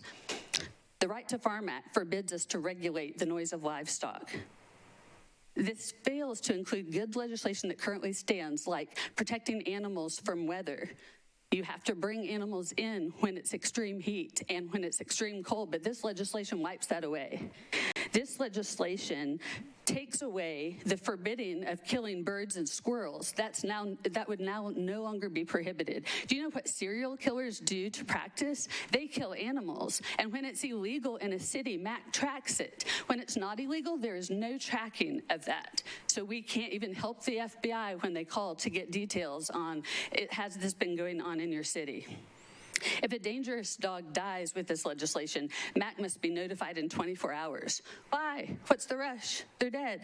I mean, this legislation is just a joke. It doesn't include any of the things that the animal advocates want to work for, and Metro Animal Control wants to spend 6 to 12 months. They told me they'd like to spend 6 to 12 months analyzing our current legislation and making it better, not trashing it and putting us 2 decades behind. We need to involve farmers, all of the advocacy groups, and the entire community. We don't just need to have one meeting in the corner of the county. So I encourage you to vote against this deferral because I'd like to vote against the bill tonight. All right, thank you, Councilmember Hancock. Councilmember Stiles, you're recognized. Thank you very much, Vice Mayor. Well, first I'd like to say to Councilmember Hancock, I'm very sorry about what happened to you and what your son witnessed. For the last 6 months, many of you may remember, initially this bill was brought forth to address animals off leashes that were attacking and biting individuals and dealing with the Fourth Amendment and being able to address removing animals. During that time, Animal Control said that they would like to go more in depth and revise the entire title. So that's how we got here today. It was not about moving backwards. I would say, again, next week is the first meeting. It's not the last meeting. I think legal has spent several months going through this as well. Do not want to throw away the work that has been done by MAC and by legal thus far. Meeting with these organizations, they have said that they are happy to meet next week, provide feedback. This is a county-wide meeting. It may be held in Antioch, but absolutely anyone can come from any district, anywhere. We do want to make sure that Title VIII is correct, but there were several things that were out of date.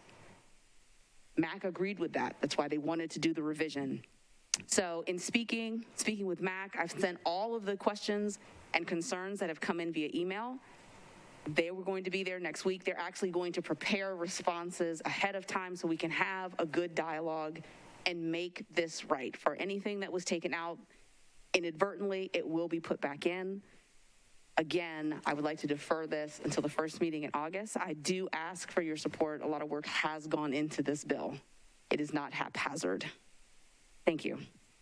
All right, thank you, Councilmember Stiles. Okay, so here's where we are. Councilmember Stiles had moved to defer this bill 2022-1252, as amended, to the first meeting in August.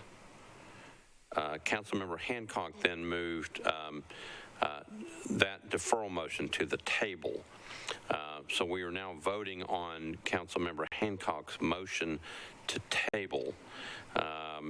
What it basically means is if you're for Councilmember Hancock's motion to table, you'd vote obviously aye on the motion to table. If the motion to table is successful, it takes the deferral motion off the table. So obviously we're now back, we would be back on the bill. Does that make sense? Is everybody clear what we're saying? Okay. So if, again, if you're in favor of Councilmember Hancock's motion to table, you vote aye because we're voting on the motion to table. If that passes, then we're back on the bill, but there is no motion to defer. Okay? Any questions before we vote?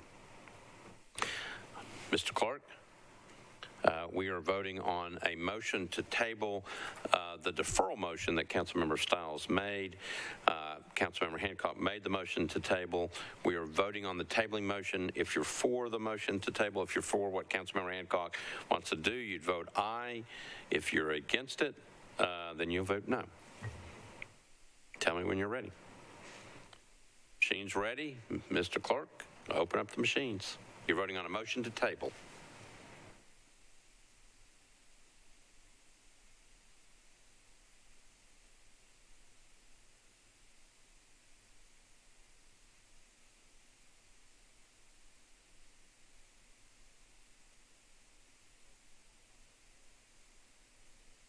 Okay, hold on. I know. The machine after 10:30 is slower once it's past its bedtime.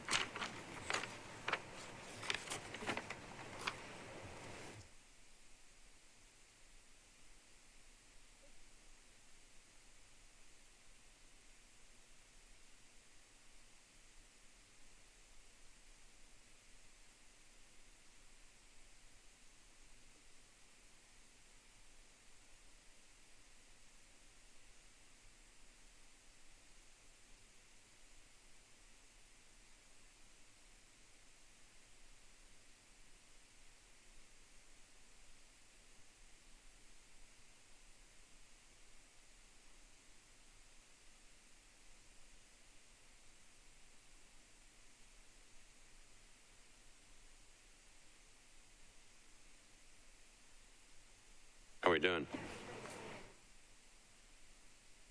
Nothing's coming in?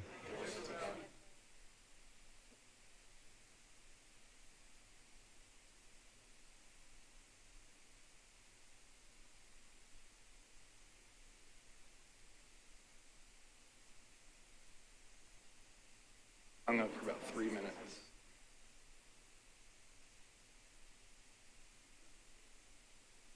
I think they're seeing the buttons.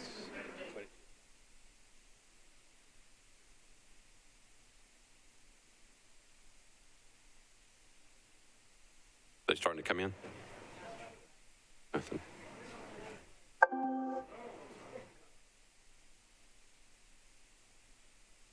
That didn't sound good.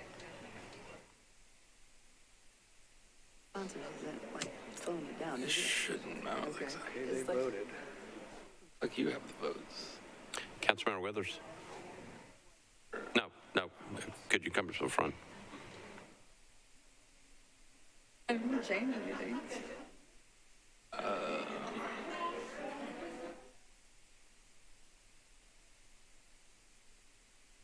Option to click record.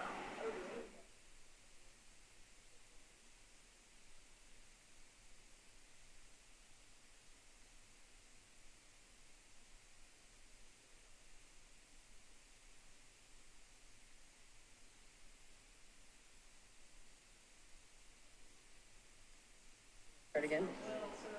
Yeah.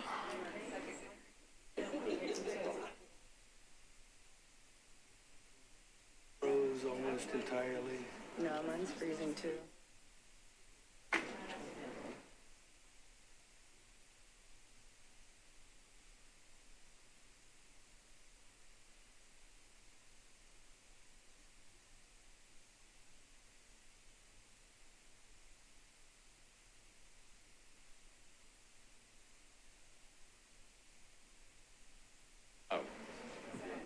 Is that the right vote? All right, so ayes 16, noes 9, 2 abstentions. Councilmember Rutherford? Your vote's wrong? Votes are wrong as well. Rutherford. Roll call? To the right.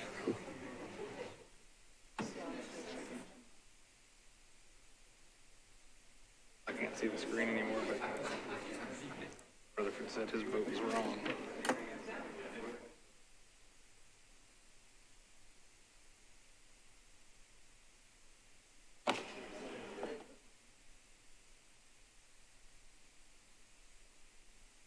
If this doesn't work, we're going to ask you to put your heads down.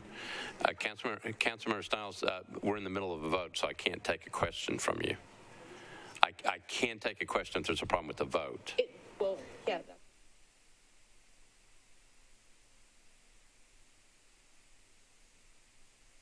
Okay.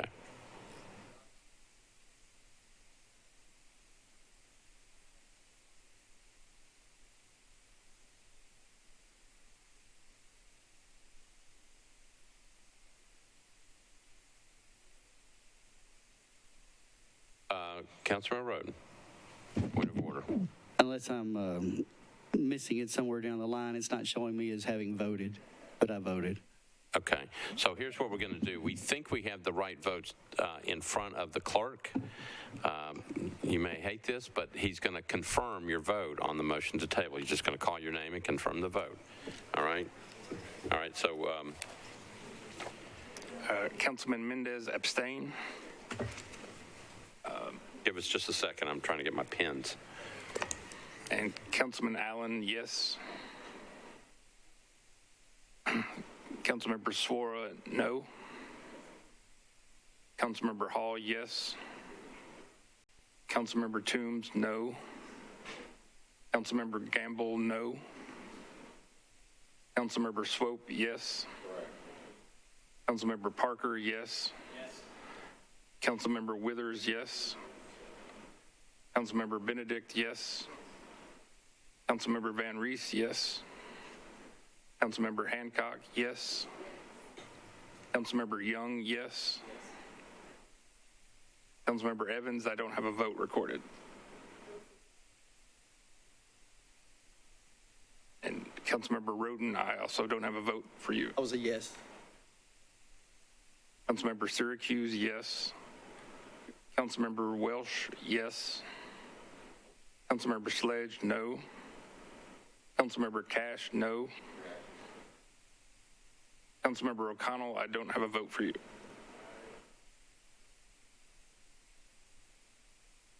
Councilmember O'Connell is a no? Yeah. Councilmember Taylor, no. Councilmember Hauser, yes.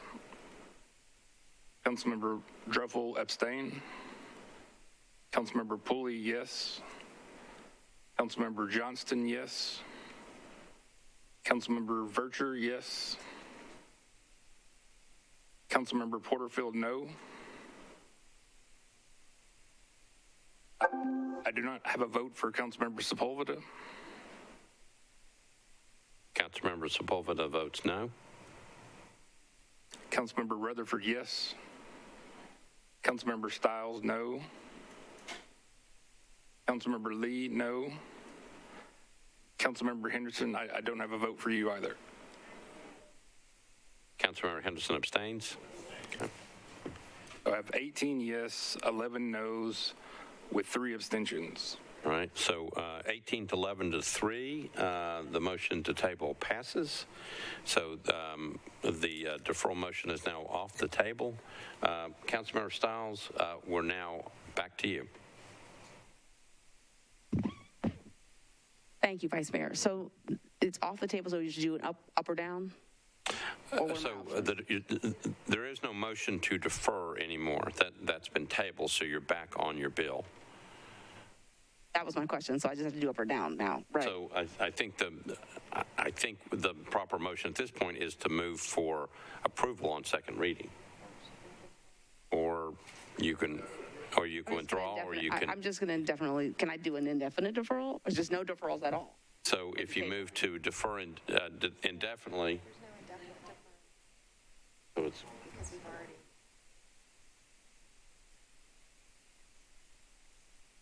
Okay, so you can't move to defer indefinitely according to our legal counsel.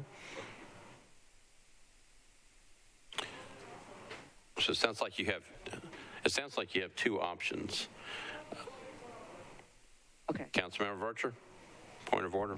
The only proper motions is approval or withdrawal. I think that's correct. That's what we're. It is, Vice Mayor. Thank you, Councilmember Vercher. Okay, then I'm going to withdraw. Councilmember Stiles withdraws 1252. Okay. All right. We now move. We got one more bill on. This is item number 110, Bill 2022-1255 by Councilmember O'Connell, Allen Withers, and Bradford, an ordinance establishing an agreement for Greenway conservation easement by and between looks like PR2 SH Peabody Union Apartments owner LLC and the Metropolitan Government. Councilmember O'Connell, you're recognized. Thank you, Mr. President. I'd like to request committee reports, please. Okay, it looks like it got referred to Budget and Finance. Councilmember Allen. We're on item number 110. Flipping to it. Budget and Finance recommended 10 in favor, 0 against an amendment, and then recommended a one meeting deferral, 10 in favor, 0 against. Okay. Planning and Zoning, Councilmember Withers. Thank you, Mr. Vice Mayor. I believe my notes reflect that the Planning and Zoning Committee recommended a one meeting deferral at the request of the sponsor, 8 in favor, 0 against, 0 abstentions. All right. And Public Facilities, Councilmember Van Rees. Also, 1, 2, 5, 5, 6 in favor, 0 against for a one meeting deferral. Okay. All right. As amended. As amended. You passed the amendment? Yes, we did. Okay. All right. Councilmember O'Connell, back to you. Thank you, Mr. President. I know Councilmember Mendez has an amendment. I'm happy to entertain that on the floor if I can before we defer. Okay, so I'm referring to Councilmember Mendez. Councilmember Mendez wants to move the amendment, correct? Okay. Yes. Properly seconded. Okay, so where we are is we're on Bill 2022-1255. Councilmember Mendez has moved an amendment. I'm going to come back to you for an explanation of the amendment. Thanks. This amendment, well, this is for a greenway easement, so it's an agreement between a property owner and parks, and all the amendment would do would make it clear that the easement itself doesn't outlaw e-bikes on greenways. This council can still pass whatever it wants if it wants to limit e-bikes on greenways, but the easement itself won't limit it. That's all this does. So renew the motion to approve the amendment. All right, so Councilor Mendez has explained the amendment, has moved for passage of the amendment. It's been properly seconded. Discussion on the amendment. Seeing none, all those in favor of the amendment say aye. Opposed, no. Amendment's adopted. Councilmember O'Connell, you're on your bill now as amended. Thank you, Mr. President. I'd like to defer one meeting. Okay, motion to defer one meeting, properly seconded. Any discussion on the deferral motion? All those in favor of the motion to defer say aye. Opposed, no. This one's deferred one meeting. All right, I believe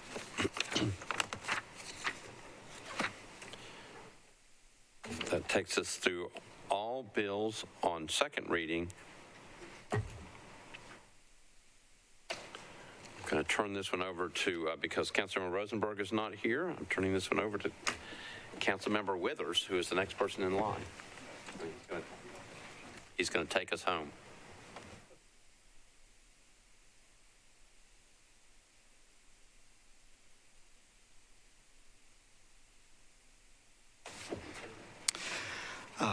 Thank you, Mr. Vice Mayor. My understanding is that all items on third reading are presently on consent unless any member has an item that you wish to pull from consent.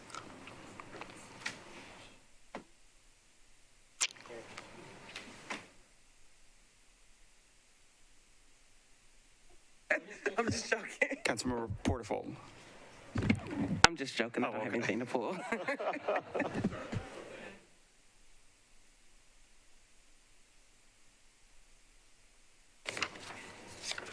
All right, well, if everyone can settle in for just a minute, I'll try to talk as fast as I can. So bills on third reading, the first is Item number 123, ordinance number BL 2022-1189. The sponsors are council members Murphy, Withers, and Young. It's an ordinance authorizing Metro government to abandon existing public sanitary sewer main manhole and easement, and to accept new sanitary sewer manhole and easement for property located at 3800 Charlotte Avenue.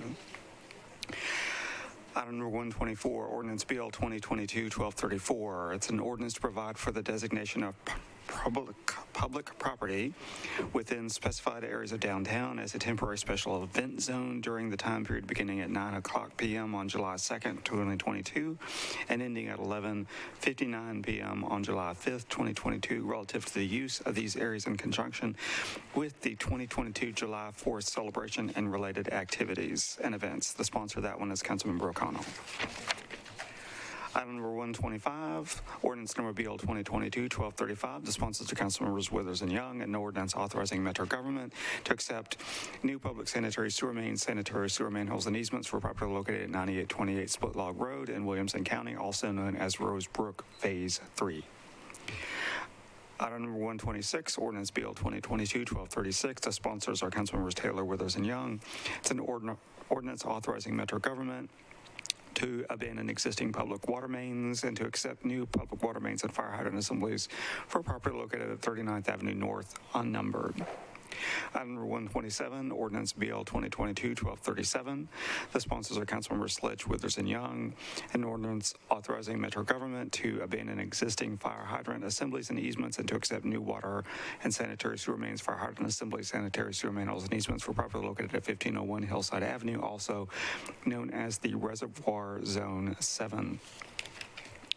Item number 128, ordinance number BL 2022-1238. The sponsors are Councilmembers Roberts, Withers, and Young, and this is an ordinance authorizing Metro government to abandon existing sanitary sewer main and easement and to accept new sanitary sewer main, sanitary sewer manhole, and easement for property located at 7131 Centennial Boulevard.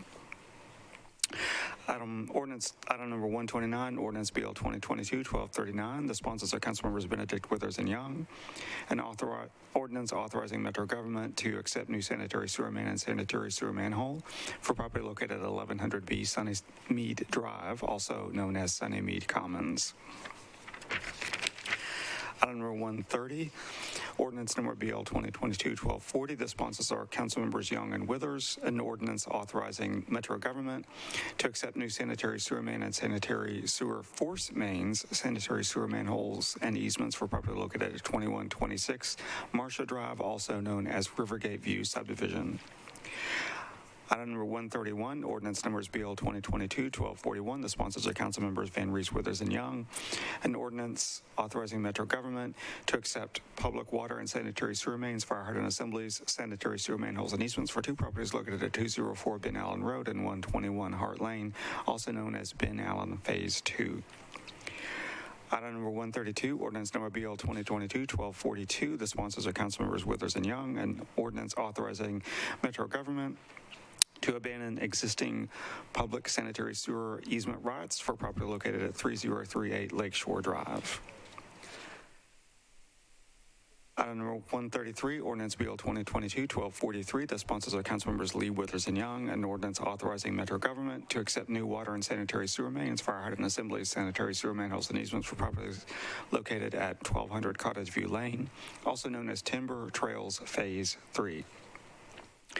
Item number 134, ordinance BL 2022-1244. The sponsors are Councilmember Stiles, Withers, and Young. An ordinance authorizing Metro government to abandon existing water main and to accept new water main for property located at 2100 Century Farms Parkway. Item number 135, ordinance number BL 2022-1245. The sponsors are Councilmembers Taylor, Withers, and Young.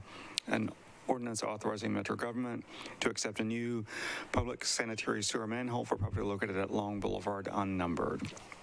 And finally, ordinance number 136, that is item number 136, ordinance BL 2022-1246. The sponsors are Councilmember Stiles, Withers, and Young. This is an ordinance authorizing Metro government to accept new water main and sanitary sewer mains, fire hydrant assemblies, sanitary sewer manholes, and easements for property located at 842 Hamilton Crossings, also known as Hamilton Crossings Phase 2.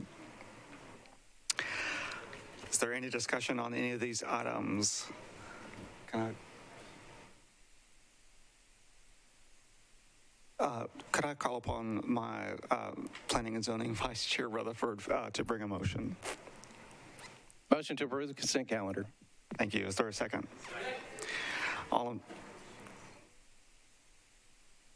None of these, I don't believe any of these have committee reports. These committee reports were given on second reading. So with that, all in favor, please say aye. Any opposed? Any abstentions? Can I entertain a motion to adjourn? All right. So the council has concluded about a 4-hour and 40-minute meeting. Agenda was 46 pages long, involved about 136 pieces of legislation. Perhaps the biggest things the council did tonight was hold public hearings on both the new operating budget for Metro that will take effect on July 1st, as well as the capital improvements budget. That's a 5-year planning document. Doesn't spend any money, but anything the city wants to do in terms of projects, capital projects, has to be in that. The council approved both those on second reading. After the public hearing was held, no one spoke on the capital budget public hearing. We did have about 43 people who spoke on the operating budget. That took about 2 hours, the biggest single amount of time spent tonight on the agenda. A lot of heartfelt presentations to the council, many from Metro employees who are concerned, and others in the community who are concerned about the lack of affordable housing, the high cost of living in Nashville. This is growing. Also concerns about homeless services, also concerns that Metro employees want a higher pay increase than the 4% they're being given or being recommended by the mayor. Civil Service Commission have been recommending 5%. There may be some talk about changing that in the council. There were two bills on resolutions on second reading before the council tonight that would have approved the new pay plans. The council is limited in what it can do about that. If it makes changes, it has to be across the board, and apparently taking it from 4 to 5% would be somewhere around $5.6 million. The council is going to be looking at those in committee over the next week or so. The operating budget will come back for approval on probably the next council meeting on the 21st.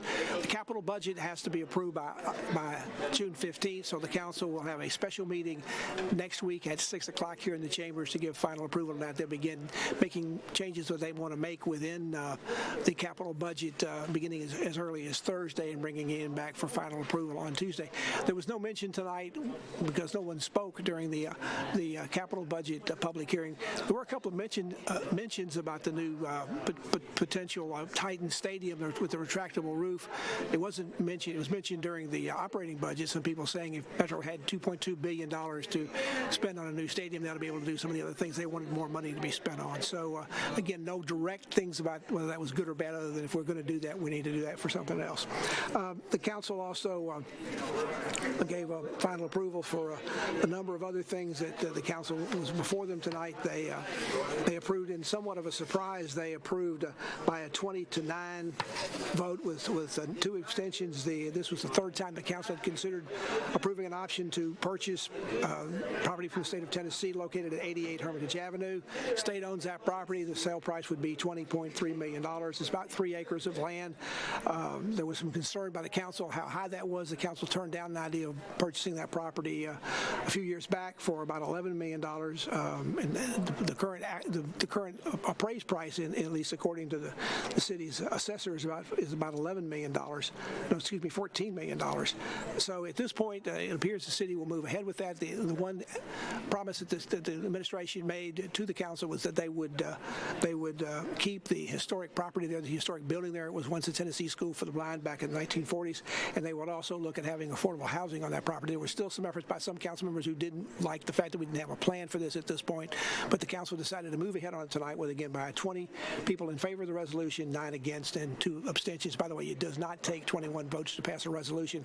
That's only for ordinances on third and final reading. Council also approved several other resolutions before tonight, including accepting a grant of about $418,000 from the National Center for State Courts. The money will go with no local match to establish and expand the court eviction diversion programs to avoid avoidable evictions, it says.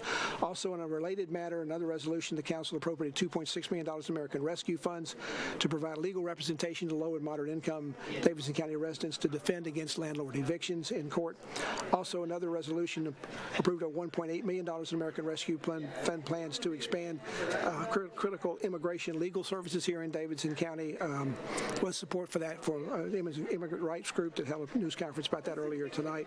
Also, an American Rescue Plan Act resolution appropriated $398,000 to allow staff administrative expenses to be allowed to be used. That resolution also allows money already allocated to public emergency response uses is to be used to also include teleworks and also information technology experiences. The council also accepted a grant from the Tennessee Housing Development Agency. They'll go to the Metro Action Commission for nearly $2.5 million. These funds will be used for low-income home water assistance program, services targeted toward the elderly, disabled, veterans, households, and children under the age of 6.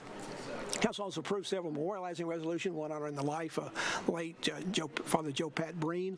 They also remembered the 21 victims of the mass shooting at Robb Elementary School in Uvalde, Texas. They recognized the 85th anniversary of the Nashville International Airport and recognized June as Nashville Pride Month, and also recognized the 34th anniversary of the first Nashville Pride event, again 34 years ago here in Nashville.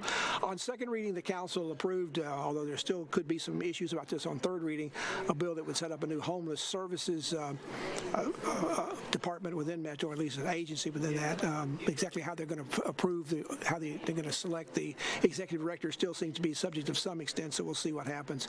A bill to set up a Nashville Entertainment Commission was deferred for a little bit more study. I think a 2-meeting deferral on that. Also, a bill that was supposed to be deferred tonight that concerned animal control here in Davidson County was quite controversial among many council members. The bill ultimately wound up being withdrawn by the council member after there were several efforts or suggestions that it be deferred. An effort to defer it by the sponsor till August was tabled. Then we had a voting machine breakdown during the tabling motion, but ultimately the tabling motion prevailed, and the sponsor was left with just the opportunity to either pass the bill or withdraw it. So they decided at this point better to withdraw it. So that could be a bill that could still be some additional concerns or controversies if the bill is brought back in by the council sponsor. The council also approved tonight a lease for one of the Metro charter schools is for East Prep. We had several of these that have had problems at the council, but this one sailed through tonight on second reading, at least on the council on the consent calendar tonight. Again, the council is in recess for 1 week. They'll be back here at 6 o'clock next Tuesday night to give final approval by the Metro charter. It has to be done by June 15th. It'll be done in this case by June 14th, and then perhaps coming back at the next meeting on June 21st at the regular time at the next regular meeting to take care of the operating budget. If the council gets into more difficulty than they expect about making changes in the mayor's budget, they may wait and have a special meeting on June 28th to give final approval. The council must approve a budget and a tax rate. The tax rate does not look like it's going to change at all this year, but the budget has to be approved by June 30th. If not, the mayor's budget goes into effect automatically. That has happened in the past, but not expected to happen this year. Metro Network will be here to provide coverage for both those meetings coming up, especially the one next Tuesday night. Until then, I'm Pat Nolan, and good night from the council chambers. Tonight's meeting of the Metropolitan Nashville and Davidson County has been a public affairs presentation of the Metro Nashville Network.